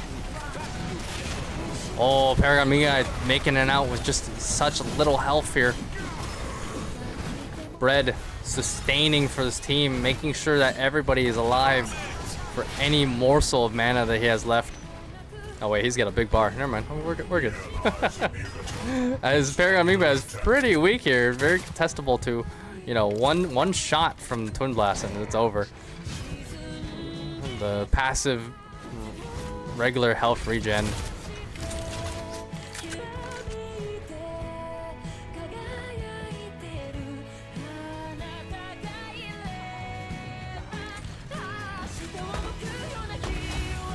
As each lane is now stabilizing. Mana Bug has been obtained by the Narbash. Narbash with the Thunk. Oh, Twin Blast looking for the kills after the Thunk has been secured. Oh, he's massive right now with that build. Yeah, I just noticed. Oh my god. Pablo gets interrupted on his ult by the Richter hook. Great hook by the Richter. But unfortunately, that is not enough for this team, as Twin Blast is clapping everybody with the build that is both Merchant Jewelry Box, Electric Stone, Witch's Vial, and Sitar Chainsaw.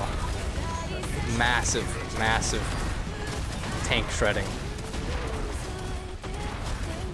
As it is now more than likely a victory here for Laughing Gas, as Greystone tries to go in on the Lulz here, and for the rest of the team trying to peel for the core, and for the rest of the team to come back in.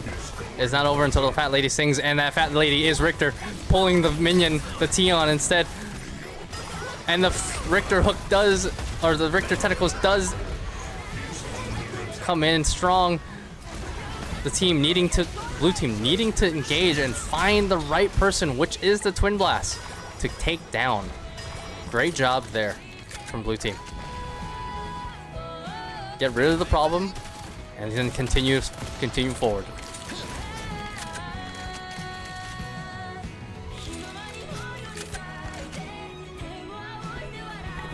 As we now get a disengage here to clear the minions from the core's location and the headquarters.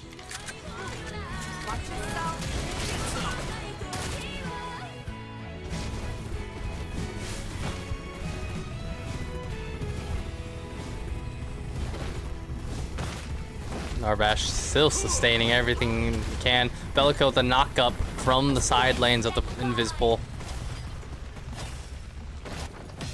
We'll take a look at builds here while we get the chance here. Narbash with the Victorious Footsteps and the Sweet Life build. Very well played in that regard. Building that item. The Greystone here with, yeah, like I said earlier, yeah, both Greystones building back practically the same items. But AF at least able to build out Zinc's Claw Barrier, which is great for anti-healing from the Narbash. Mini Moda coming from Bellico. That's very Faye wasting on her ult right there. Lulz going in for the ultimate, does miss out on that ability to do so. The tentacles do come out, but it's not enough, as Lulz is able to get some secured damage from the suck of his ultimate. The Richter soloing out and trying to peel for that for the team, but Richter unable to do so, and Steel going down. both tanks all gone, as AF is the last tank able to secure anything for this team, as core is now at 20%, 19%. Faye dead. J Killa, ultimate unleashed. Bellica super weak, but oh, the core helping Bellica kill. Narbash, the only one left. Narbash getting the kill, technically, from the super minion, but he didn't actually get the kill. He didn't get an assist or anything. Richter with the hook, looking menacingly, missing it entirely. No, as Narbash gets the last of his mana to hit the thunk.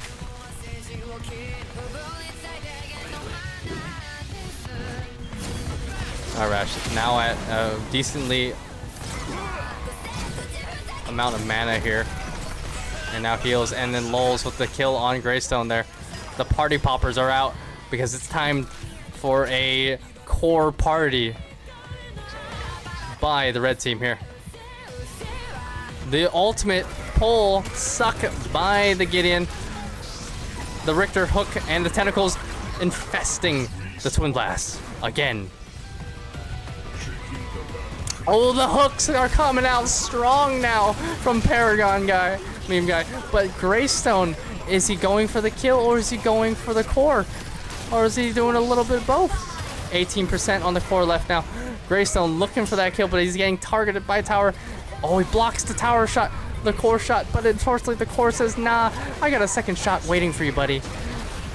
Narbash trying to heal out as much as he can as the core is down. Thank you. That took way too long, guys. Well played to everybody there.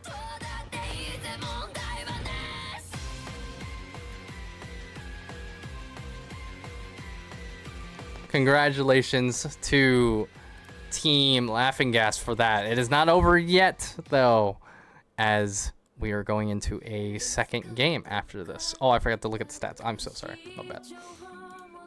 I'm so sorry. Mobby. Mobby. Oh yeah, camera's way off. There we go.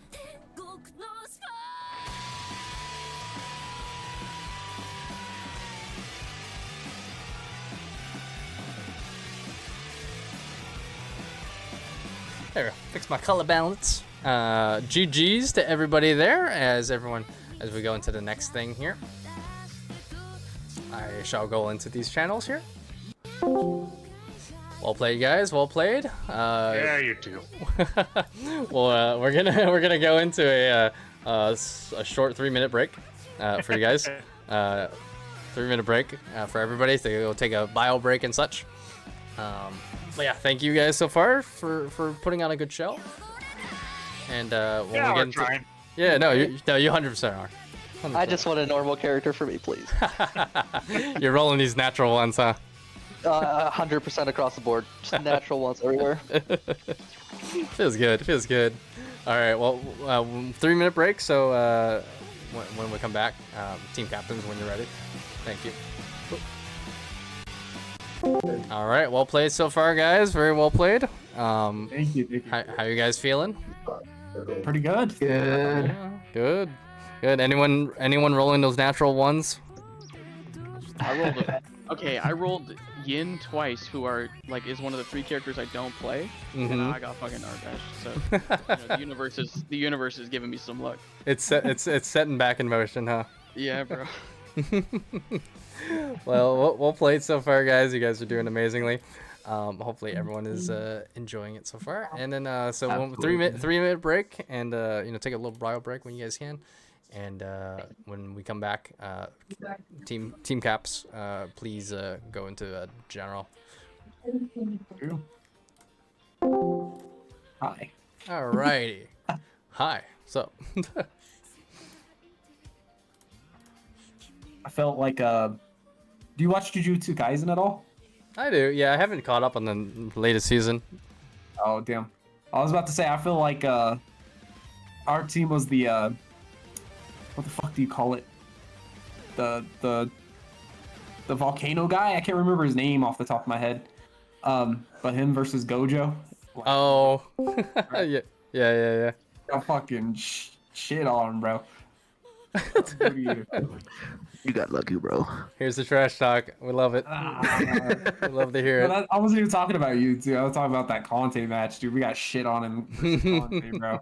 Dude, that Conti match was ridiculous. That was bad, bro. I couldn't hit a Richter pull to save my life, dude.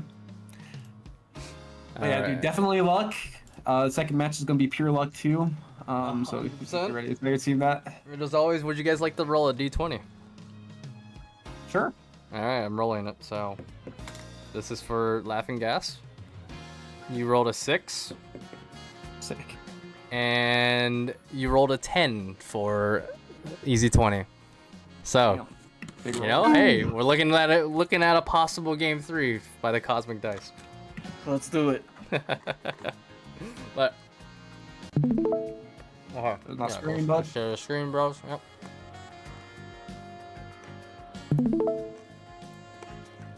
That was like my third Gideon match ever, bro. You gotta love the dice, huh? Oh yeah, Tank is rough on ARAM.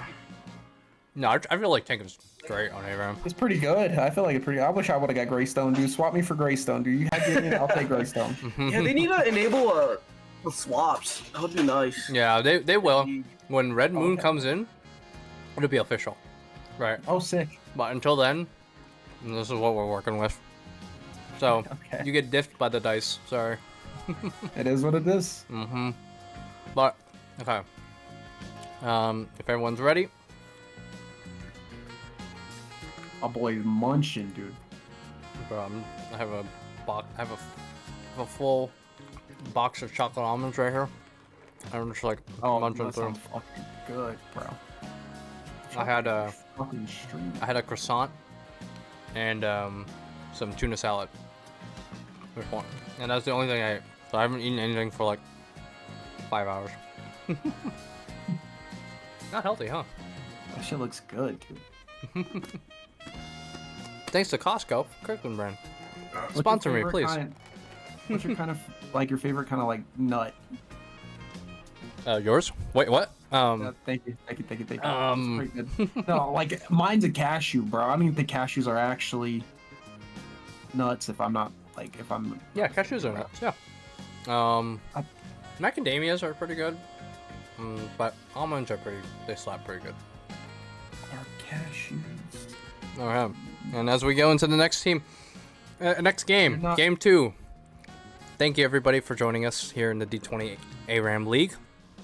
ARAM again stands for All Random, All Middle. This event was hosted by both me and DapperDice. Congratulations again to Bad Timing for getting the official win. Now it's time for the official losing brackets win. Who gets the bragging rights of being randomly better? Alrighty. Okay, and we go in. Good luck, boys. That was good. Thank you. And wushu. Hmm? The fruits of the cashew, almond, and pistachio plants are not. Oh, they're not nuts? You cut out. He's gone forever. Yeah, he's gone forever, y'all. I can't hear him.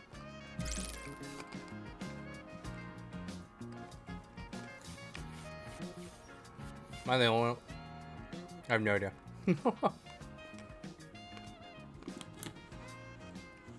I guess we'll never know. We'll never know the fruits of those, or the cashews and everything, if they're actually nuts or not.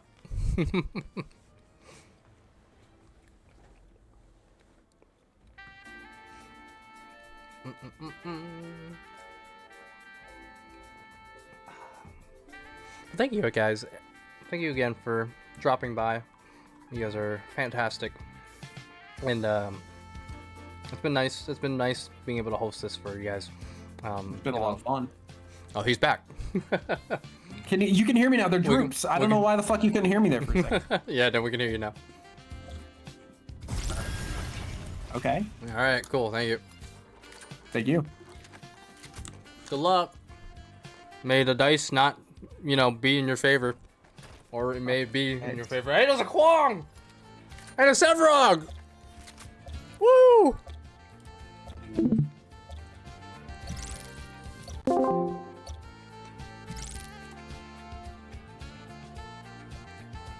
And those of you guys at home, if you would like to draw your own dice, please roll your dice. See what happens. You know, see what team gets what. Might be an interesting outlook on it all, right? As we get into the last game, possibly here for today on the D-20 ARAM League event, as we fly by and through the map here. I appreciate everyone dropping by so far. You guys are fantastic, and thank you for all joining us here in the Agnes of Light, in the middle of the map here, as we get everyone squared away here in the middle of this map. You know, I need to munch down on some more of these almonds, man. I put it away for a second. I was like, no, okay, well. As we look at builds here, we finally have a Kwong. We got a Kwong and a Sevrog in the game. Hell yeah. And there's another Mako.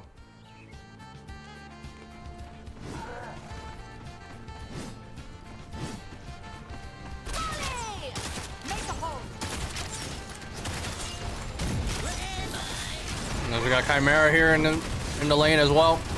Sevrog looking thick, but taking a lot of damage. J Killa taking so much damage too in reverse as well, as the blue team does have Howitzer here. The Sevrog going in for him, but it's not enough. And Sevrog is pained as well. Lulz dying to it as well. Oh, blue team looking strong right now, as Revenant does get the kill off on the Howitzer there. Now everyone turning attention to the Revenant. Does go for the Revenant here. Revenant with the flash out. Revenant looking for the last case scenarios of death here. Everyone really weak. Mako pretty weak as well. You know, the healing that Mako's been providing.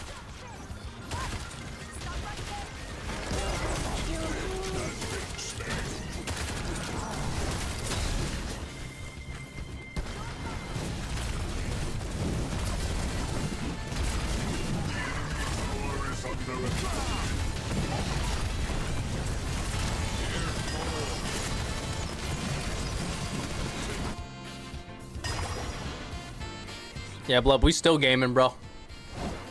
We're still gaming. This is the loser bracket right now.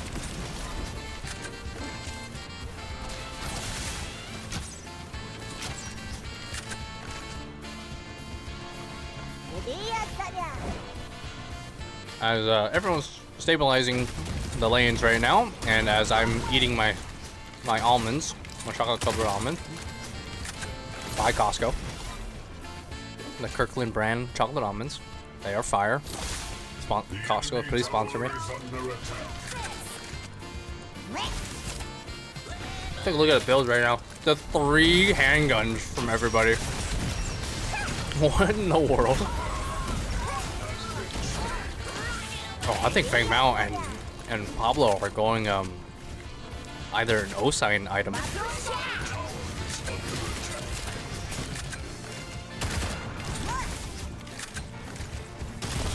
Howitzer providing some massive displacement here.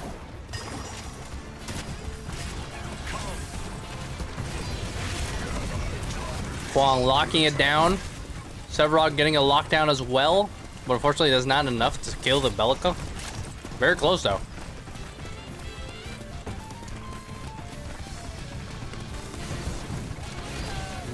Sevrog looking to go kill the Mana Bug.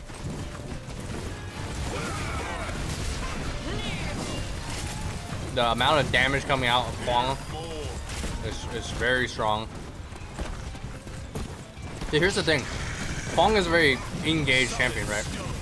And it's kind of hard to play him when he's not able to push up on a tower, per se.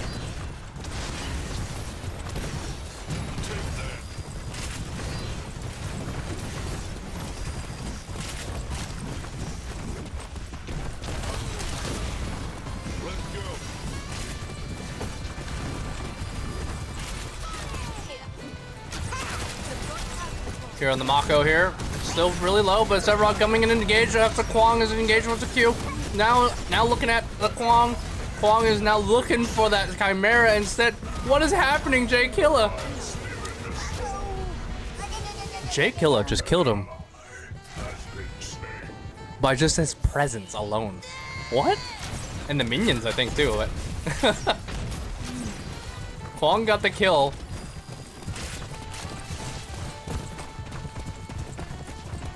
By not swinging.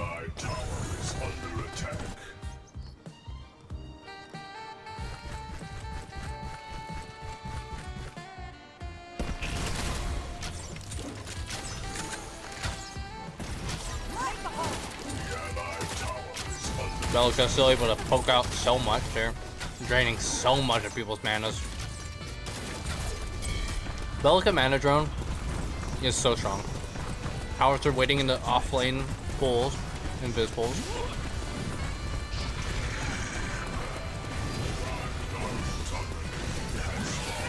Oh, a rocket coming in from the Howitzer there, onto the Seraph. Red team has all, like, 4 melee champions, while the blue team has 4 range champions. Oh, Feng Mao out and displaced. Belica killing the Revenant there. Mr. Man Bear Pig on his last legs of health. Chimera looking for the booty. Does not get that booty. He got some other booty. They got some Belica. They got some Seraph booty. Now they got that same Feng Mao booty. And they're looking for the J Killa on the Kwong's booty. He gets that booty.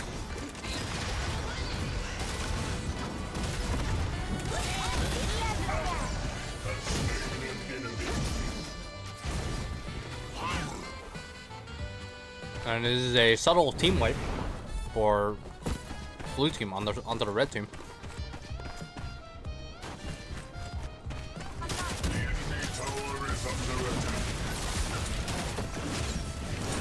Big Mal looking for the kill on the Belica, but unfortunately it's not enough.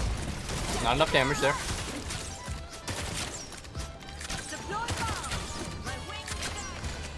The enemy tower is under attack. That's exactly what I'm doing right now, Leo. As Chimera, so weak, but there's not enough range on this other team to sustain any form of damage against the tower here. A lot of ability power, or ability range, but that's about it. And as Belica tries to take a risky Q onto the Revenant, those cost her life. The hold down by the sword onto Kwong. Bread looking for the backline.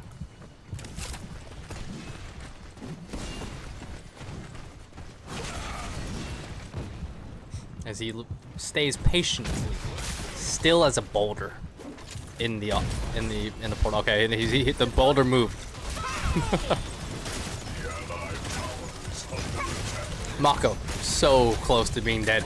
1/4 shot from Revenant is over for that Mako.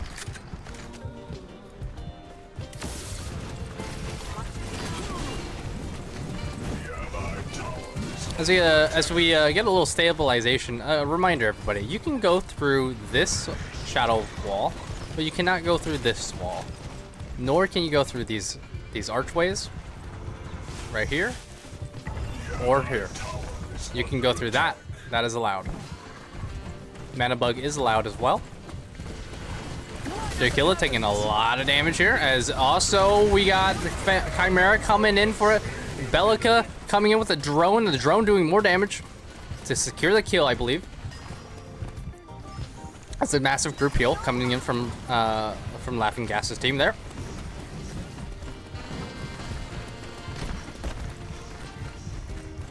And a reminder, guys, you cannot go through these walls, these shadow pools, these shadow walls at all. Nor can you go and obtain the Earth Spirit or Prime. Those are not allowed.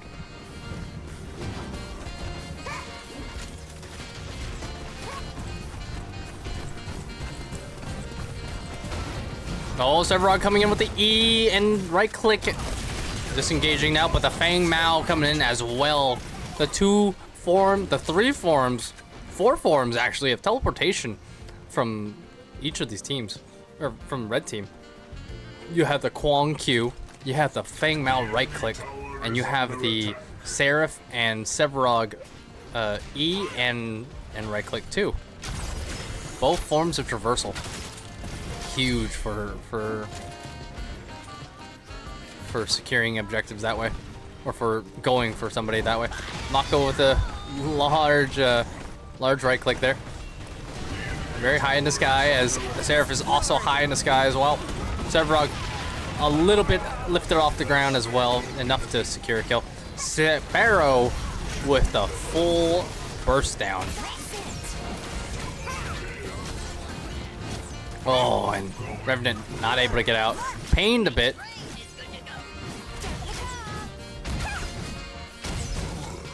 But a heavy fallback and pushback coming from blue team's comp right now.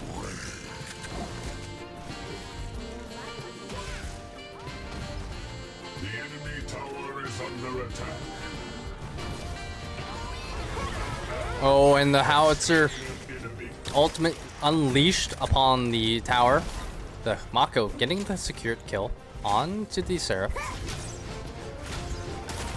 Howitzer still locking down everybody abilities. The Severog does lock down Howitzer too as well.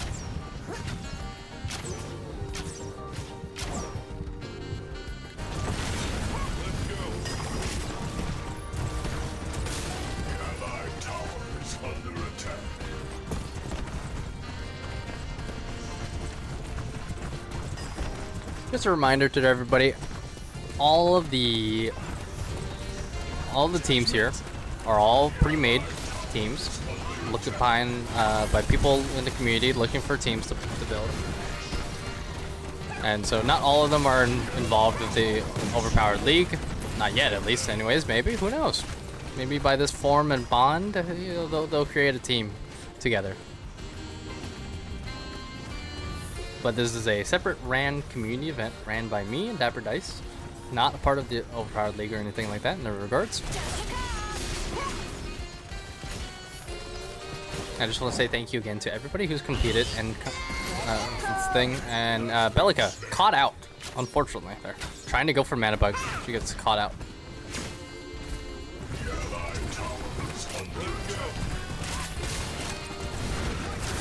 Severog looking for the ultimate engage here, but unfortunately he does too much tower damage as Chimera is able to feast upon him. Chimera now level 6.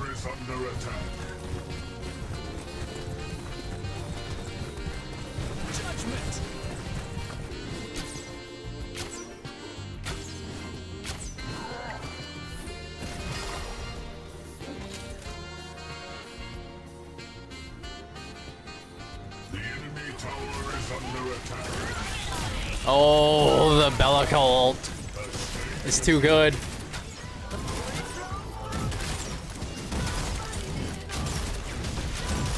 As there's a massive damage amount here going on as Severog tries to go in, but he went a little too far as he gets a little momentum from his right click and a jump into it, as well as Sparrow coming in for the cleanup. Kwang out of mana. Fang Mao trying to go in on the engage there too as well. No execution here. Kwang unfortunately does get nuked by the howitzer there. Seraph really weak here.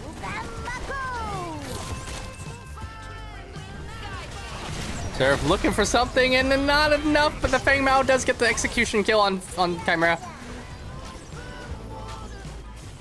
But it's not enough for him to survive so much damage that's happening here.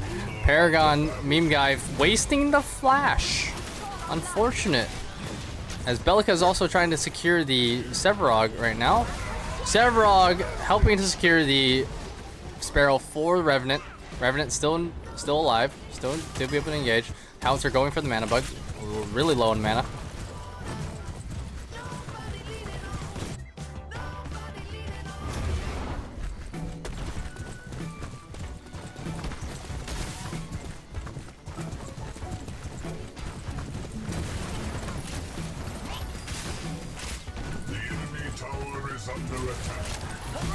as everyone tries to huddle under tower and gain items. Let's take a look here at everybody's items so far. So red team has a full team of completed items. Spirit's Fang on the Fang Mao. Zimia's Toy on the Fong. Claude Storm on the Revenant. Blacksmith Scissors on Sevrog. And Seraph with the Dual Moon. Very strong items on this team comp here. But blue team looking for lots of anti-healing and also aka healing too. Interesting how he built Ghost Axe on Chimera. I mean, the only one healing really is on red team is kind of nobody. I don't know about that one, unless other than like building for, I don't know what you would use Ghost Axe here in this case. As there's a huge engage here, Fang Mao missing ult, not ulting anybody. Chimera straight clapping with the ultimate here. Readjusting to Kwong, readjusting to the Seraph, connecting to the Seraph. Mako healing enough. Howitzer tapping enough to lock down the Kwong for a second.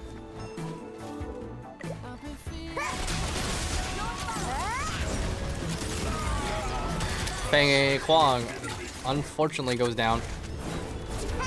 Blue team looking to have a very strong lead here.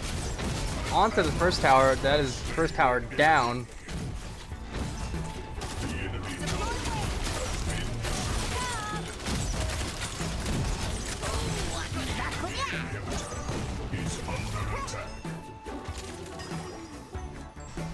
As we see a pushback from red team. Blue team starts to disengage, understanding, hey, we have tower still. We can still utilize it. Sevrog only at 23 stacks. This man needs more. If you want to be viable in a Sevrog, even in an ARAM, you need some more stacks, bro. But also that does insist as well for teams in general, for both sides, that hey, we all need farm. Unfortunately, people without scout ahead, it doesn't work. Can't get that extra gold from doing so.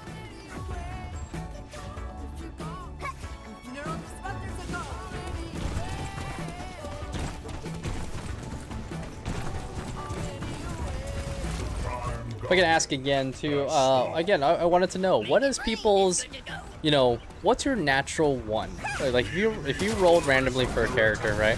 What's that one character that you just can't do, as they get a demoralization coming in here from everybody? Chimera slowed as all heck, but that doesn't matter. It's Chimera. He doesn't care. He gets that 25 stack or that of passive regen, and he's looking good until now. And as the Fang Mao does kill him without the execution. Mako trying to heal as much as he can. Does heal there with his heal karma. Knocks back the Sevrog. Kwong going in with his ultimate, unable to do anything about it other than the fact that I'm missing his right click and his uppercut. Mako getting the kill on Kwong. There's a ward that was placed. Guys, unbind your freaking ward. We've told you this in the rule when we were going over everything. Unbind your damn ward. It's a panic ward. I get it. I really do. There's a reason why you should unbind it. when you're in an ARAM setting like this, just unbind it. Because I can't unbind it for you.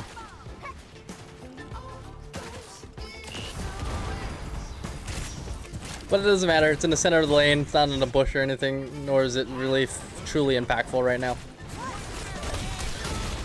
Well played and well used on that howitzer E there.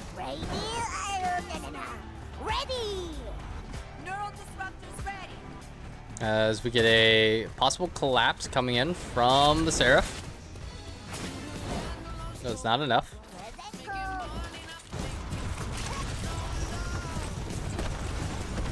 Sevrog looking for something. Still only at 23 stacks. Revenant looking for some tasty shots off from somebody. As blue team is now advancing here, but the Kwang waiting off in the off lane here. Kwang looking in for it, getting the Q down, getting stunned out, getting his sword, unleashing the ult now. But there's not enough. He missed his true damage slash. Feng Mao looking for the execution, but there's nothing to execute. Feng Mao is executable himself. Chimera, almost looking for that, but unfortunately, the Seraph is going down as the Bread is trying his best there. As Sevrog now gets a stack off the Belica. Must play in the areas. Yes, you cannot go backwards. You can't go further back that way. You must stay in the area. Mako getting the reset. How is your getting the reset? It's a nice little like, I'm next in line. I'm next in line to get killed.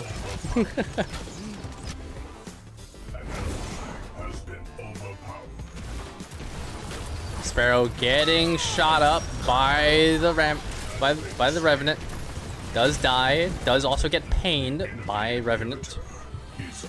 As now every one of these guys are now looking to look back. J Killa, very, very, very smooth. Here comes the engage, possibly from Kwang. Does miss the Q.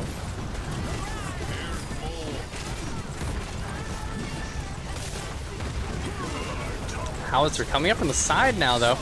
The E knockback blast. Oh, but unfortunately, it is not enough as Kwang shuts him down, as well as with Revenant's shots.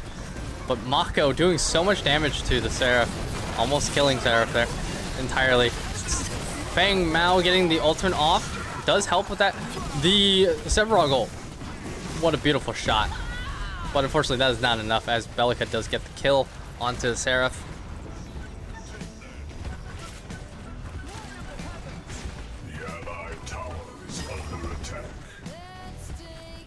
Mako looking for some kills, looking for some juicy pokes. And looking at the items again, we're seeing Cloud Storm on ACP Pablo mixed with a secret assassination technique. As Feng Mao does now engage onto the Belica, but it's not enough, as Howitzer down does kill the Sevrog instead. Off of that engage. J Killa looking for something away from that. Mako getting the kill. Belica taking Kwang to the courthouse with her ultimate. As red team now needs to try to hunker down and protect their inhibitor from a full 5-man push. Howitzer the knockback blast, getting lulls out of position here. Ultimate onto the floor area, allowing Seraph to get hit just a tiny bit. Zoning out everybody from the side, from the red team.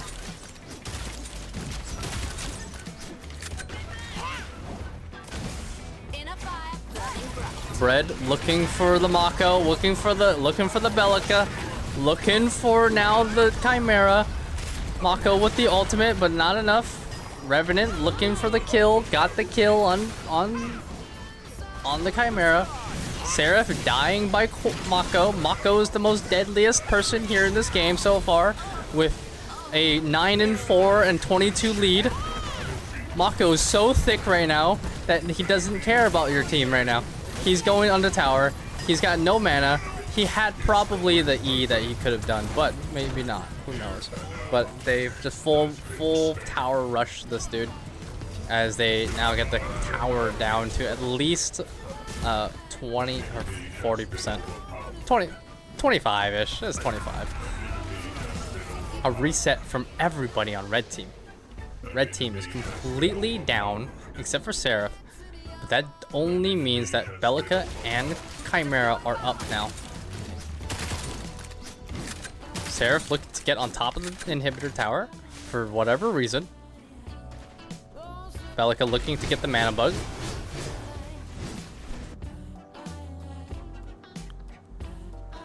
Red team still respawning.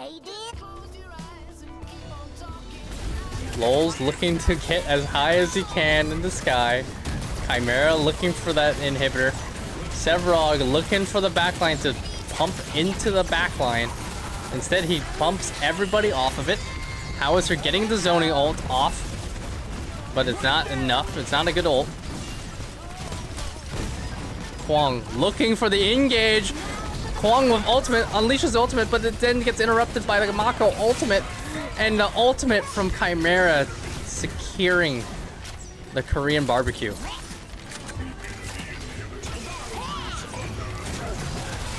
Chimera looking for that kill on Feng Mao.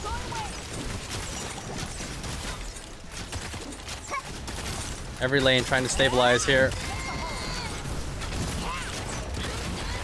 Both the solo lane minions on both teams have secured both of the towers. Sevrog trying to tank as much as he can. There's so much going on here. Seraph, 1 health, 1 HP. As Feng Mao is trying to get in on it. Unfortunately, it's not enough. Neither is his ultimate enough to do anything there. Seraph still very weak. 1 shot, 1 blast from Howitzer Q, and it's over. Oh, but it does not mean Howitzer Blast. Instead, is the Sparrow's right-click charge arrow, and Sevrog at 1 health but living. But now it's fixed upon Kwang. It's time for the Korean barbecue to come and be the all-you-can-eat buffet for the blue team here, as Chimera is securing the kill. Sevrog very weak, unable to do anything, unable to go back into Fountain.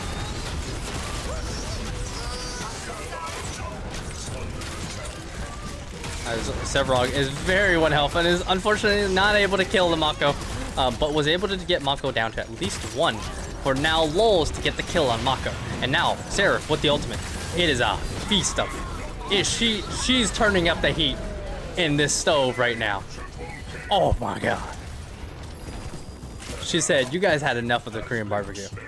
It's time for us to snack on all you can eat American food. I don't know what I'm saying right now. I'm hungry right now. I think that's what's happening. Seraph is resetting. She could at least hit the tower, you know? Like, come on, guys. Like, understand. Hit the tower. If you're killing yourself, hit the tower. Do one or the other. The Allied tower is under attack. The Allied tower destroyed. An ally has slain.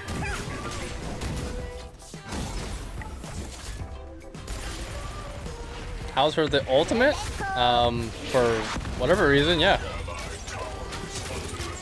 Yeah, I'm question marking that too. Howitzer knows he accidentally hit it. Unfortunate.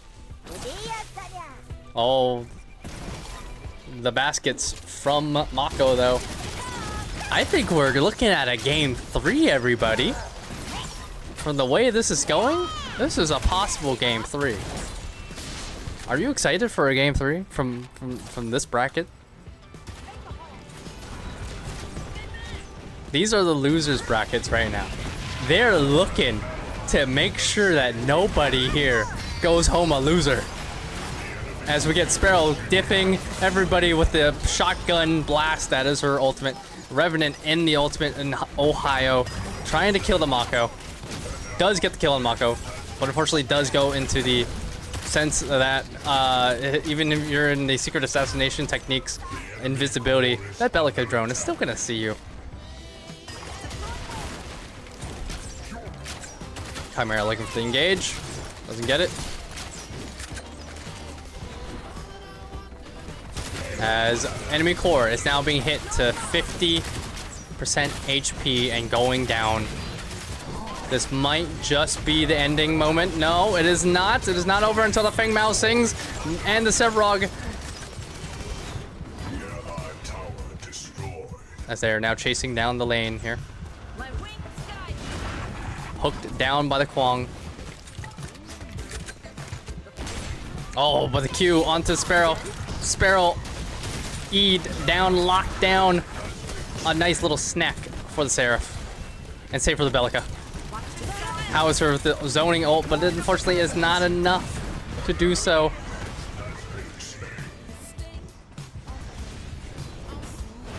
As we get Mako trying to escape now.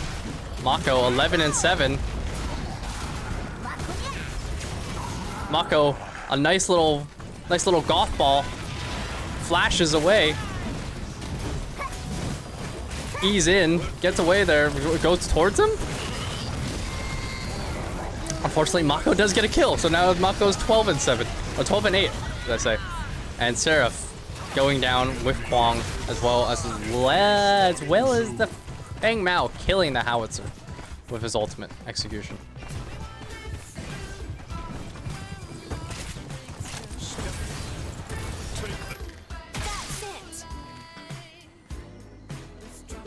Well played from both teams so far. It's been really like back and forth, which has been great. I mean, hell, 11% though on the core, it does hurt. It does hurt. But you know the one nice thing about ARAM, you don't have to deal with 3 other lanes being pushed in, per se, by minions or anything like that.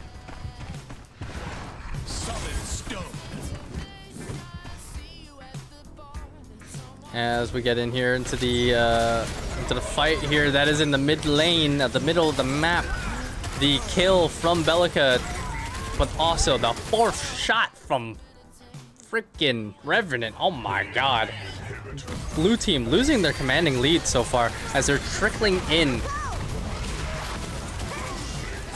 Howitzer sustaining inside of the Mako ultimate heal.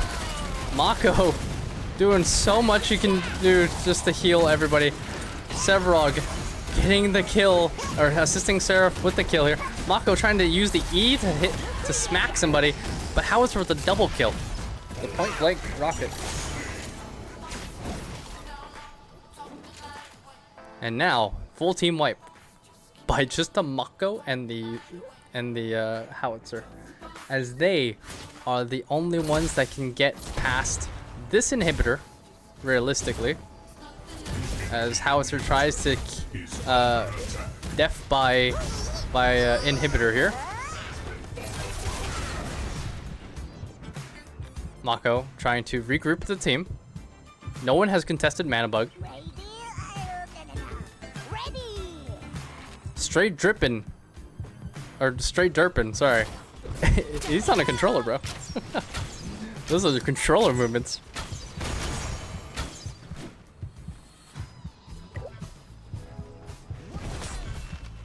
Are y'all about to be diffed by controller players? Like, come on. Come on, PC Master Race, let's go. Seraph going in on it. Going in on the Mako, doing a pretty good amount of damage, but the Mako also doing the same. Sevrog getting the connect on his ultimate. And same for Revenant as well, getting connect on the Sparrow in his ultimate. Massive wipe here by red team here, by the huge engage here by Sevrog. The one thing we haven't seen from Sevrog yet is we haven't seen a Sevrog in the game yet, period. And so, understanding that Sevrog gets stacks and he's got almost an infinite amount of pool of health is insane. And so now this tower diving and the building of items here is much more prevalent here in these fights, as they now have a subtle commanding lead here, as only Sevrog only has 3k HP right now, interestingly enough. But that is now everybody on the blue team down. Only one up next is Chimera. The core is vulnerable as they try to shoot it and try to damage it a little. The ASP Pablo dying to minions, as the minions were spawning in. They spawn killed him.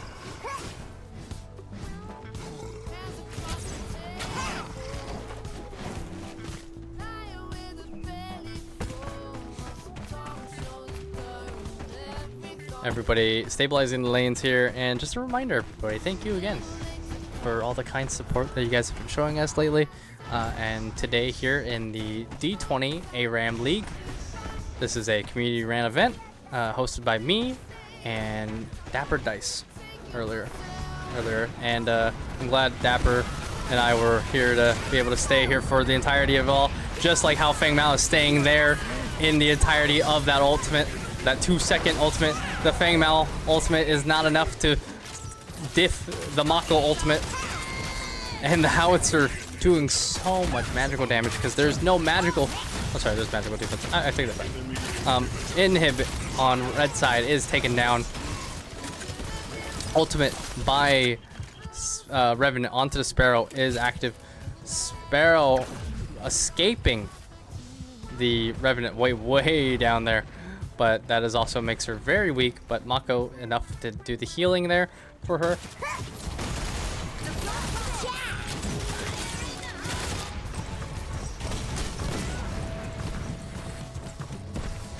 As we get the defense from the red team. Enemy core, or red team's core has healed a significant amount from 11 HP to 23% HP. There is a zoning ult from Howitzer, but a huge ultimate here from Chimera, stunning everybody and locking down everybody here. Bellica with a big knock up here, getting secure for Mako. Feng Mao unable to execute anybody here. It is a full team wipe, and that, I believe, is the winner of this match right here. It is easy 20. We are going to a game 3. Oh my god.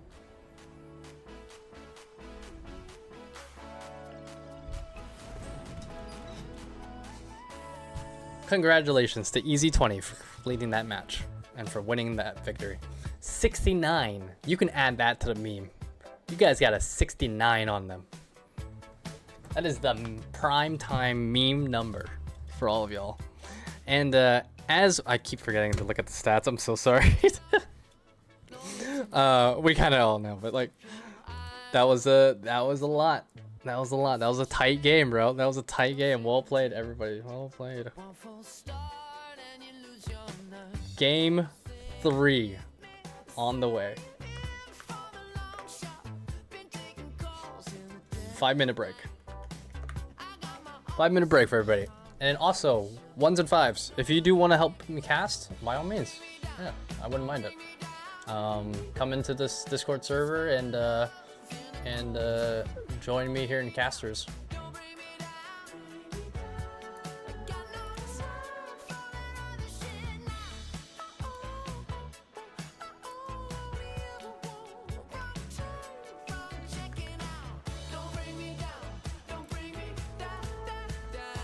There's the Discord link, and to anybody who wants to get involved here in the in this community ran event, please, by all means, would be amazing if you guys were would get into it, and if anyone else would want to create new teams and such, by all means, you guys are amazing. Again, one more time here, one more game. We're at one more game. It's a best of 3. So Laughing Gas won the first one, and then now we're waiting, and then now the Easy 20 team has won the second game. Yeah, what's up, ones? What's going on? How are you? Good, man. What's up? All right, if you want to share your screen, bro. Share my camera, you mean? Yeah. Oh yeah, my bad. Yeah, camera. Screens. Okay. Yeah, no, I appreciate you asking. If you want to get involved in this. Oh, no. Oh, you use this for, okay, gotcha. Do I need to share it somewhere else? I can do it. Share it, that camera icon. There should be, oh wait, is there? Oh wait, no, hold on. I think it's because I don't have, I gave you, I need to give you a roll. 1 second. Okay, there we go. You should be able to share your stuff now. Alright, let me see. Should be turn on camera. There we go, perfect. Alright, sick. I'm inverted. That's fine. Alright, and then boom. Let me load up on the game. Yep, no worries. Do you want to send me the code for the yeah thing? If I look tired, it's because I barely woke up. No worries, man. I feel it. I feel it.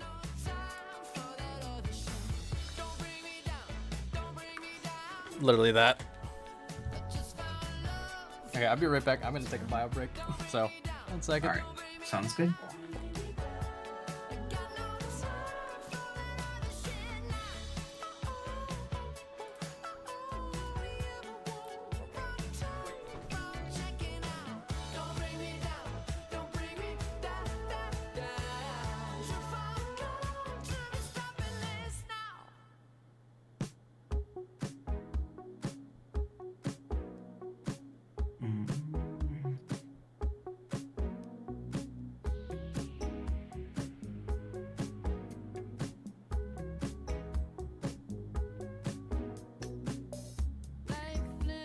Okay, I got everything figured out now. Hopefully you guys haven't been enjoying the games, man. I know that Wushu right now is taking a quick little break.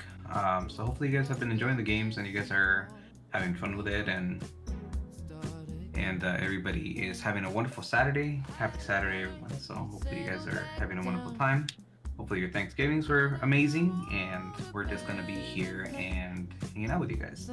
So thank you, Wushu, for allowing me to be a part of this little stream today, and I'm happy to be here. Happy to be able to hang out with all you guys. So yeah, we got some good games going on. I've been in and out of the games. I've been napping and coming back, and napping and coming back, and so we're here now. So hopefully you guys are having a great time and you guys are enjoying the games. I do really enjoy the fact that, you know, they're putting together these type of community games for everybody to enjoy and have fun with. Clearly nobody else is doing like ARAM style sort of gameplays, so it's really nice to see that we are converging as a community and we are creating content that other people are not doing. And Wushu and Dice are definitely a huge part of that, huge driving factor. So I'm really happy to be a part of this and be here with you guys. So hopefully everybody's having a wonderful day. And yeah, we're gonna stick around until the end of the games, and we're gonna be chilling. So thank you guys for tuning in and supporting Wushu and Dapper. And so, you know, hopefully you guys are having fun with this. What do you guys think of the game so far? Do you guys have a favorite? Do you guys have like a specific team that is just on your mind and you're like, I think that they could win this? You know, do you guys have any sort of favorites?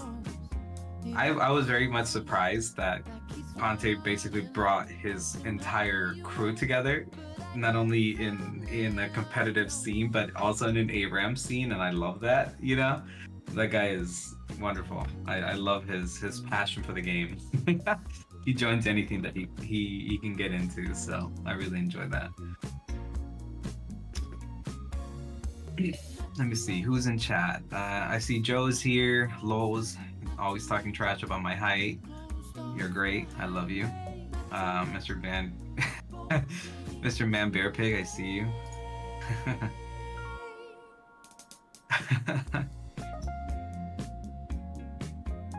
And then J Kill is on the other team. He's with Lols and Bread. Okay, I like this team.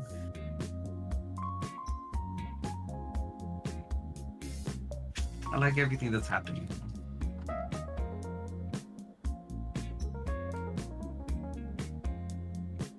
No, don't be talking about Jay like that. He's a wonderful guy. He's a wonderful guy. No, the games have been really good, right? I think that they've been really entertaining. I love the random aspect of every single hero being random. You know, there is no chance that you can be like, oh my god, you know, like that's not fair, which happens a lot because sometimes you get some troll picks and other times you don't. So you really have no power and control over what happens in these games, and I think that's kind of, I guess, a bit of the enjoyable aspect of this type of game style, right?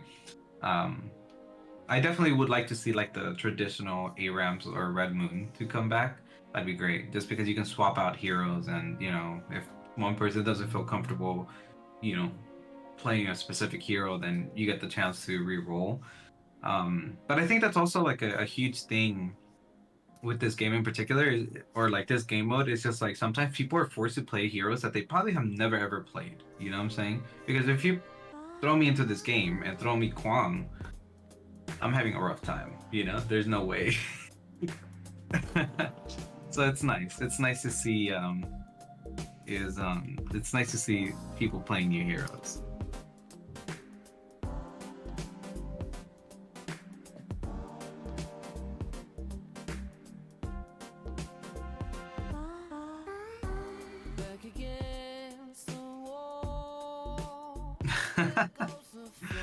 You guys are funny.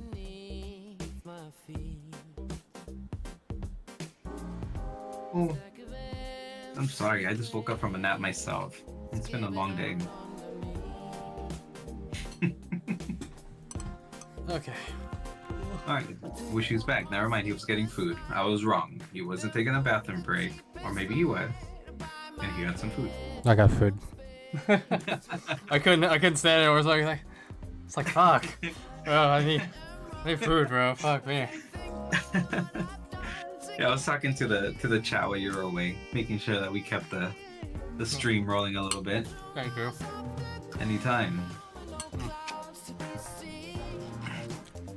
Okay, I'm back. You should throw a poll to see who the chat has in this next game, because it's the last game in the losers bracket. So okay, let's see who runs this. Everybody utilize your channel points, use them, gamble away, and you might lose your channel points every single time you bet on something. Like me. I'm the worst. In the OPL, I have probably lost close to like 40,000 points. It is atrocious. Once I get into the thousands, that's when I feel a little bit ballsy, and I'm like, I can get some more points. I can get 2,000 for 1,000, and the next, I lose everything and I'm back at 0. Every time, never fails. That is always a feels bad, right? Oh yeah, man. I'm pretty sure that if Eagle were to check the stats, I've been broke 99% of the time. That's always fun, right? Shit. All right, let me check in with the teams here real quick. Okay. Thank you again, Ones, for helping me with this last game here. Of course. I just woke up from a nap and I was just like, let me see if he needs help. No, I appreciate that. I'm pretty sure that it's really difficult to just talk about everything. Oh, I'm vibing, bro. It'd be like that. It's good practice, Yeah. Yes, Cranky, there will be a VOD. I always post VODs. I never not post VODs, unless I like say something really stupid or something like that, or I show my IP address. Or my email address. Or my email. Yeah, exactly. Yeah. Something really like integrally like bad. All right, 1 second. I'm gonna go check with the team. So, boom. Hello, y'all. Thank you for your games. Fucking y'all are killing it. Both teams, both sides. Great show so far. Hey, thank you for game 3. Realistically too. So thank you. Yeah, just really. Thank you. Thanks, man. Yeah, no, I appreciate that. Okay, so I need your team captain up in the thing, please. Boom. All right, thank you. All right, thank you guys so far. I hope you guys are having fun, and thank you for getting to a game 3 overall. You're welcome. That's why we drafted 4. 100%, 100%. All right, I need your team captain up. Yeah, I'm looking for my Discord right now so I can move up there, bro. No worries, I understand. There we go. Okay, and then we're gonna be in this space here, so boop, boop, boop, boop, boop, boop. Okay, once I dragged you in here, sorry, real quick, so that way we can get this done here. All right, yeah, please share your screens, appreciate that. So that way I can monitor if you're cheating. How dare you? Big cheater, bro. How dare you? All right, we're going in. Everybody ready? Bam! As I now snack down on my food here. What are you eating? Leftovers? Yep. Got pesto pasta. Some ham, broccoli. Oh, that sounds nice. That does sound good, bro. Last night, I was drunk as hell at like 1 in the morning, and I had this burrito that I bought earlier that I never ate. I went in. You went ham on it. I went ham, dude. It was amazing.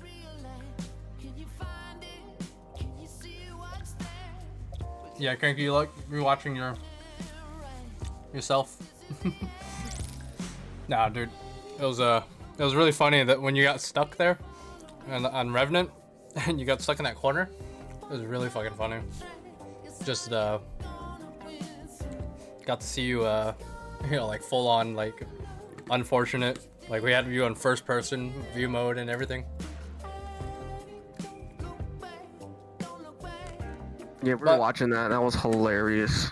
What is it? I said when we were watching that, we were screaming. That was hilarious. Oh. How we got stuck. Yeah, yeah. All right, beautiful. Thank you very much. Good luck. Have fun. Get diffed. All right, ones unite. Boom. Oh man, a whoop. Oh wait, shit. Okay, there we go. Oh my god. Wow. Okay, go ahead and share your screen, your camera again. Okay. Yeah, thank you. Ryan, and ladies and gentlemen, here we go. The last game, game number 3. This time here, I'm here with 1s and 5s here, a fellow Paragon partner, content creator. Hello, hello. You don't have to wave. Oh, I'm sorry.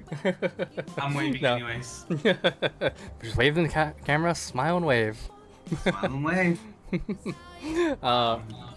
What do you think of the team comp so far? I mean, this is definitely a very interesting combination.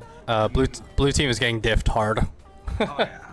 Mainly because of the range. That's because of the range. Because they got they got Bellica, they got Shimbi, and they got Revenant. Yep.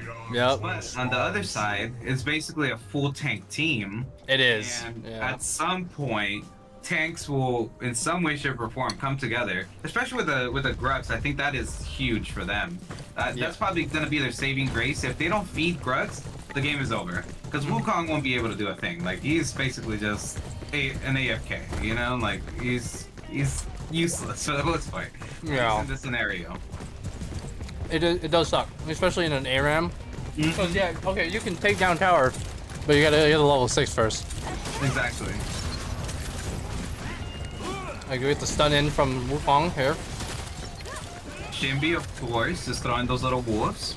They have range, and she can hit multiple targets at once. That's definitely not good for the team if they're grouping up in such a, like, you know, in such a small cluster. That's definitely not going to be good in the end. No, never.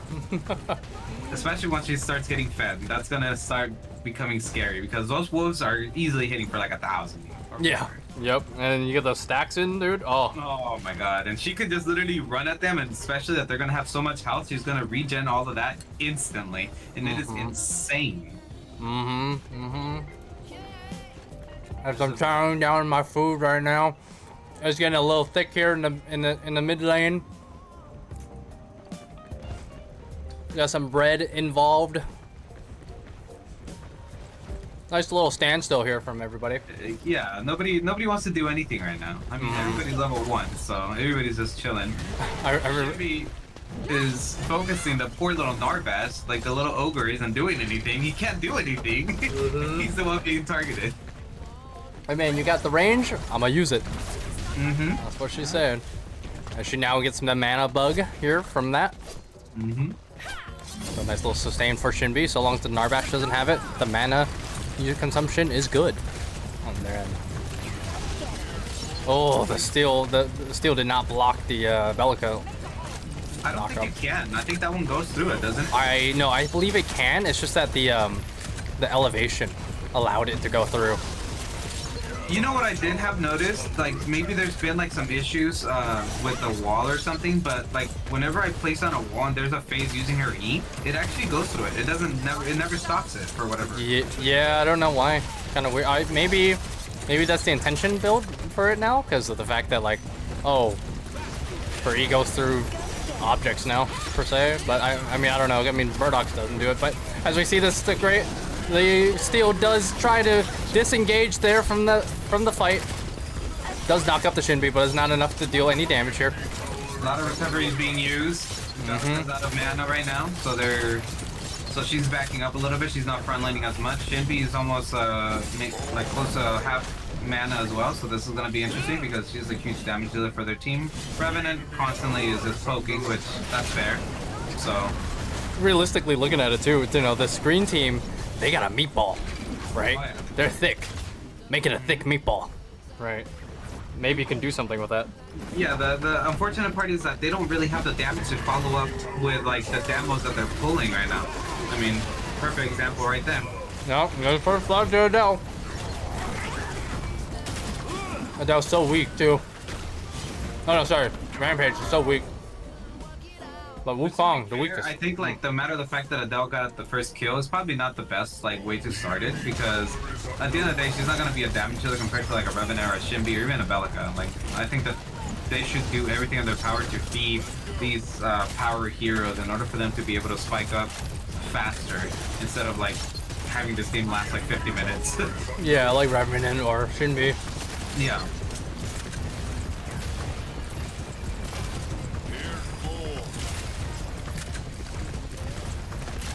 Yeah, until we get Red Moon back into the video, into Paragon here, this is what we got to vibe with for now, and it works. It works. It really does, and it's been fun, and it's a nice break from all that like straight competitive MOBA games, you know. I was telling the stream earlier that like, you know, this game mode in particular, or this style of ARAM really pushes a lot of people to play heroes that they probably have never played before. It pushes them out of their element. Exactly. And that's what we want to see. We want to understand, can you overcome your limits, right? In this kind of setting, right? Can you actually be better than what you are normally in a normal game? As we get a first kill for Revenant here. Second kill on the board, a second kill for Revenant, and a kill for Shinbi. Unfortunately, the range diff is very strong, but this is all random. They got it all random, man. They got an all melee team versus a half hybrid team. So it'd be like that, yo. It'd be like that. It's really painful because you have nothing that controls who you get and who you don't get. Exactly. That is a blessing and a curse at the same time. Exactly. Personally, I think that once Brooks comes online and gets his level 6 and really is able to deal a lot more damage, I do have faith that maybe they can take it. Because they do have a lot of tanky boys. They got a lot of beef that they can sustain. Well, there's another kill, I think. Nope. Wukong being a little ballsy here, but unfortunately not enough there. Oh, the steal knock up though. Very well played there. Very well played. Yeah, there's just always so much going on here as Wukong is trying to at least do something about this.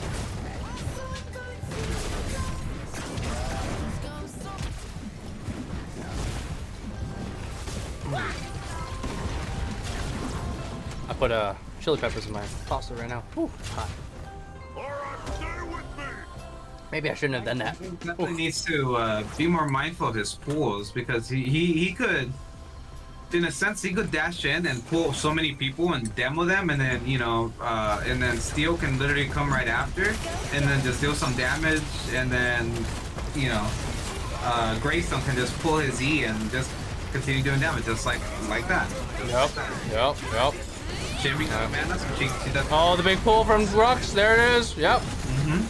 Oh, nice dash. Rampage out of position though, but Wukong keeping him out of position continuously.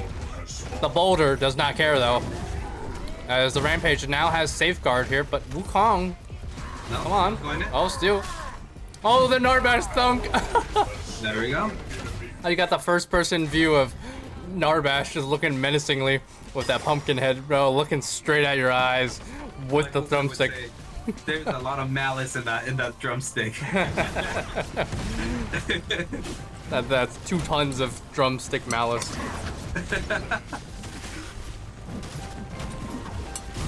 And there's another malice hit. There it is.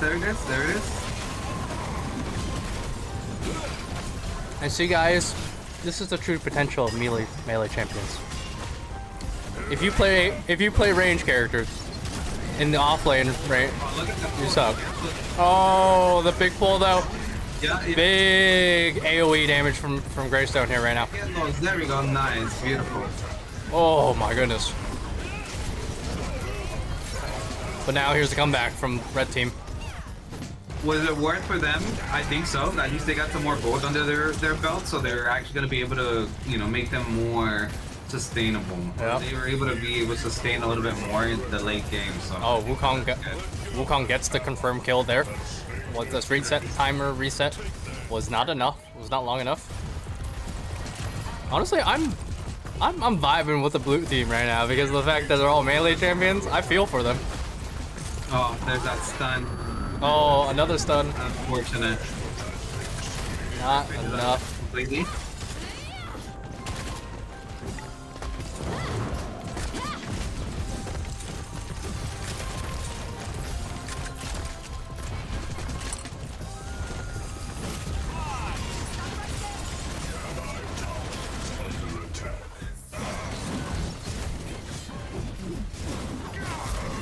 I think something that, you know, the blue team definitely needs to be mindful of is making sure that they, like, those knockups from Belka have been used before they push up. Because I noticed that, like, for example, Steel goes in and then he gets knocked up, cancels that immediately. Exactly. So they need to be more coordinated in the sense that they need to be mindful of the abilities that are being used by the enemy team in order for them to actually counter that. Because once that, you know, knocked up is done, they can fully move in, and Steel can dash in and he knocks people up. And then, you know, it has to be a repetitive cycle of, like, baiting the enemy team to use their abilities. Yep, I agree. And you know the thing is too is, like, yeah, even though they're meatballing up, right? Shinbi doesn't care about that. It's a constant Q, bro. Mr. Mad Bear Pig is really hitting right now. It's scary. Yep. As we get Greystone getting in there, the flash from Greystone, the Bellica telling him to go into the ground here. 6 feet under. Same for the Narbash. Wukong getting 3 people out on that pull stick. I think one of the cool things here though is it's just the ability to, like, try to get everybody off and of this area and this tower and everything, and even with the tower aggro there, the Drongo still gets it off and the Dell gets off the ultimate. I don't think she needed to, but it was worth it. Greystone or Grux gets the kill on Bellica. And now this stabilizer. I'm scary. Yeah. Now people have ultimates and everything, so here it comes. Wukong at level 6 now, officially. So is Narbash, and so is Steel. And Greystone's about the only one that's still not level 5. But on the enemy team, everybody's level 6 or 7, so, you know. What's your I've been asking this to everyone, right? What's your characters that if you were to draw it randomly, right? What's your natural 1? What's your natural 20? Like my top 20 like heroes? No. So, like, you know, you're rolling a dice. You're rolling a 20-sided dice, right? You want that natural 20, the nice number, right? You don't want to roll a 1 because a 1 practically kind of means you're weakest or you're deaf, right? So what's that one character that you just suck at, right? Or you have no time on? As we get Adele coming in here, trying to get diffed, but Revenant pulling that person away. Once again, the knockups from Bellica are huge. They're just stopping everybody from doing anything. Yep. Great. And then the demoralization from Steel here does get the kill. Narbash with the kill from his ultimate. Oh, that feels good. An ultimate Narbash kill. That feels good. The rock, though, unfortunate. Not enough there. The blow. She blew her ass up. Blew that Grux up, too. Oh, my goodness. Man, okay, so the one hero that I am just basically useless with would probably be Wukong. Okay. Wukong or Quang. Those are my 2 poisons, man. I simply can't play them. I mean, mind you, I've only played Wukong 3 times in total. And Narbax is gonna confirm that kill. Let's go. Yup. Yeah. Good. the right people are being fed. If I'm being honest, like, you know, the Narbash is getting some a little bit. Yeah, green team is being fed for sure. Yes.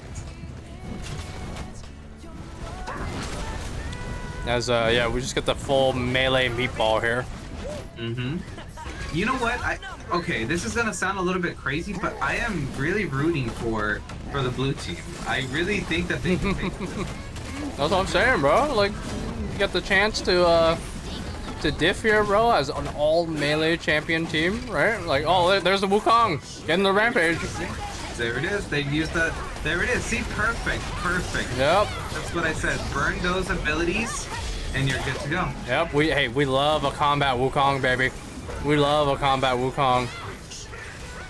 Oh, nice pull from Brux. Beautiful pull. Maybe focus ADC instead of anybody else. There we go. Oh, beautiful. Hold the pull. Oh, not enough. The E away and the flash away. Securing his own life. 40 HP. Popping bow potions there. Is Narbash still up, or Narbash is still up. He's fully up, man. He died in that. Oh, Got a full reset. As the team all huddles around him, taking that frontline damage there. You so what's your natural 20 character? Guys, Greystone gets deleted. Oh my goodness. Let me see. My natural 20. Natural 20 would mean like, well, you already. Your best character. My best. Oh man, my natural 20 has to be Gideon, man. That's my boy. As Rampage does take down the tower with it being at 1 HP. Greystone getting all of them in the ultimate there. That's true damage too, right there. As Greystone is the only one left, as everyone is doing more damage than tanking. Maybe I take my comment back to what I said earlier. Maybe Red Team might just be able to outdamage them like crazy. They're underdogs right now, right, in this situation. But you know, they're putting up a good fight as they're resetting themselves. Remember, in ARAM mode, you cannot kill you cannot recall or back. Did Greystone use his ultimate by any chance? Yes, he did. He used it in that fight, and it was true damage across the board for everybody who got caught in that. It was like 4 or 5 people who got caught. Has been destroyed. As now Wukong and everybody here are trying to get through to the next stage here of this. We get the pull on the Adele here. The kill with the staff feels good. And the poke, the stick poke back out. It's literally just a meatball, bro. And it's gonna become a really hefty meatball in a couple of minutes. Like as this game continues and they start getting more gold, it's gonna be really, really good. I'm really excited to see what happens here. And you know, huge advantage that definitely the blue team has is just a simple matter of the fact that they have Narbash. That sustain and that healing and even the stun really creates a huge gateway for them to be able to like do something big. Agreed. Collapsing. And here we go with a big meatball. Revenue can't do anything about it. A constant stunning from Wukong too. Focus that Shimby. Focus that Shimby. Oh my goodness. Yeah, Wukong went Marauder's Watch, and so he's just got a full stick ready to stun every time he hits you. Oh, they killed the Narbash. Good point. Oh! That was beautiful. I saw that smack. AF is making me as a Wukong main proud. As Adele trying to save her own butt, but going back in on it, unleashing the ultimate. That is worth for Adele there. Yeah, for sure. Not for Greystone. No, not at all. They still haven't been able to break through T1 yet, but I think that's going to be able to fix itself in a matter of time. I think once they start getting more items, especially this Grux, he already got Spirit's Fang online. It looks like he's probably going for Spray after that, so he's going to be doing quite a bit of damage, especially with the fact that these teams are going to be surrounding each other so closely together. That is like the passive is going to Oh, the steel ult though. Yeah, no, exactly. And here it is. Rampage getting the secure kill on Greystone in the back line here. Pablo getting pulled in by Grux.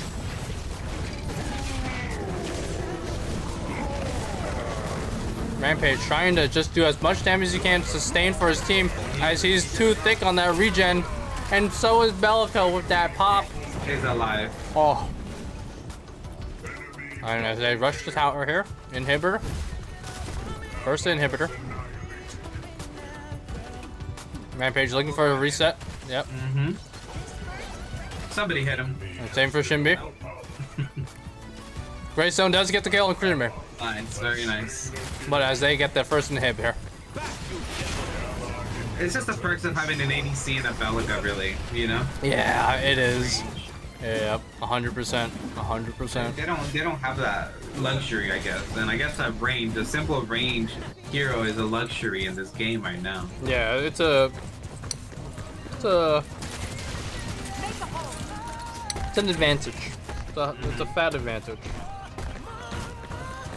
Really interesting build that the Mr. Man Bear Pig has going on here. I've never really seen many Revenants run jewelry box. Yeah. Revenant, so. I mean, considering all the thickness on that team, yeah. Kind of have to. Oh, Grux got stunned out of his ult. As a huge fight, Adele's ultimate is down on the ground, and so is Hadgar. He is down in the ground. Greystone is about to be down on the ground as he ascends down from heaven. And it is just such a massive wipe here overall across the board. Adele with her E sustain that little small amount of HP there. Oh. Rampage activating his ult to sustain mana and magic, or HP, HP regen, as they proceed towards the end of the core here. Narbash, ready for that thunk. Ready to smack some hand. You hit it. Oh, and then. Oh, here it is. 2 kills. Right yeah, but the ultimate. Oh, but it's not enough. No. Not enough. But here's Wukong coming in from it, securing the kill on both Rampage and Bellica. And time for Shinbi. As they full on push for her. Wukong ascending from the heavens. The silence. Oh. Oh, but then there's Mr. Man Bear Pig. Oh, and then, yep. Nuking the Wukong. Wukong is down. But he's back out in the overworld. And I feel like the hardest part regarding this like team comp that they have in blue team is like, okay, do I go for magical defense? Because first of all, Shinbi is eating, right? She just spins those little wolves and she's just constantly doing damage to them. Or do I build physical defense, which, you know, you have Revenant and he's hitting pretty hard, especially now that he has Chainsaw and Jewelry Box. He's doing quite a bit of damage to these tanks, and so it's a hard mixture. Yeah, I know it is, and it. That health bar for Greystone, just 3 shots, and he took a quarter health away from him. Yeah, it's so rough, dude. Like dealing with this.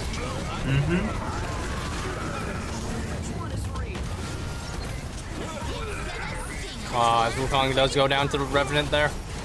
This might be a full team wipe here. Narbash trying his best with the last dunk that he's got. Fortunately, not enough. Greystone does get the ultimate off on somebody. Bellica does pop the ult, does not kill, but the Adele kill does. Or as the steal gets a 3-man, but it's not enough to be able to do anything here. As he does get killed here by the Pellica drone as well, but the steal does get the kill on Bellica. And congratulations to Laughing Gas. Possibly. Who knows? Because it's not over. Because the Grux said it's not over yet. Neither did the Wukong. Wukong attacking his own core.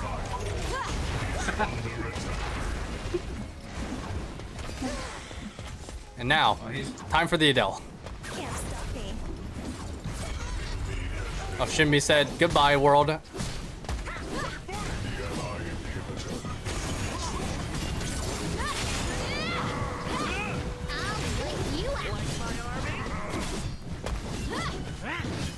Adele's sustaining like no other. She's been fighting everybody for the last like minute and a half, and she's like, okay, come on, let's do this. Literally, that's honestly, as an Adele, you gotta do that.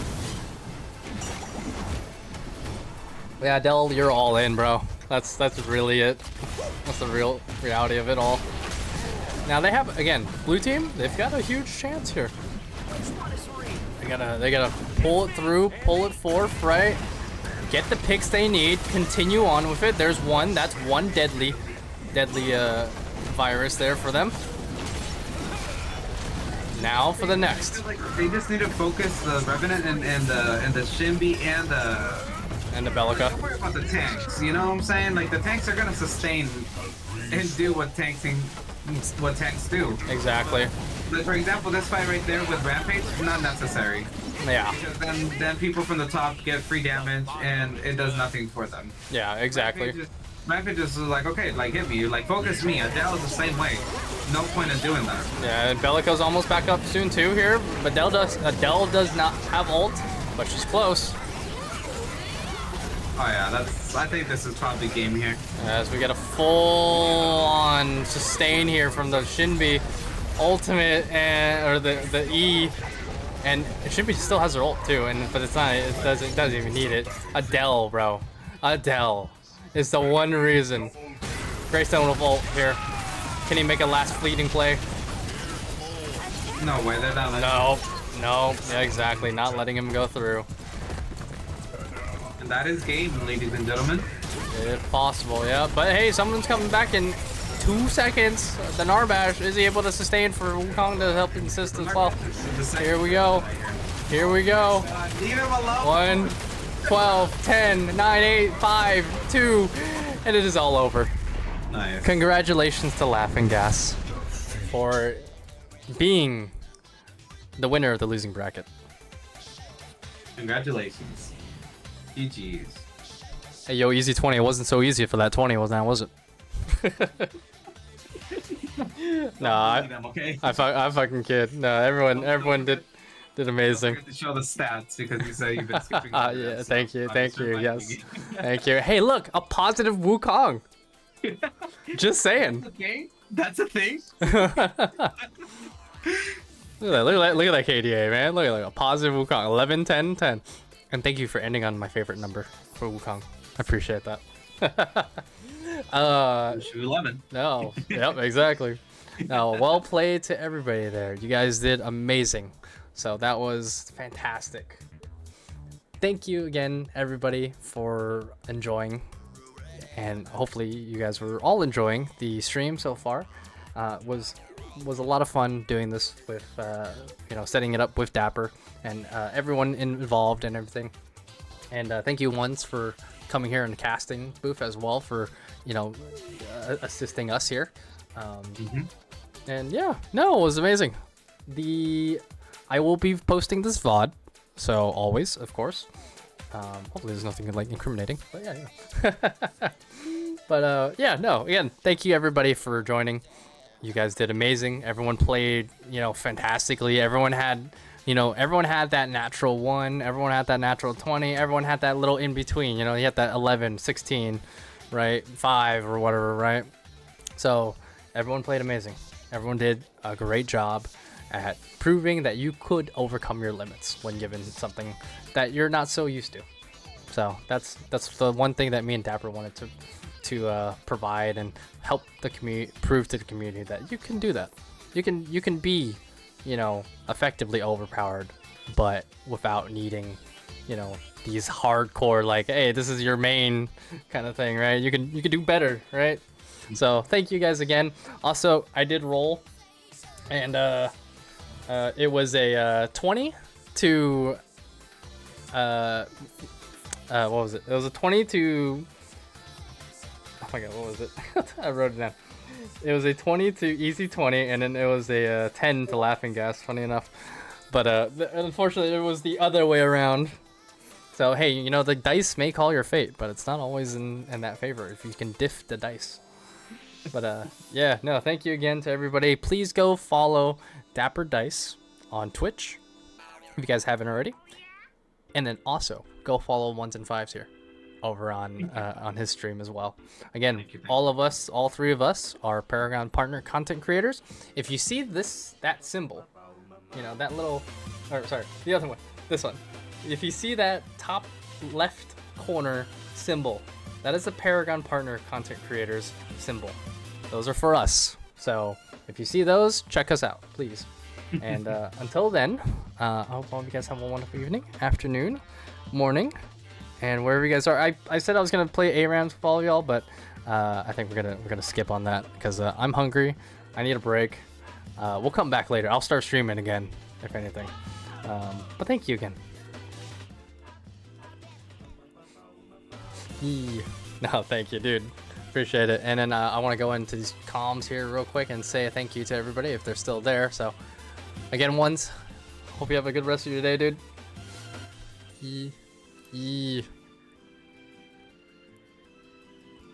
Nah, it's all good, man. Oh.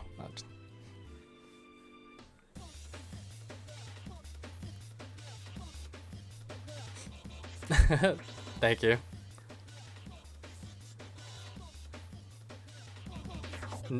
Nah, for sure. Thank you, man. I appreciate it.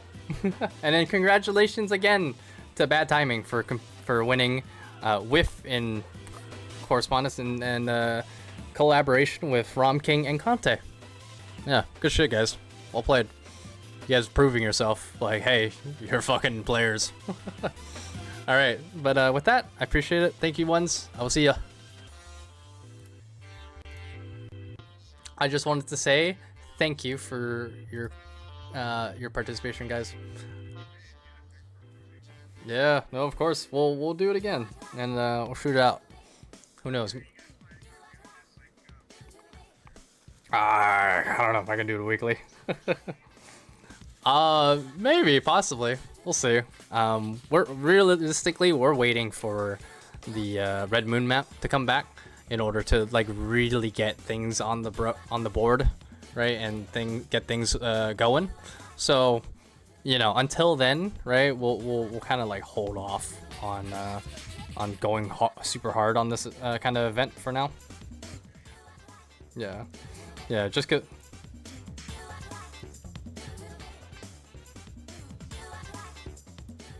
Oh. Yeah, I can. Yeah, I can. Yeah, we could do that. Yeah, just like a random draft for everybody. I just roll. I put hats in a name, or put names in a hat, and then roll from that. Yeah. Yeah. No, it is. Yeah, we can do that. Yeah, we could probably do that. Yeah, we can plan that. I like that idea too. Random hat draw. I'm gonna call it scenes. Scenes from a hat. If you know what that reference is from. Exactly. Let's see, hat drawn names. I see it a lot on TikTok now. Like people like put the episodes on there. Yeah. Yeah, so we can do that. Yeah, wouldn't mind. But anyways, guys, I appreciate it. I'm gonna like go eat properly. So please get some. Yeah, you're welcome, guys. Go have some food. Go get some drinks. Do something, whatever, right? And then and then I'll post this VOD up and everything for y'all. So thank you. Yeah. Peace, y'all. And then and invite anybody else to this Discord server. You know, get the ball rolling. So yeah, appreciate it. Later. And to stream, all of you guys, thank you. Yeah, it was a lot of fun, and thank you for being such a kind community and supporting us in every which way. I apologize if I didn't read every single thing in chat. I will make sure I do that, and if I see any like certain questions or anything like that, I will make sure to directly message anybody in that regard. But yeah, thank you guys again for a lovely stream, and thank you for all coming to this event. Thank you for participating in this event, and also thank you to the help and support that I got from Dapper, Hex, 1s and 5s, Ego, and to a degree, right? And also Jordan the Queen, for helping me to advertise the event as much as we could. So thank you guys again. I will see you all later. Have a good morning, good afternoon, good evening, wherever you guys are. Goodbye. Oh, and then let's raid somebody, shall we?